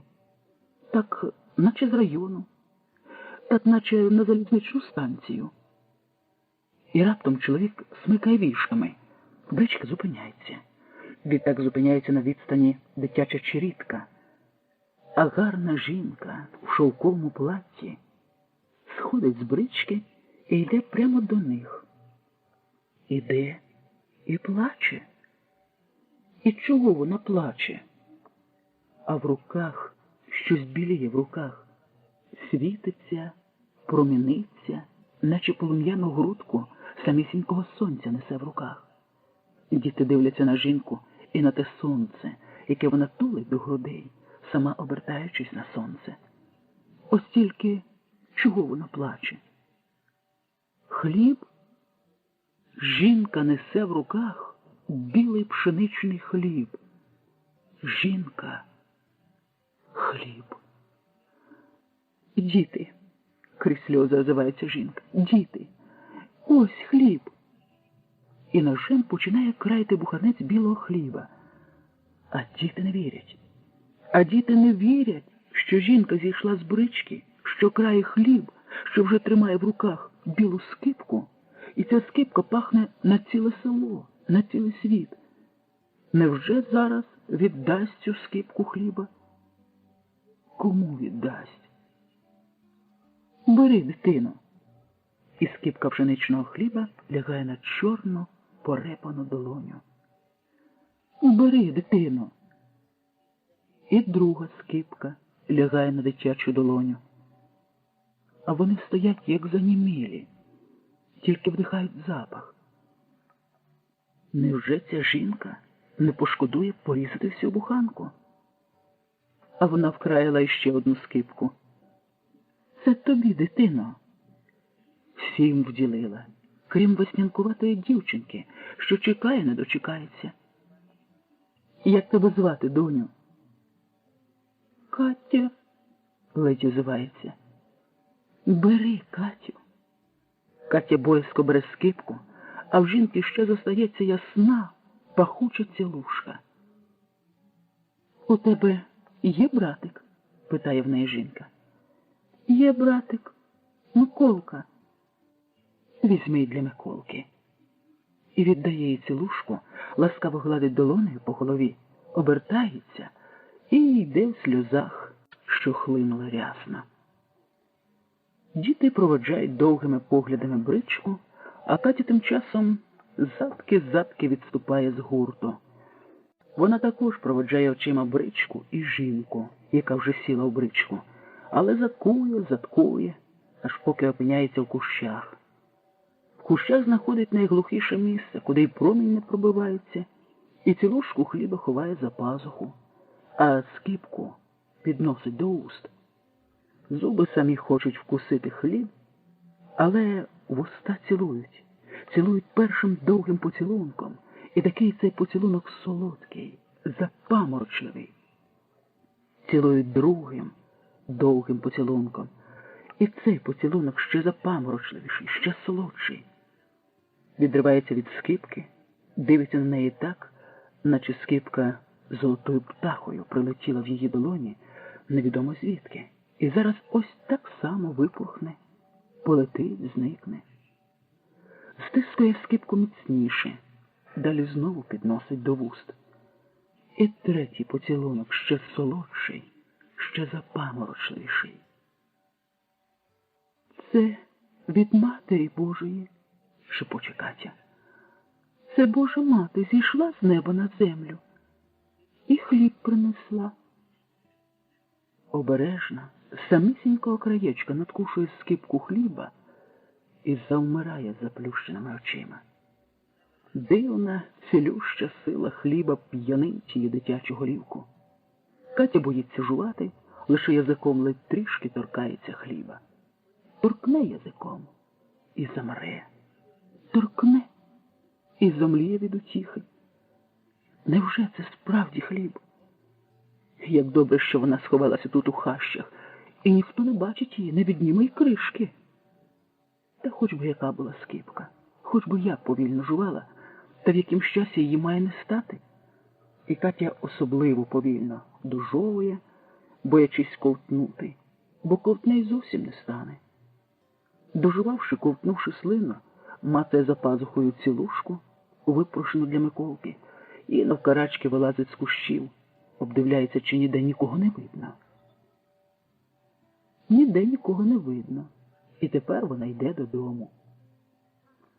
Їй здається, що цілушка не тільки пече їй груди, а й просвічується крізь плаття, а тому цілушку може будь-хто побачити і відняти. Отому-то вона боїться зустрічей, а зоддалеки, побачивши людську постать, ховається чи в бугелі, чи за деревами, терпляче перечікуючи. Ось і хата під грушами дикими. Стоїть біля криниці мати з порожнім відром. Хоче опустити на мотузку відро в криницю. Чомусь ніяк не опустить. Підходить Катя ближче. «Мамо!» – хоче похвалитись хлібом. А мати не чує, мов би не до неї мовиться. «Мамцю!» – іще радісніше. Прокидається мати. Дивиться на дочку, а в материних очах їдкі сльози. «Мамо, чого ви плачете? Мамо, не плачте!» «Як же мені не плакати, коли горе велике?» «Яке горе, мамо?» «Помер наш Миколка. Зараз ось помер». «Та не міг Миколка померти», – шепоче Катя. «Заснув і не проснувся». Катя біжить у хату, брат Миколка лежить на рядні, в ліжку, долоню поклав під щоку. «Чуєш, Миколко, проснись!» Не чує. Катя підступає ближче, торкає за плече. «Миколко, проснись, я тобі хліба принесла». Міцно спить і не просинається. Катя на самісіньке вухо йому. «Не вірю, ти прикидаєшся, проснись». І заткує від нього. Може, справді помер, а не прикидається, що спить. Це вона винувата, бо довго сиділа в кущах і їла скипку пшеничного хліба, а Миколка не дочекався на свою цілушку, вділену оцією жінкою. Якби Катя не забарилась і прибігла хучі додому, то Миколка наївся б хліба і не помер.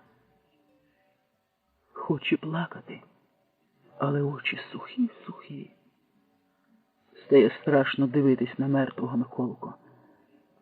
А вона виходить у сіни, бачить у сінах під стіною драбину і по драбині лізе на горище. Тут зариється в соломі, і ніхто не знайде її. Тут вона сховається від смерті, що ходить по селу і морить людей.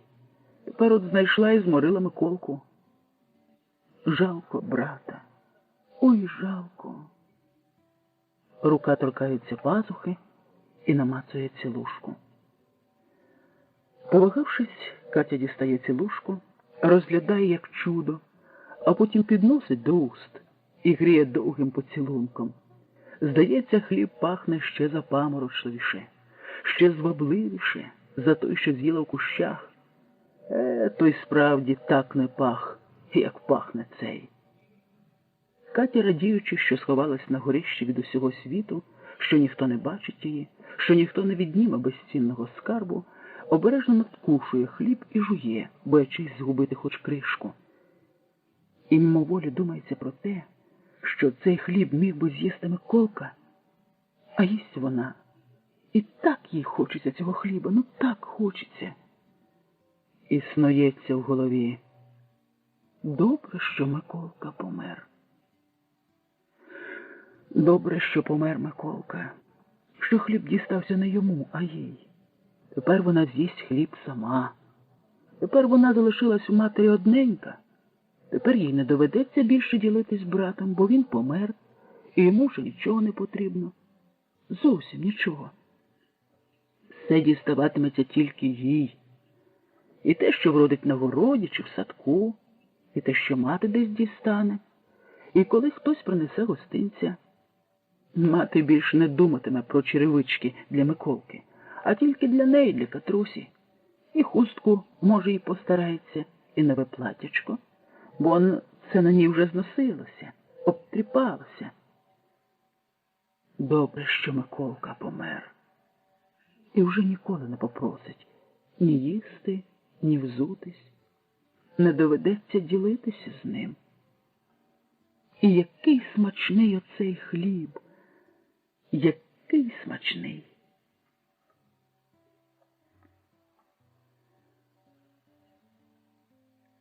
Галя-музика по драбині залазить на горище і порпається у розсипаній мерві потерусі. Длубається та длубається, сама до себе говорячи. О, правду мама сказала. Щось намацує в мерві і скрикує. Ой, розумниця мама. По яким щасі спускається з горища в хату, в її карих очах мерехтять іскри утіхи. Назбирала, мамо, каже дочка. І як це ви здогадались розсипати квасолю у смітті в сіні? Мусила здогадатись, відказує Марія. Тепер от наваримо квасолі, та з лободою, та з кропивою, ось і страва. А якби не розсипала, то ти не назбирала б. Обдурила їх. Кого обдурила? А тих, що приходили шукати. Скрізь передивились та перерили, скрізь перекопали та перемацали, а в смітті ніхто не здогадав шукати. Хоч і з дідька розумні, та я перехитрувала їх. Галя миє квасолю в полумиску, а мати йде на двір по лободу. Невдовзі повертається з пучком зеленого бур'яну і каже: там Андрій Синиця питався за тебе. Що питався? Чи ти у хаті? Я сказала, що у хаті. І що ви сказали? Ширіється Галя. Сказала так, як є. А він до мене: чекайте скоро в гості. І подав своєю дорогою. Так що чекай гостя в хату. І чого б то? Чи я знаю, усміхається дочка.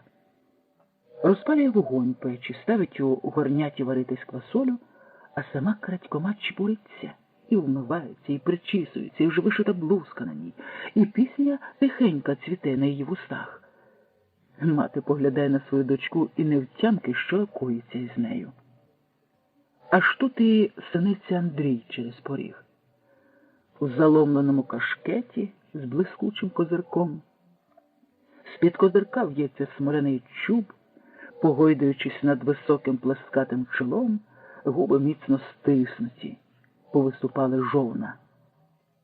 А очі, якісь чудні очі у хлопця, наче їх позатягало чадним димом. Марія дивиться на нього і думає, чи не сваритися прийшов? Добрий день, тітко, озивається. Добрий день. Не стій в порозі, проходь у хату, гостем будеш. Андрій Синиця проходить до столу і сідає на покуті. Сівши, прокашлюється і втуплюється в Галю некліпливим важким поглядом, аж дівчині морозко стає. Чого дивишся, Андрію? Він дивиться і мовчить, тільки стискує і розтискує кулаки. Як поживаєш? Встряє до розмови Марія. Андрій Синиця мов би не чує. Господи Боже мій, боязко думає Марія.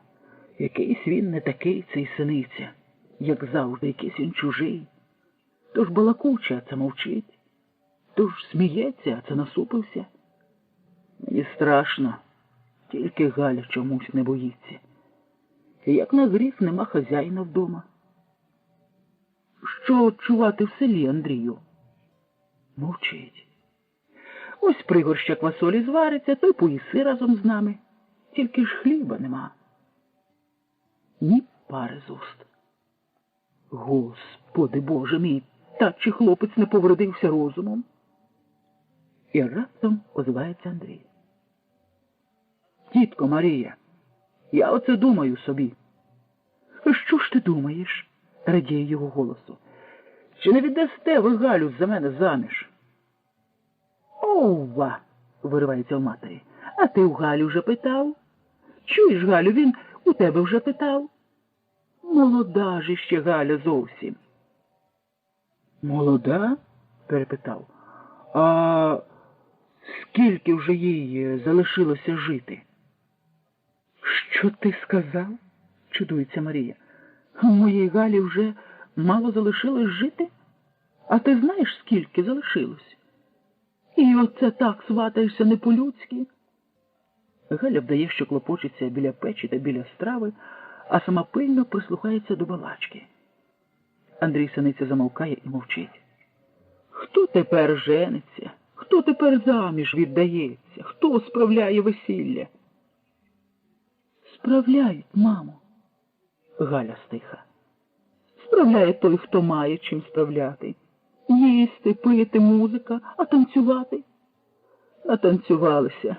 Горе та сльози. А сама думає.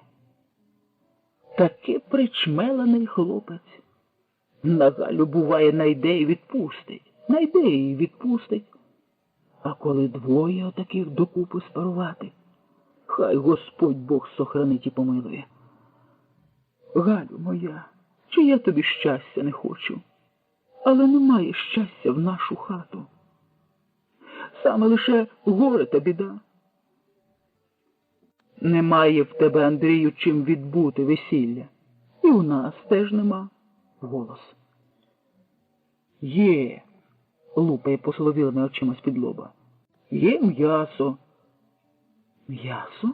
Яке м'ясо? Що ж ви зарізали чи закололи? Нема чого різати і нема чого колоти. Може, позичили? Та хто ж тепер позичить? Своє маємо. Зготував на весілля.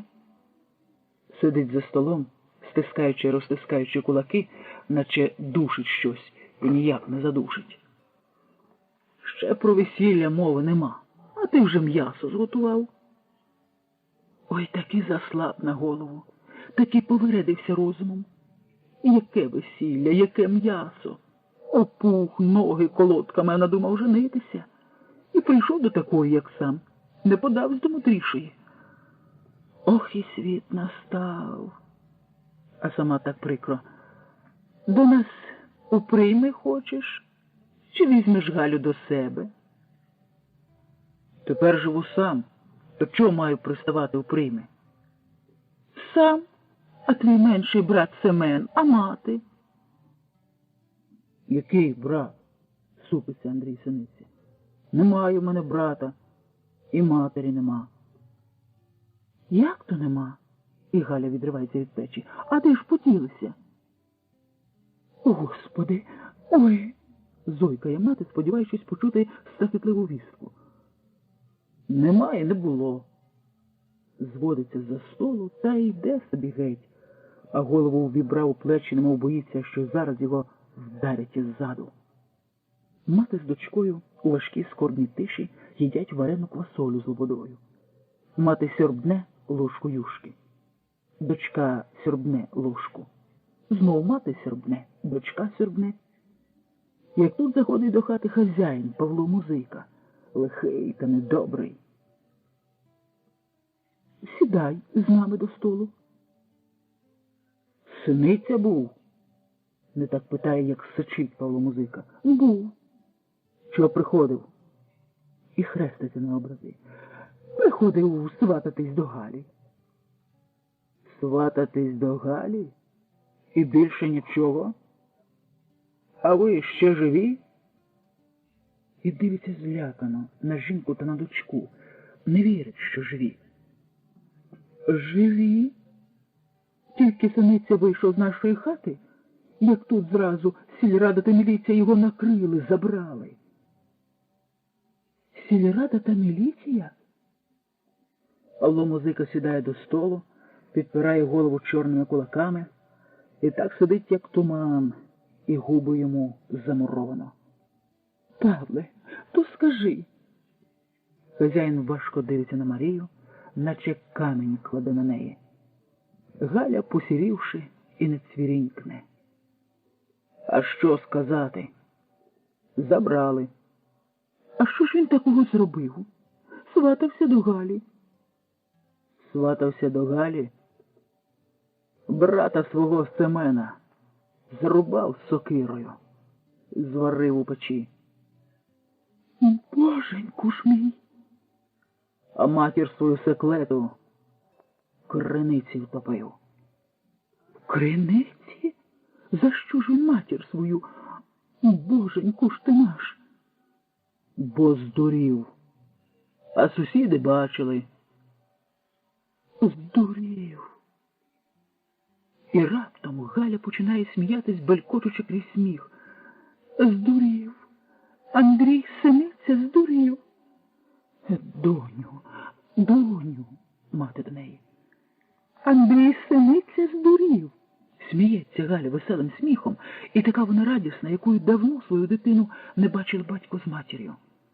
Схоплюється за столу, кружляє в танці посеред хати, взявши руки в боки, співає: «Здурів, Андрій Синиця! Здурів, Андрій Синиця!»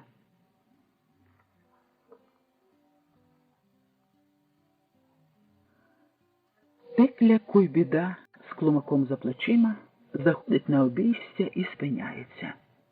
Чи то клумак важкий, що ноги підкошуються, чи то захляла, а тільки хилитається жінка. Ось-ось назад поведе її за ворота. «Маріє!»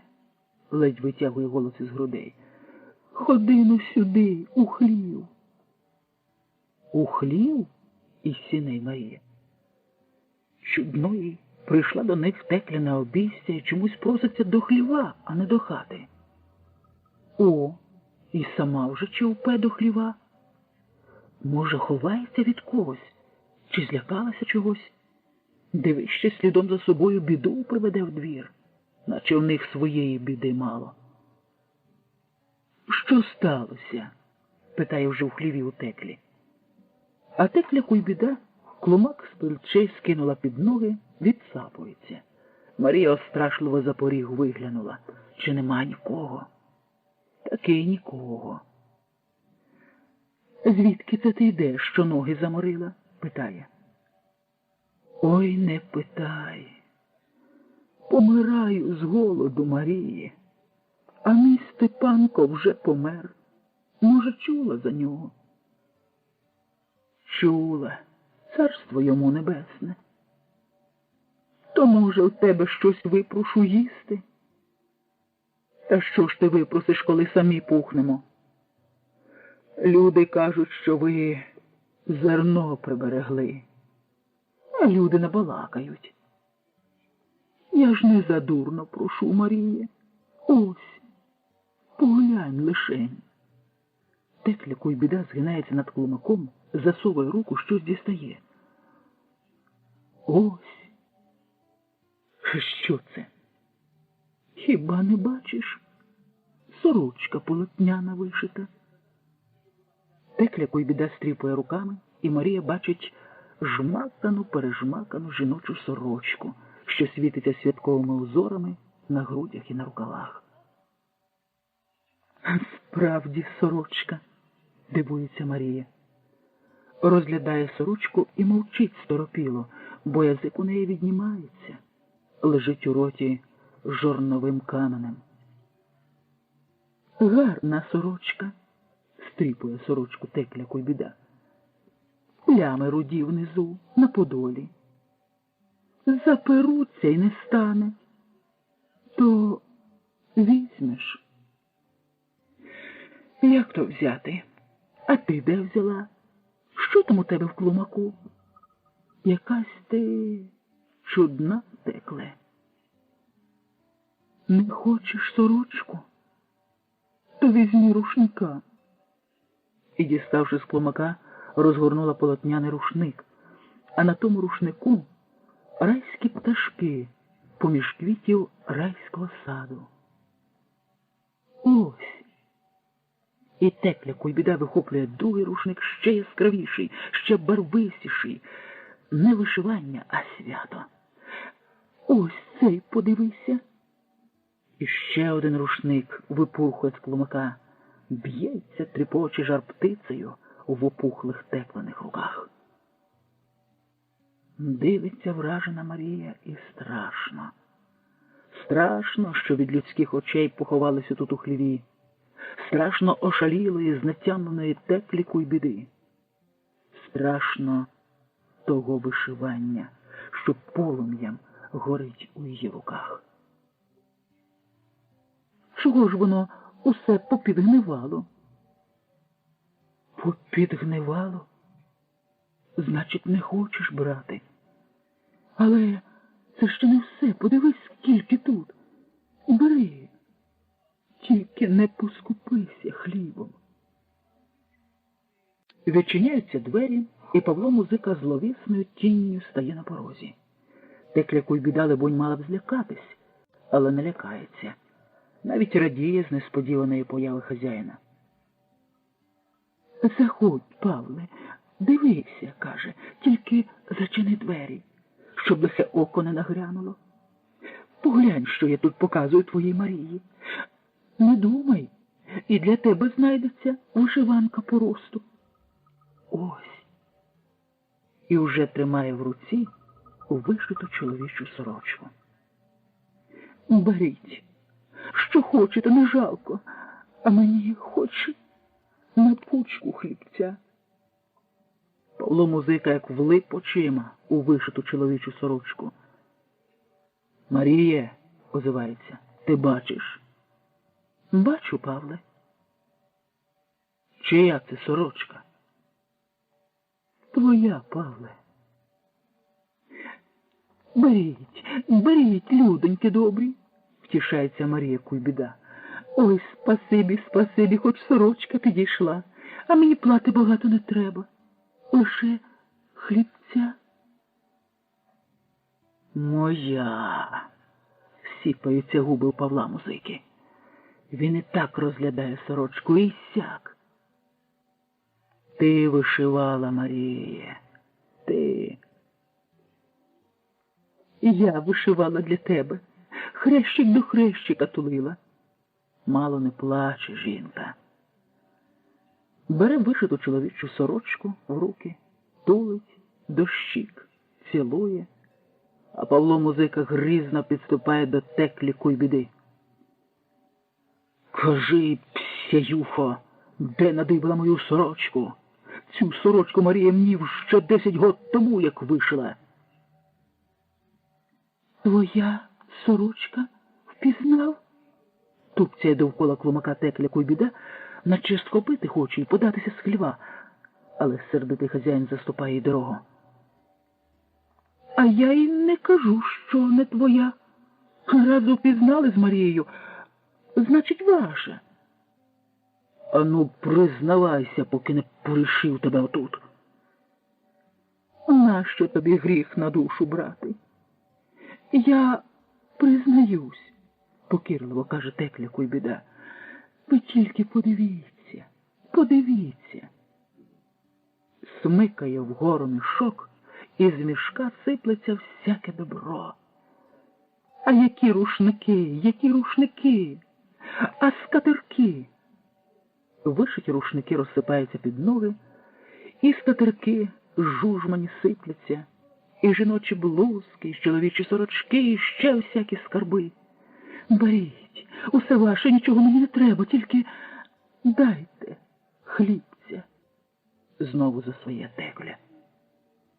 То ти признаєшся чи не признаєшся, псяюхо, сікається Павло Музика. Та ж з гамазею забрала, з гамазею. Гамазей стоїть над яром. Вода підмивала і підмивала землю, аж поки вимила яму під стіною. А це ж коло мене, то я все бачу. Ти у гамазей залазила? Де б я залізла в гамазей, коли замок на дверях? Вода від яру підмила, то почало сипатися у глиняники. Я оце подалася в глиняники по глину, а там цього добра валяється в баюрі повнісінько. На гріх, що попропадало, то я згорнула і до вас оце зайшла. То ж колгоспний гамазей. А хто ж каже, що не колгоспний? А вже ж колгоспний. Марія хитає головою. Як до колгоспу зганяли людей, тоді в мене цю сорочку забрали. У кого яку вишивку знаходили, забирали, щоб усе було колгоспне. І в отой гамазей позаносили. З тих пір більш не бачила, звісно. А тепер побачила, і серце облилося кров'ю. Погляньте на це вишивання. Там зогнило, там струхлявіло. Усуспільнили, бурчить Павло Музика. А? Наче прокидається Текля Куйбіда. Кажу, усуспільнили. Горенько, та й годі, тулить Марія сорочку до грудей. Скільки горя того, не видно кінця і краю. А там у гамазеї така діра в стіні, ще випаде. Навіть злодіям залазити не треба. А коли сорочка ваша, то беріть. І що хочете, беріть. Ану, позбираються все, гримає Павло Музика. Усе те лахміття. Текля Куйбіда стає навкарачки, збирає, складає. Хотіла щось би втягнути, але не тямить. І голову втягує в плечі, наче боїться удару. Забрала, а тепер неси. Куди нести? Неси туди, звідки принесла. А я не хочу, щоб шпитальний та яремний мене посадили. Посадили за тебе. Я не брав, я не крав, то чого маю сидіти за оце, за колгоспівське. Неси. Та ж зогниє і зотліє там, Павле, озивається Марія. А тобі що до того, хай гниє і тліє, колгоспівське? Твоя ж сорочка. А я кажу, що сорочка теж колгоспівська, хай зогниє і зотліє. Віддай. Павло Музика вириває в жінки свою вишиту сорочку і тицяє Теклі Куйбіді. Бери, іди. Плаче Марія.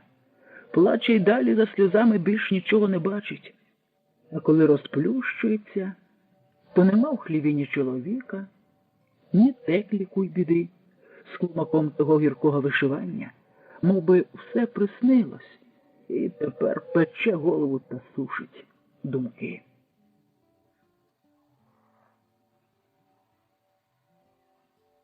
Дід Карпо Гнилоквас вишневим пужалном стукає в хрестовину вікна і прислухається. Тихо. Заглядає в шибку, морок у хаті, як і на дворі, наче не тільки на дворі, а й у хаті накрапає дощ, наче сіру хмару завіяло під стелю. Домко! Оглядається на город і на садок. Домко! Чи спить, чи нема? Загрібаючи кривими ногами землю, дід Гнилоквас іде в хату, бо діло своє знає. Домко! Уже в хаті. Нікого. Морщачись від нудотного запаху, Гнилоквас ступає до квітчастої завіси, що відгороджує куток, і смикає завісу вбік. О, Господи! Христина! В кутку на вузькому дерев'яному тапчані, вкрита ряденцем, лежить жінка, столивши руки поверх того ряденця. Пальці такі сухі й жовті, що застромить поміж них свічку і засвіти. Покійницею лежить. Підборіддя загострилось, ніс загострився, лоб скидається на дощечку, і усе це обтягнуто жовтою шкірою, такою тоненькою, що торкнись пальцями проткнеш. Майже прозорі повіки затуляють очі. Мрець мерцем. Хоч би губи ворухнулись, хоч би сіпнулась брова. Готова. Христе, чуєш? Признайся, ти готова? Христина мовчить. Так готова. Дідько б тебе забрав. Туманіючи головою, Карпо Гнилоквас лапає долонею по кишені, шукаючи куриво, але згадує, що і кресало, і тютюн забувся взяти, а тому досадливо крекче. Аж душа затерпла без тютюну. О, Домка! Домка появляється в хаті несподівано, як Божий дух. Її наче вітром заносить, щупленько та скручено, суху та легку, мов би, то і не людина, а сама лише порожня шабатурка від людини. Я тебе кликав. Домка не йде, а мов би повітря летить, бо її вгору підносить біла хмаринка. І та хмаринка розпущена куделька її сивого волоссячка, схожого на пучок бабиного літа. І під тим пучком бабиного літа її очі видаються схожими лише на пару від очей, на блакитну, розкосичену пару. «Чого прийшов?» – питає Домка. «Тобі тут нема чим поживитися». «То я так заглянув до тебе». «Чого до мене?»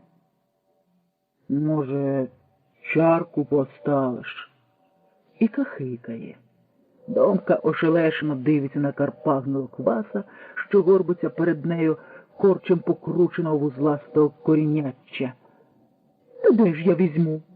«Нема». «Та знаю, що в тебе ложки розпеченої смоли не випросиш», – стукає пужалном по долівці. «Я от заглянув, чи не пора вже вести Христину до ями». «Будь пора. І не дихне, і не ворухнеться.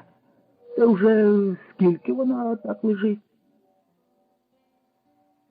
«Жива Христина!» – скрикує Домка. «Жива? Скільки років отак лежить? Багацьку що не злічити, ще з громадянської». «Ще з громадянської». Карпо Гнилоквас дротяною п'ятірнею чухмарить потилицю. «Давно вже пора завести». «Але ж не померла, а спить», – заламлює руки Домка. «Що ж це за сон? Скільки можна спати, коли ж проснеться? Та хтось другий вже давно похоронив би, а ти?» «Доглядаю, годую», – схлипує Домка, – «а вона спить». «Спить? І не говорить? Хоч би слівце сказала у вісні. Спить і не озивається, колись озветься. А ти ото віриш. Ех, Домко, мор страшний кругом, а ти доглядаєш трупа». «Не трупа, то сестра моя спить, і в неї діти живі». «Де ж ті діти?» «По родичах, бо якби я доглядала Христину і її дітей». «Навіть чоловік Сава однеї збіг. Де він?» «Збіг той добре. Немає Божого в людях. Перше були душі, а в душах, Боже, тепер ні душ, ні Божого в душах. Чим же ти, Христину, годуєш, коли самій нема чого в рот покласти? Коли сама не стоїш на ногах? Всякому. І помагають мені. Вони іде з хати, а Домка тупцяє слідом за ним на двір бубонить. Христина ще жива, бо в неї душа в грудях живе. Та ж революція ліквідувала і попів і душу. Дурман. От скільки я вже покійників перевозив. Ніхто стільки, либонь, не перевозив, а так душі то ні разу й не бачив. І щоб за грабаркою бігла, і біля ями, і на цвинтарі. От коли труп, то його добре видно, бо труп є труп. А душа? Яка вона? Злопуцька? Душу придумали попи, щоб обдурювати народ, щоб жили сотати з народу. А народ наш такий дурний, що радий. А вже ж душа є, душа житиме на тому світі, у царстві небесному. Він стукає пужалом об землю. Немає царства небесного. І вже ніколи не буде. От то треба жити на цьому світі.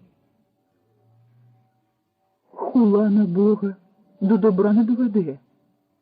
Бог помагає віруючим. Бог? Де той Бог? Немає Бога так само, як немає й душі. Ой, покарає Бог за такі слова. Покарає? Ось мор стоїть, земля стогне, то, може, Бог карає. Карає й винуватих, і невинних, і дітей малих. А діти малі перед Богом чим завинили? А коли не Бог карає, то чом Бог не заступиться за невинних? Христина, може, завинила чимось перед Богом, що Бог їй приспав. Уже скільки років спить? Ах, Домко, якби той Бог був та бачив. Не оскверняй уста свої богохульством, гнівається Домка так, наче не гнівається, бо голос у неї тихий і спокійний. Бог перед Христиною не винуватий, а Христина перед Богом безгрішна. Заморилась і заснула. Вона провісниця була. Може, таке побачила попереду, що страх зморив її, і вона спить. Перечікує. А я доглядала і доглядаю сестру. Сонна – це не мертва. Сонна проснеться, а мертва ніколи не проснеться. А як проснеться, то ми її послухаємо. Що вона там бачила і чула? Де? Буркає Карпогнила Квас. А там, де Христина спить. І чого наш народ такий дурний? Дивується Карпогнила Квас. Хто дурний? Не тямить Домка. Народ наш дурний, хакає той. І ти дурна. Та й іде до грабарки, що стоїть на шляху. Бере віжки, в'йокає на коня. Грабарку застелено мішком, з-під мішка стремлять чиїсь тичкуваті ноги. Домка дивиться у слід покійницькій грабарці, хреститься. Сестра спить, а все знає, все бачить, скрізь бачить, а душа її не спить. Душа її мучиться так, як кожна жива душенька. Вбирає, все вбирає. Проснеться, а проснеться, то розкаже всім, чого надивилася. Ой, розкаже. Набалакав Гнилоквас. Нема душі ні в кого. Може, в тебе нема. Бо такі не мали душі і не мають. А у Христини є душенька. Балакаю з нею. Як же мені без її душеньки? А я не душогубка. Не душогубка.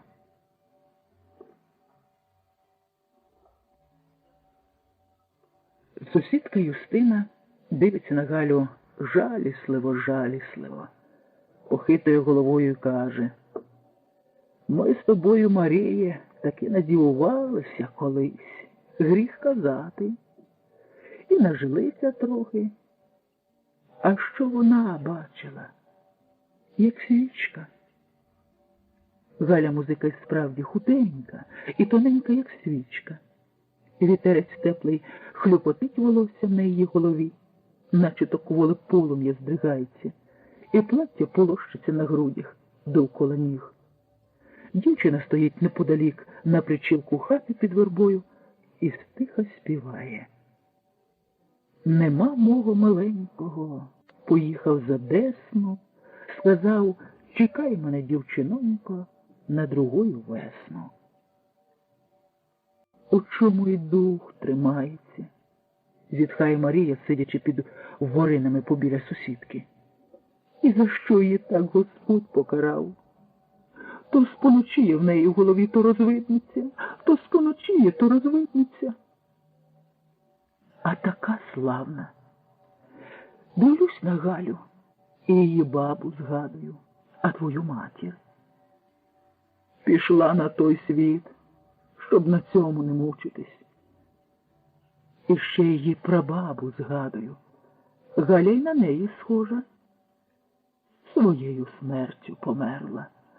Одного року до 100 не добрала. А Галя і в тебе, Марія, вдалася. І в бабу свою, і в прабабу. Краплинка води. І лицем чорнявим та очима карими. І співом своїм. Доспівавши тим часом пісню, Галя починає спочатку, бо так її та пісня заворожує.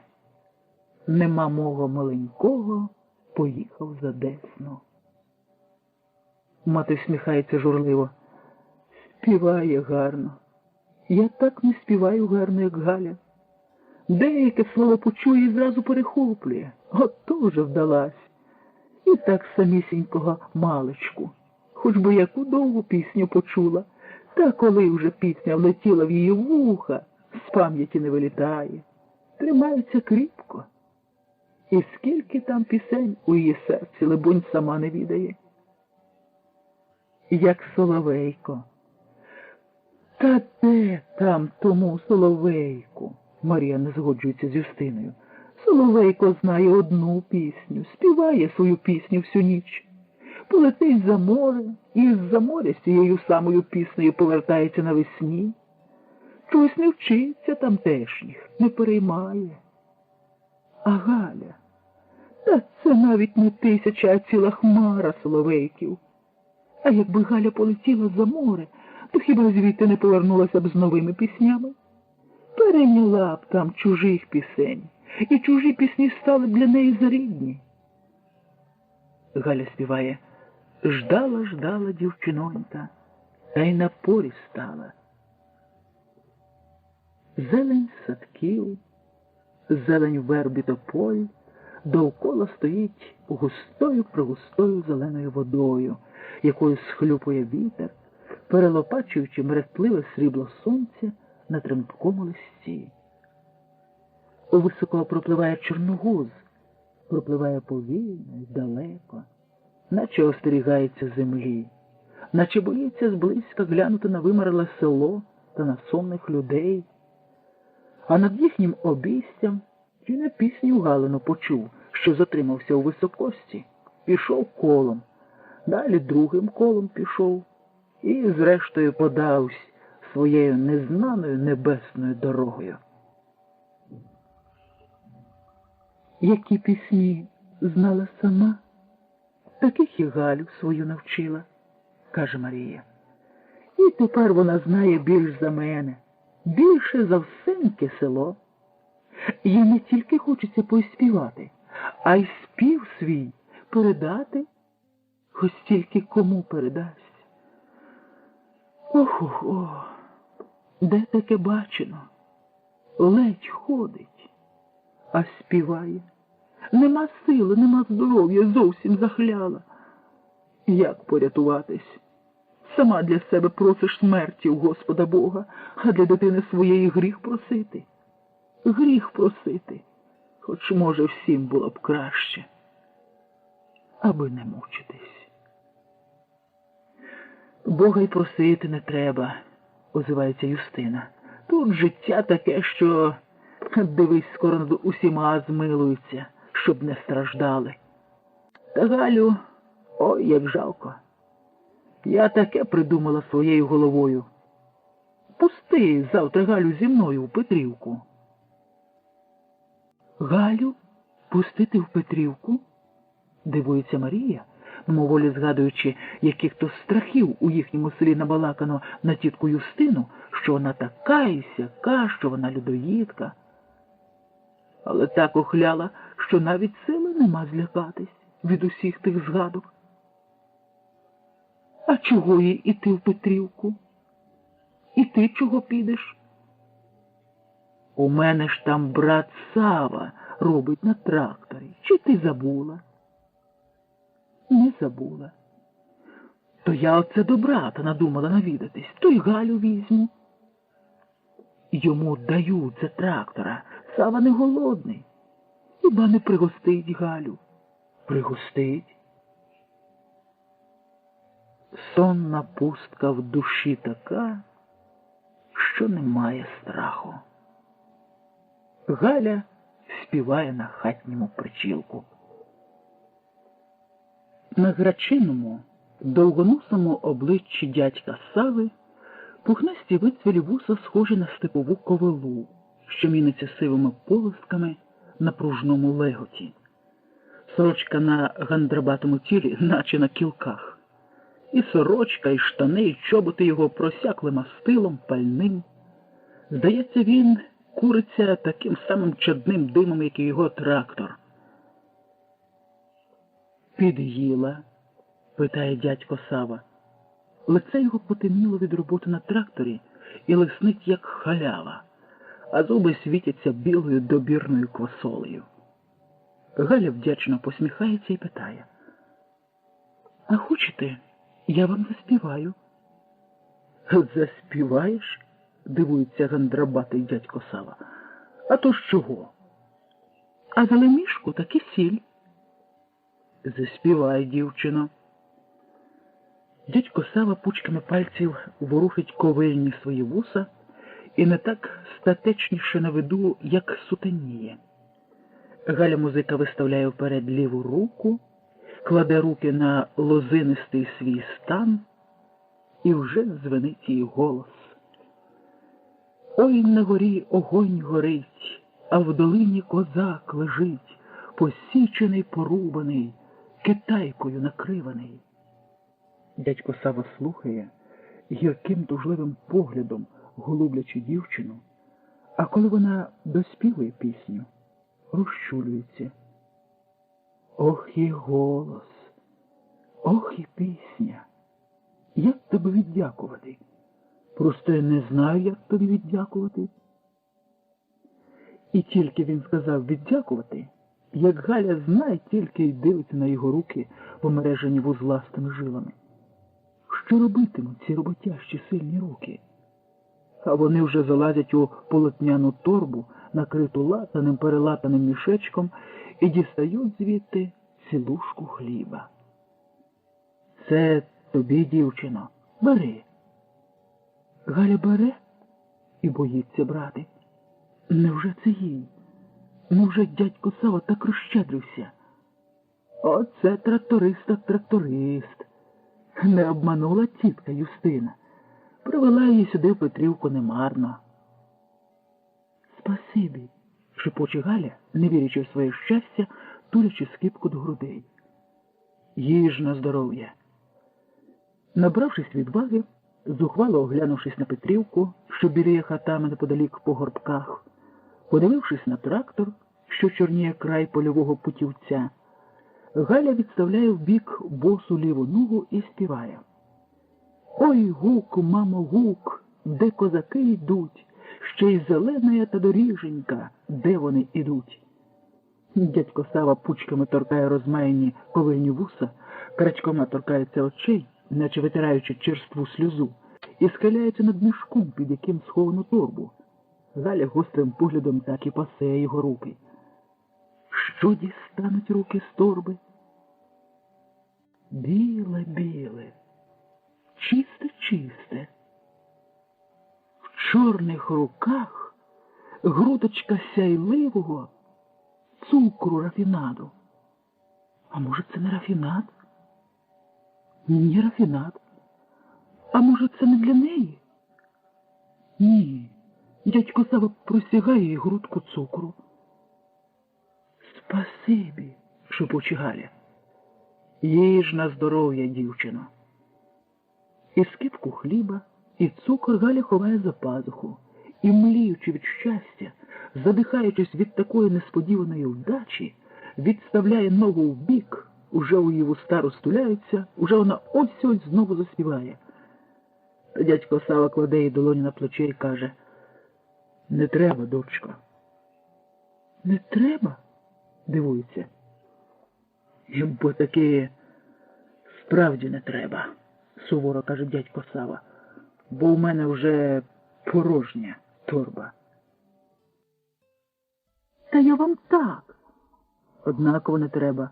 Співаєш ти дуже славно. Я вже наслухався». «Та я ж...»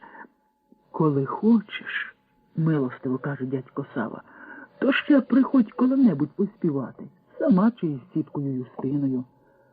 А в мене тим часом і торба поповниться, а то схудла. А тепер іди, бо в мене робота. Тітка Юстина переночує ниньки в Петрівці, а завтра подасться. Не боїшся сама йти?» «Не боюсь. Отам за зеленим житом і село твоє. Дорогу знаєш, не заблудися».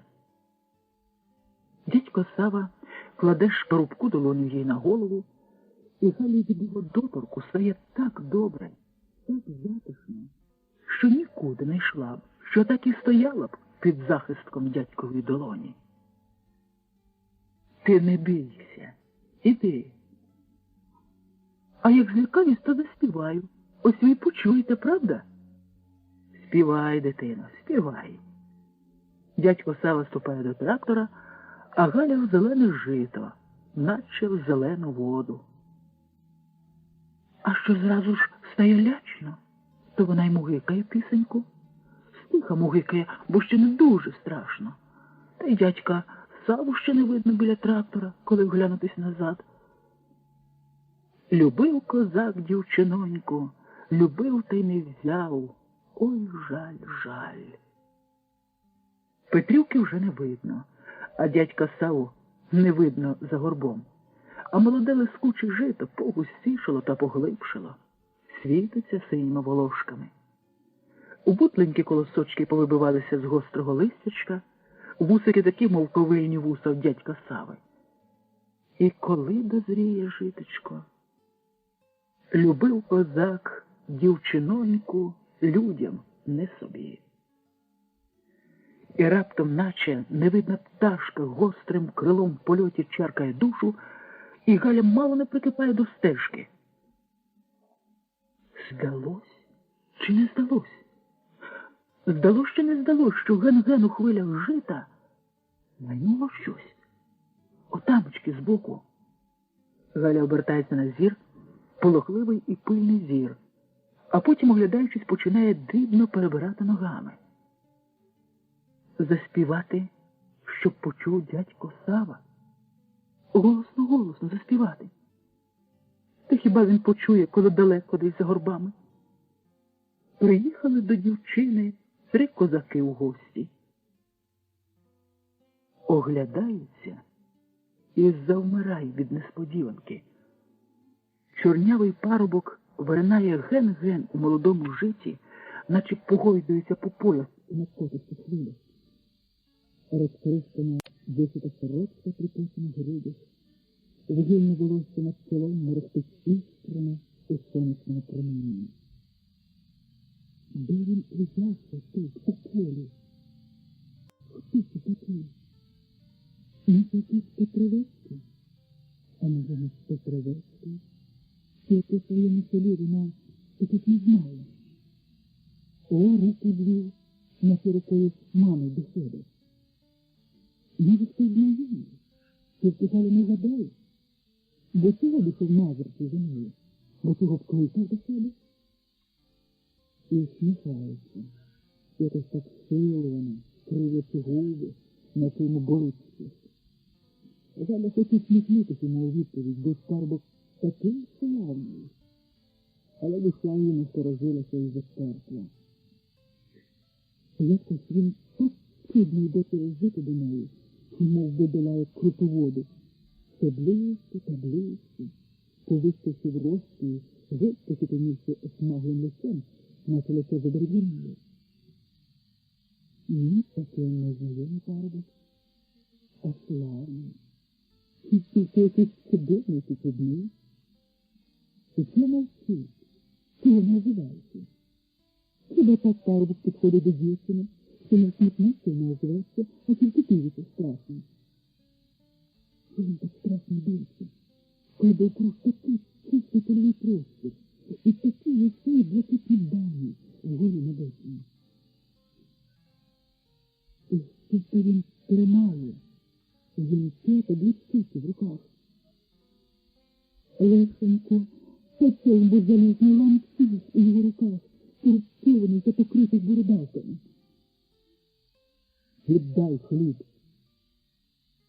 І той ланцюг торською гадюкою злітає вгору над Галиною головою, ось ось обхопить шию смертельним зашморгом. І дівчина з розпасленим зеньком кидається вбік. І ось уже біжить над стежкою, а серце заходиться в грудях, а серце їй стає в самітенькому горлі, що подихнути не годно. «Віддай хліб!» – чується ззаду. Той крик стогін мов би шмагає Галю по спині. Ладно бігти ще пруткіше, але молодожито б'є в груди, але повітря стає стіною, але ноги влітають у землю. Здається, що тут із задом відстає, а близький, що залізний ланцюг скоро здійсниться на шиї, і їй хочеться лементувати. І їй хочеться лементувати, щоб почули люди, щоб оборонили від напасника, який хоче її задушити, і відняти хліб та цукор, що дістався від дядька Сави. «О!» – кричить у білий світ. А білий світ не відгукується на її розпач. Спіткнувшись, Галя падає в жито і вже не має сили звестись. Що буде, те й буде. І вона заплющується, припавши губами до землі, вдихаючи давке порохно. Співають жайворонки. Потоки срібного співу дзвенять угорі, і Галя спершу навіть не розуміє, що то жайворонків спів, бо хіба ж може весь білий світ співати, як жайворонок? Аж не віриться, що почула ту музику тільки тепер. І вона цілющими ліками вливається в душу, змиває сліпий страх. Помацавши за пазухою хліб та цукор, Галя відриває голову з землі, сідає і, бачачи довкола тільки шелестке жито, слухає жайворонків, які співають начебто ще запопадливіше, ще дзвінкіше. Галя зводить голову, сторожко дивиться понад житом, що вигойдується розлогими хвилями. Ніде нікогісінько, тільки пустельне зелене море, тільки святково чиста блакить над зеленим морем. Чого вона злякалася? Чого? Може, той залізний ланцюг їй тільки привидився, а насправді не було ніякого ланцюга, і той парубок не хотів її задушити, аби відняти хліб? Не інакше, як вистежив, що дядько Сава пригостив її хлібом та цукром.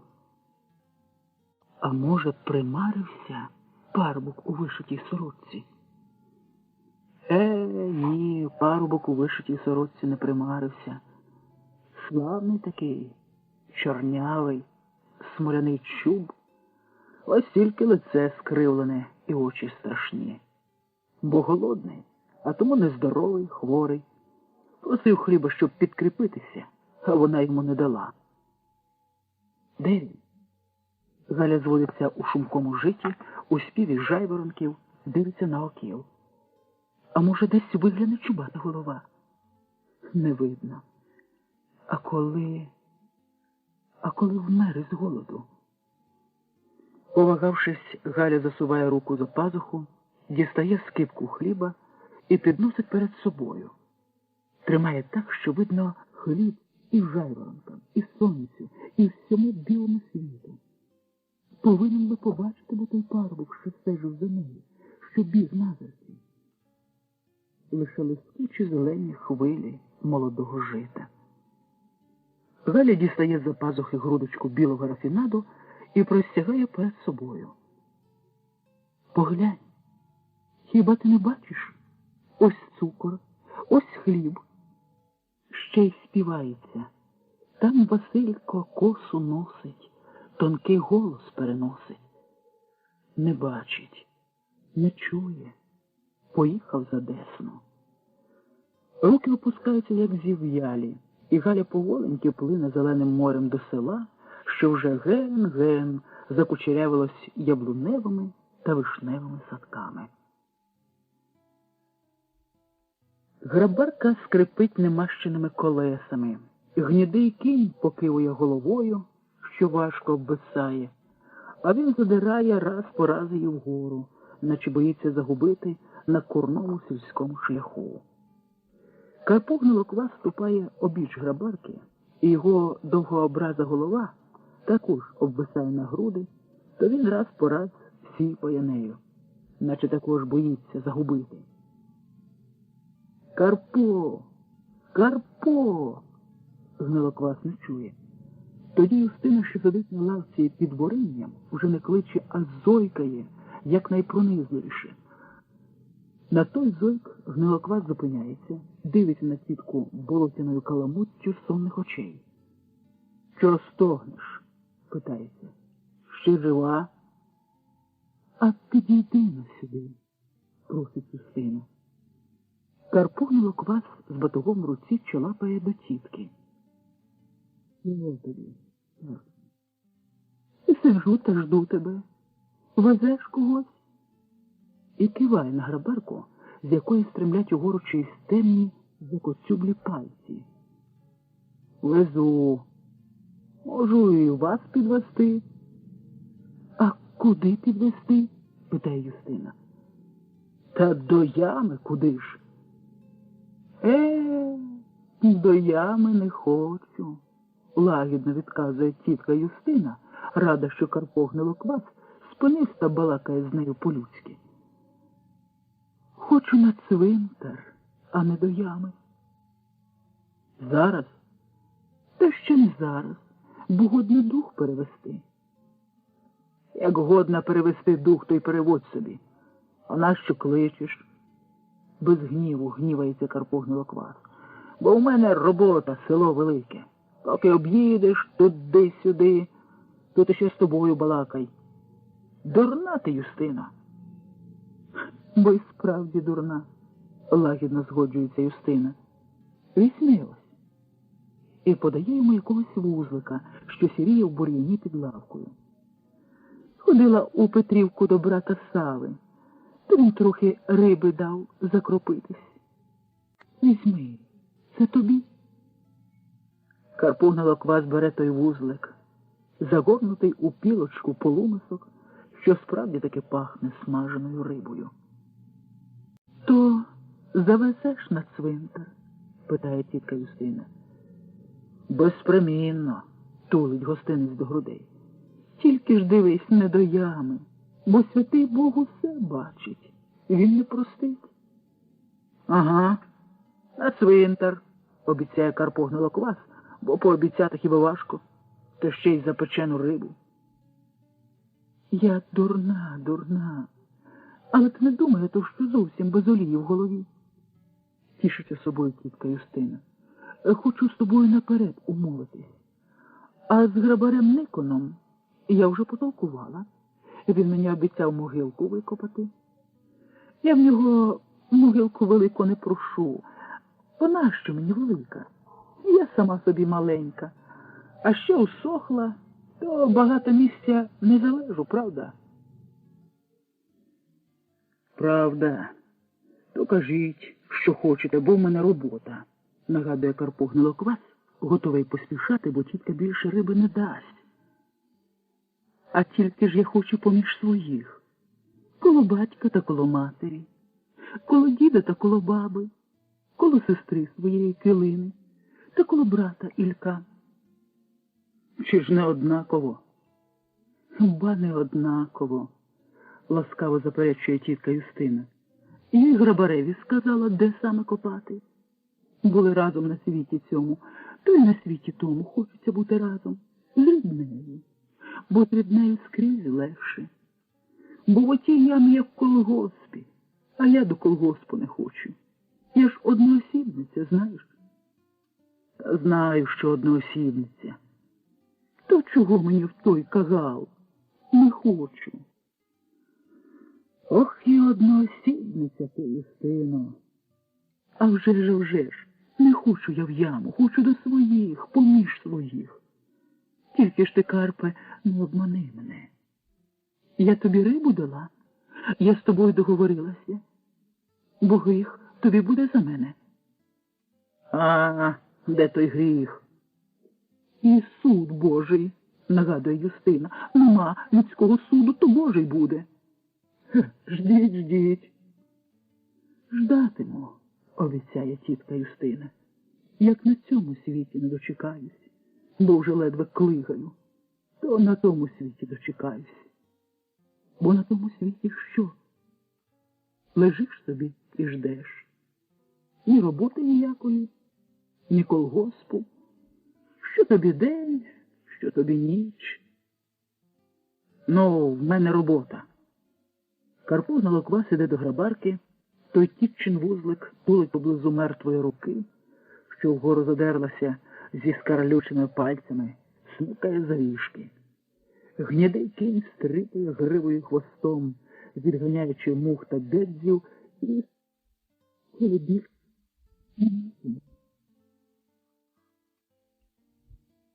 Василь Гнойовий випростується над колодою, на якій рубає дрова, і, тримаючи в руці сокиру, дивиться на жінку, що йде від воріт. Голову в жінки пов'язано білою хусткою, а тому її смагляве лице, як великий чорний вугляк, а на цьому вугляку палахкотять очі гострими присками. «Добрий вечір», – вітається жінка, дивлячись з-під лоба, пильно. Василь Гнойовий різко відкидає сокиру на траву і зле питає: «Хто така?» «Вечір добрий», – ще раз вітається жінка. «Не впізнаєш?» «Багато всяких тут ходить через село». «Та я ж Горпина». «Яка Горпина?» «Горпину забув. З-за бари я, твоєї Ольки рідна сестра». «Горпина?» – роззявляє рота. «Моєї Ольки сестра? Так змарніла, що не впізнав?» «Ова! То це справді ти, Горпино? Чи Мара?» «Та це я така схожа на Мару», – каже Горпина і проводить долонею по сухих очах, наче сльози витирає. «А як там Олька?» «Не здужує». «Чого навідалась?» І, не чекаючи відповіді, скрикує зачудовано: «Та ти ж молода, а постаріла так». «Бо постаріла, правда твоя. У хаті Олька, то я зайду до неї». «Та кажу, що не здужує, то в коморі лежить, бо дух важкий від неї». Горпина йде в комору, а Василь Гнойовий збирає нарубані дрова, бубонить. Хтось би другий вже давно перестав годувати таку жінку. Надумала вмирати, то вмирай. А я дурний годую. Тут самому нема чого в рот покласти, а я мала б за мною глядіти. А я глядю її. Несучи дрова, спиняється в сінях перед коморою, звідки чуються тихі жіночі голоси. І чого вона прийшла з-за бари? Ще проти ночі. Розпалює в печі, до вогню ставить човуни. У човунці, залитому водою, стримить кістка з м'ясом. Раз проти ночі, значить, ночуватиме. Ха, ти ж там за барі собі думала, що я тут нагодую її. Прийшла об'їдати, бо свого нема. А в мене є, а мені хтось дає, чи мушу діставати? Дістаю, поки ребра не пощитали. І Василь Гнойовий вже гнівається, наче бідолашна Горпина таки об'їдає його, таки з рота видирає. А вона ж молода і славна, якби трохи підгодувати, якби на кістках наросло. А з чого наросте, коли голод, коли від вітру увалиться? В печі горить вогонь, кипить у човунці м'ясо, дедалі густіше пахнучи на хату. А хазяїн ходить від вікна до вікна, аби хвороба не привела ще якого гостя.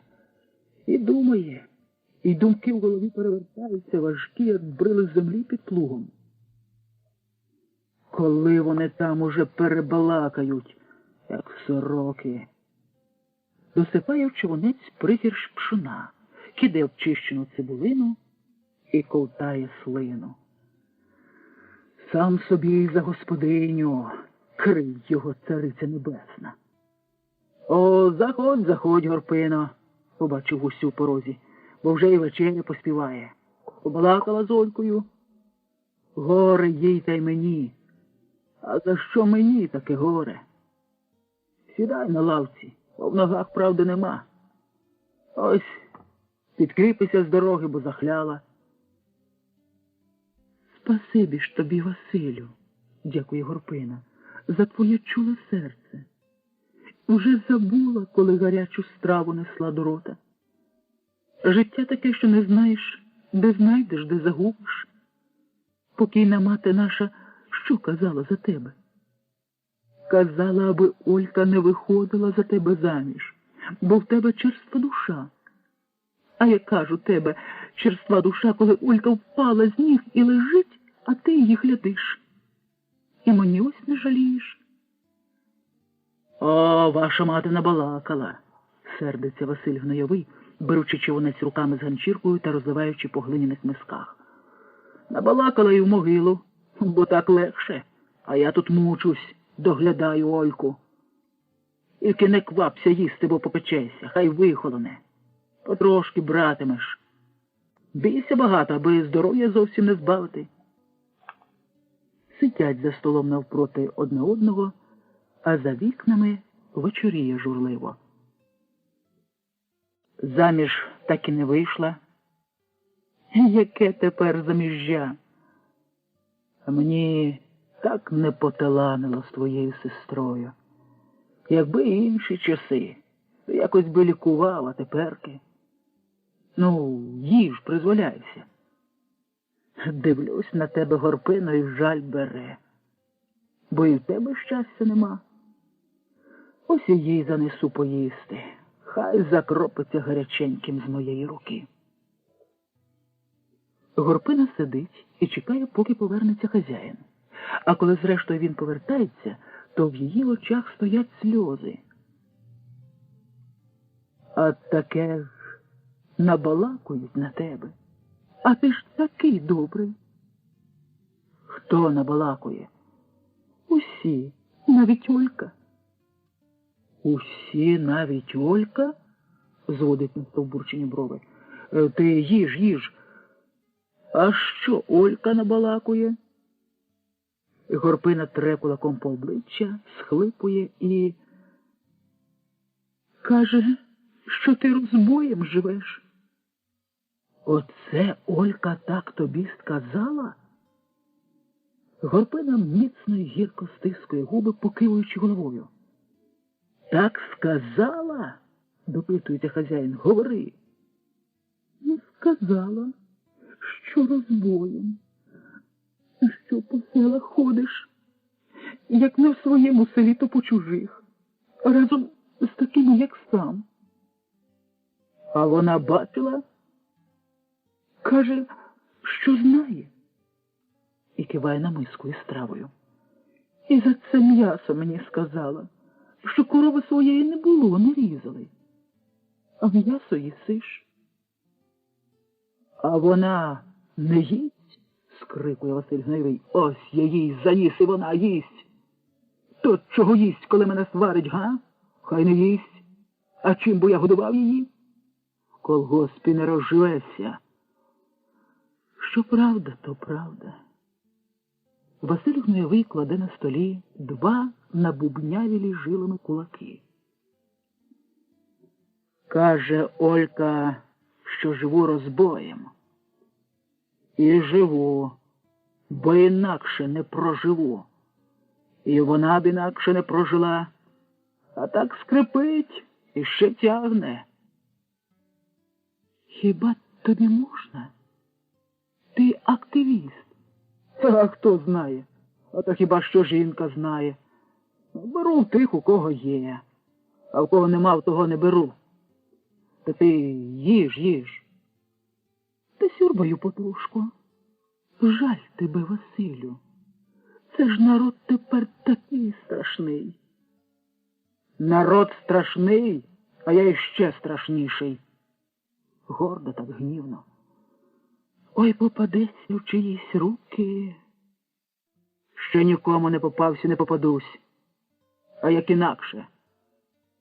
Ох, і Олька, вона ж слаба в мене. 3 чесниці до смерті. Їсть і сварить мене. А якби вона жила, якби не мій розбій. От така жінка, от така вдячність. Хоч добре, що від такої жінки Господь Бог дітей не дав. Горе дітей не мати. Аби вимерли? Я ось що надумав, Горпино. Ти їж, підкріпляйся. Василь Гнойовий зводиться, ходить по хаті, мов би його нечиста сила колотить. Далі спиняється і каже: не йди в Забару. Зоставайся в мене. Переночую і завтра подамся. Назавжди зоставайся. Будь мені за жінку. За яку жінку?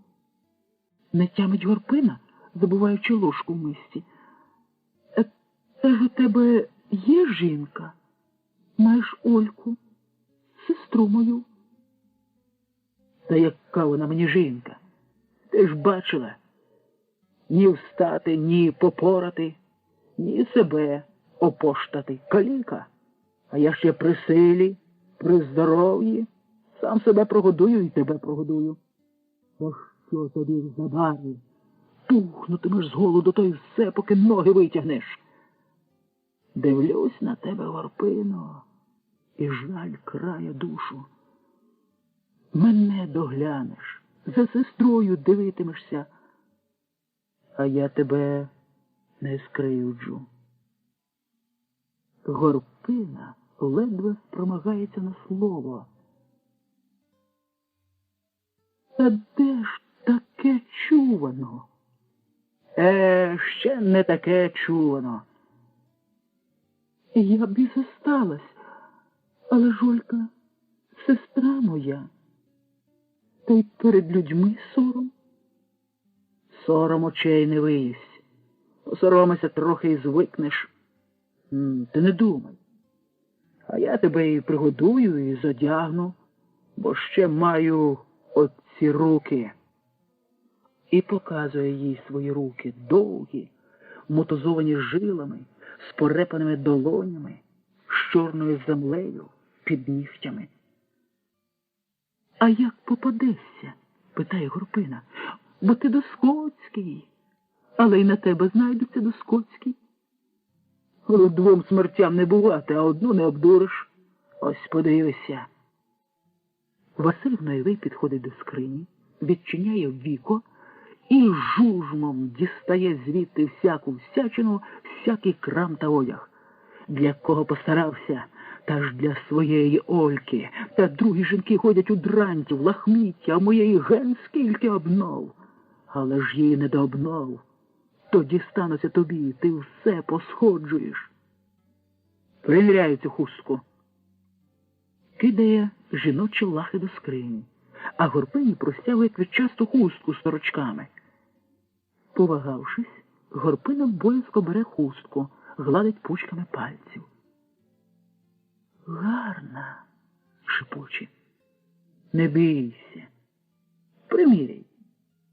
Горпина знімає свою марку білу, закутується квітчастою і запитально дивиться на Василя Гноєвого.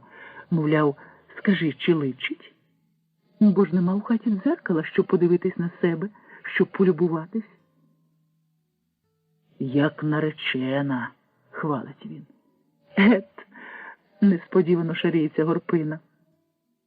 З сіней чується якийсь шерех, якесь щовгання, якесь кректання. Брещить відро. Потім починають повільно відчинятися двері. Вже відчинились, та ще ніколи нема.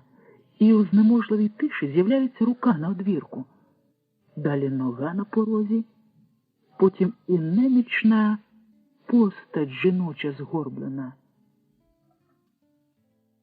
«Олько, ти?» – виривається в чоловіка. «Встала?» Олька сама тінь від людини. Сива голова похитується на тонкій шиї, на обличчі тремтить блідий туман болісної усмішки, і випиті вуста тремтять болісно. Закортіло до вас. Хапаючись руками за стіну, ступає до вікна, з яким уже темними густими коноплями стоїть вечір, і знеможено опускається на широку лаву. Відсапується, наче не з комори через стіни перейшла, а здолала далеку дорогу. «Чуєш, Горпино?» – озивається. «Славна ти в хустці. Та я і зніму зараз, це Василь». «Не знімай», – каже Олька. «Ходи в хустці. Хай тобі дістанеться, ніж якийсь другий». «О, таки правда», – тішиться чоловік. Олька молитовно складає перед собою висклі руки і тихенько, з болісною усмішечкою каже. «Я оце лежу і таке собі надумала. Скільки вже мені лишило жити, один Бог знає, тільки ж небагато. Чує моя душа, що небагато. Уже ти, Василю, намучився зі мною, то більш не мучитимешся». «Олько, гріх таке говорити», – чоловік до неї. «А я добра тобі хочу. Усі надумала? Хай Горпина залишається в нашій хаті і живіть із нею». «Як жити?» – в один голос вигукують сестра і чоловік, подивовані, що вона чи вгадала їхню балачку, чи підслухала. «Живіть, як чоловік і жінка». «Ой, Олько!» – схлипує сестра і береться розв'язувати хустку на голові. «Це твоя хустка». «Не знімай, не знімай», – Олька до неї. «У тебе є здоров'я зносити хустку, а в мене його нема. Чуєш, Василю, залишай Горпину. Хай буде тобі за жінку. Чуєш, Горпино, хай Василь тобі за чоловіка буде. Ви помиритесь. Василь хоч і зарізяка страшний, а з ним жити можна». Зводиться з лавки, хапається рукою за стіну. «А ти куди?» – чоловік до неї. «У свою комору. Там і вмирати буду. А ви тут зоставайтесь, не йдіть за мною. Та побалакайте латком і договоріться. Договоріться по-людському». Човгає через поріг, і двері за нею скриплять, зітхаючи, і стогнучи.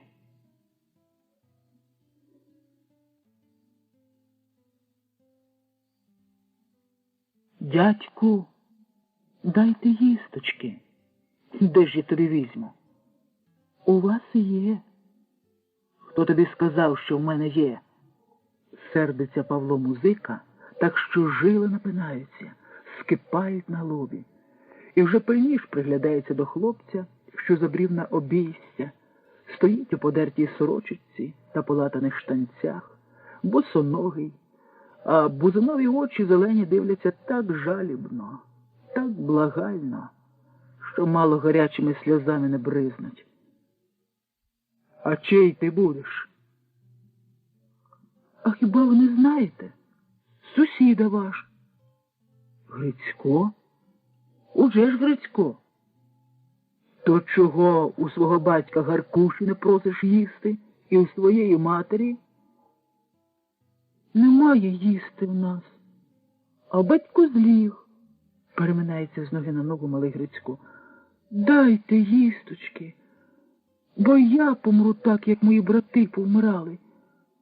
Я не задурно прошу, я відроблю вам. Чи тепер на городі, чи тоді, коли виросту. Еге ж, виростеш, коли не помреш, бубонить Павло Музика. А не хочеться вмирати, хочеться пожити, правда? Хочеться, дядьку. Павло Музика вишкірює в усмішці зуби. Дурне, а хитре. Може тобі дати булку? А що таке булка? Питає Грицько. Це такий білий-білий хліб, а пухкий, як пух. Не обманюйте, дядьку, темнішаючи на виду і ковтаючи слину, каже Грицько. Ви думаєте, за булки? Немає булок ніде, не бачив. Є маторжаники, є коржі, є підпалки, є пампушки, а булок немає, не бачив. Та чо ти злякався, що дам булку? Немає в мене булки. Не дам. І сам собі підніс. Та якби й була б, то не дав би. Павло Музика зникає в хаті, а малий Грицько жде на причілку. Бо хоч і скупий сусід, бо хоч і страшний на виду, що навіть лячно дивитись на нього. Та невже пожаліє винести хоч що-небудь? Жде, а дядька все нема. І в Грицька підкошуються ноги, і він поволеньки опускається на призьбу, поринаючи в сон. Гей, хлопче, проснись, термосить хтось за плече. Грицько розплющується. Над ним стоїть Павло Музика. На, каже й простягає який шкурат. Що це? Зводиться Грицько. Теляча шкура. З'їси. І як з'їсти? О, тебе ще треба вчити, гнівається дядько. Візьмеш, обсмалиш на вогні, а потім у воду. І звариш і не їсися. Шкура з молодого теляти, навариста. Валялась на горищі, я й забув. Малий Грицько бере шкурат з рудою шерстю, обома руками тулить до грудей. Спасибі, дядьку, обсмалю, зварю й наїмся, а вам відроблю, віддячу за ваше добро, ви не думайте. Хочеться жити? Ой, хочеться. І Грицько, горблячись не по-дитячому, а по-старечому, йде на своє обійстя. За якийсь час там під акаціями горить вогонь, а в підвішеному на дерев'яних рогатиках казанку вариться теляча шкура. Павло й Музиці не здужається, сидить під вишнею та на шлях подивляється, то на сусідове обійстя. Гомонить сам із собою. Гаркушине поріддя. Він у мене трусив хліб, а тепер я мушу годувати його дитину. Хай би лежала та шкура на горищі. Вона в мене їсти не просила. Так ні, віддав. А чи мені хто-небудь щось дасть? А ніхто не дасть. Тільки взяти заберуть. А як парує з казанка. Це ж воно підкріпиться, набереться сили мені на погибель. Таким добрим, як я, важко в світі жити. Бач, просив у Господа Бога, щоб вивів Гаркушине сім'я до ноги. Бог і послухав мою просьбу. Лише одненький Грицько й зостався в мого лютого ворога сусіда. Так я сам ото рятую. А він мені колись віддячить, як виросте. Еге ж, віддячить. Дочекаюсь.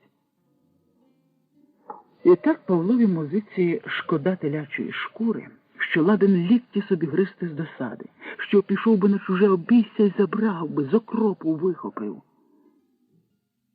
Либонь, варила шкура, тепер воно з'їсть. Хай би вдавилося моїм добром. І так йому важко дивитись, так важко. Аби не бачити, Павло музика зводиться і понурою тінню суне до хати, ховається. Та з великої досади й в хаті не всидить. Лиха сила колотить ним і перегодя випихає на двір у лагідне золотаве надвечір'я. Господи, що це? Ввижається, чи справді на сусідовому обійсті під акаціями корчиться щось на землі? Надче нечиста сила змивається. Отам біля вогнища яке ще курить синім димком. Та невже то малий? З якої хвороби? Павло музика через садок човгає на сусідове обійстя, підходить ближче. Такий Грицько на землі корчиться, молотить ногами, а розщепірними пальцями то за живіт хапається, то рве траву. Грицько, ти чого? Мовчить хлопець, а з рота йому сукровиця слизота лється. Павло музика схиляється і дістає з землі варену телячу шкуру. От так наварив, от так наївся. Хто ж так варить? Казав йому обсмалити, але ж не обсмалив, а так із шерстю. О, шерсті доконала, бо з дурного розуму.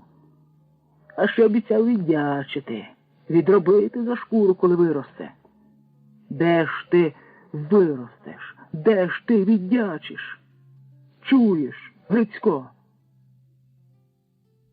Дитина ще здригається на землі, та вже їй ніколи не обізватись, не заговорити. Павло музика ховає шкурат вареної телячої шкури за пазуху. Не годиться, щоб добро пропадало. Дитина вже й не ворушиться. Піду тепер шукати його батька. Про тих бахорів Гаркуша від кого почув? Почув від мене. То про цього хай теж почує від мене. Я подивлюсь на нього, подивлюсь. Не залишилося від нього насіння на землі. І його скоро самого не залишиться. Та не я буду, коли не зведу зі світу. Бо що? Бо надумав людей зводити зі світу.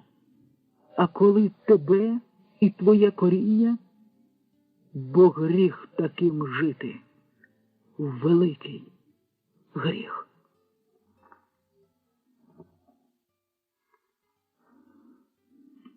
Учитель Пилип зупиняється під горіховим кущем і, затамувавши подих, дивиться на стару липу, що самотою стоїть посеред узлісся.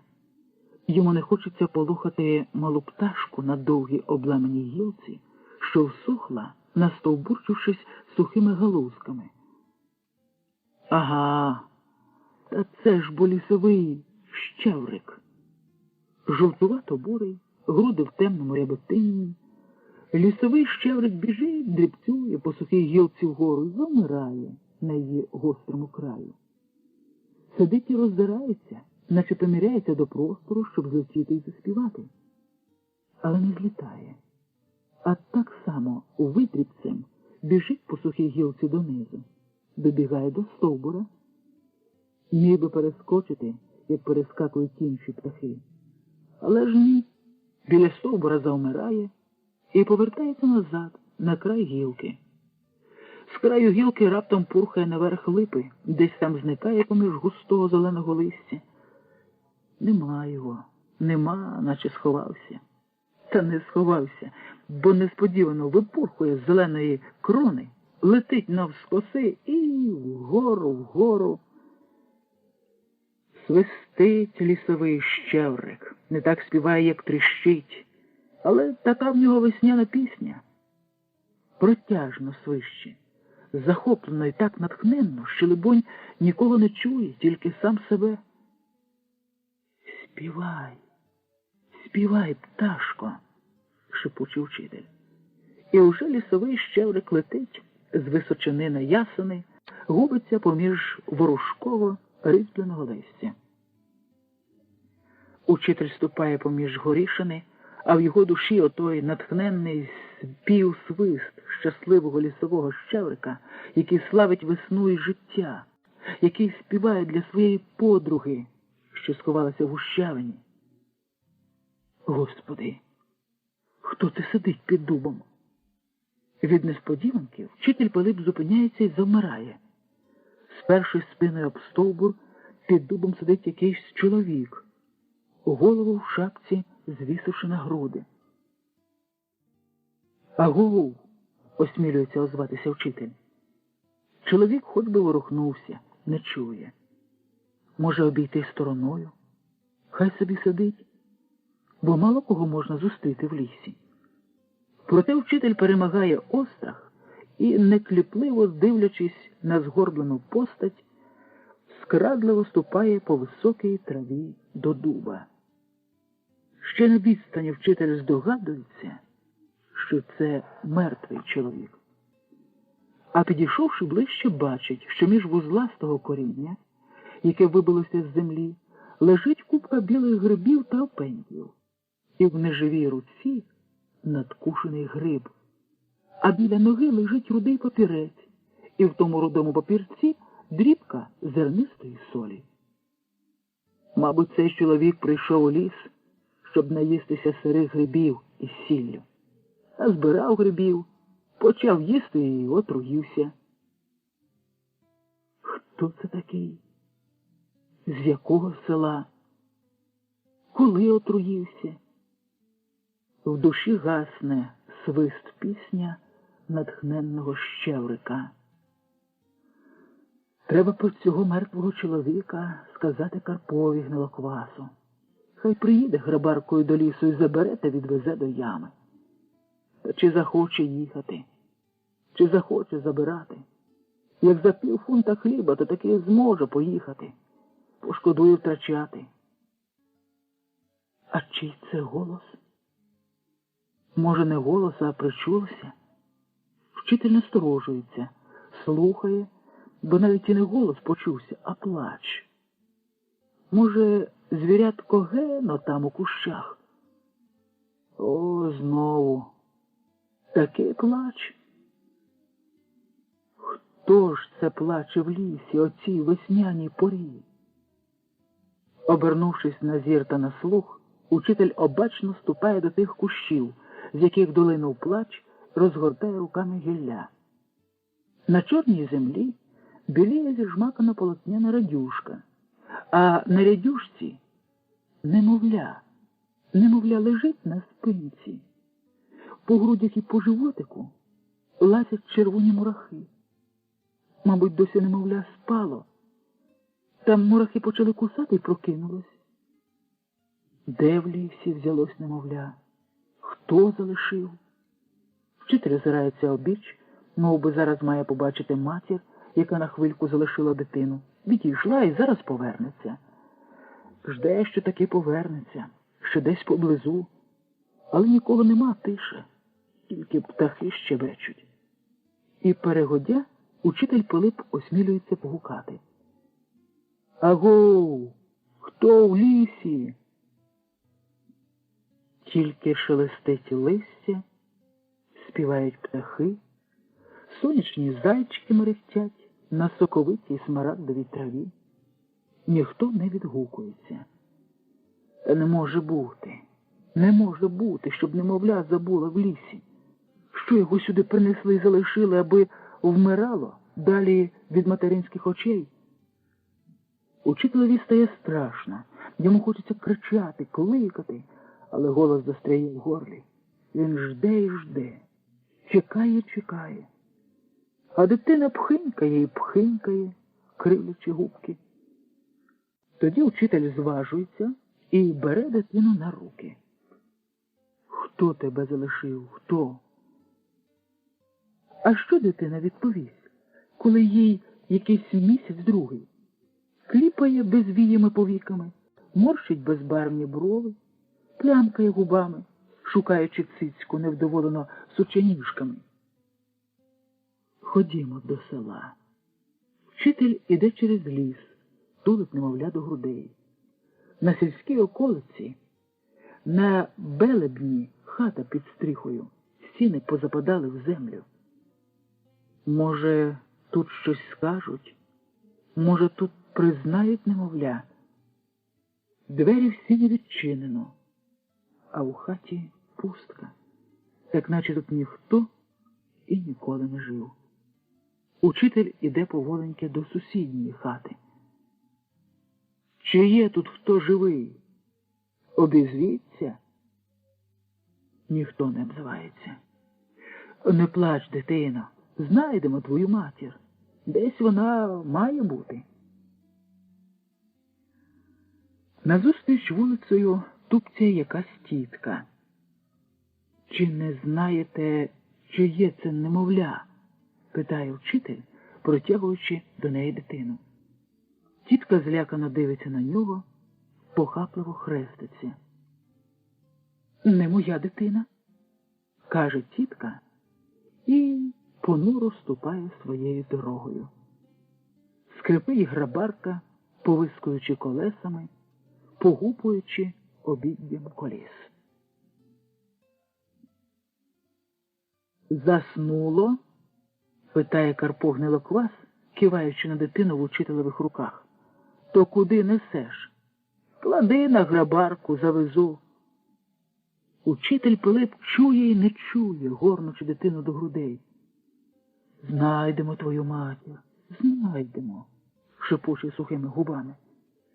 Він іде пустельним сільським шляхом, і коли побачить кого на обійсті біля хати, показує дитину і питає: не знаєте, чия дитина? Хто його мати? У лісі знайшов.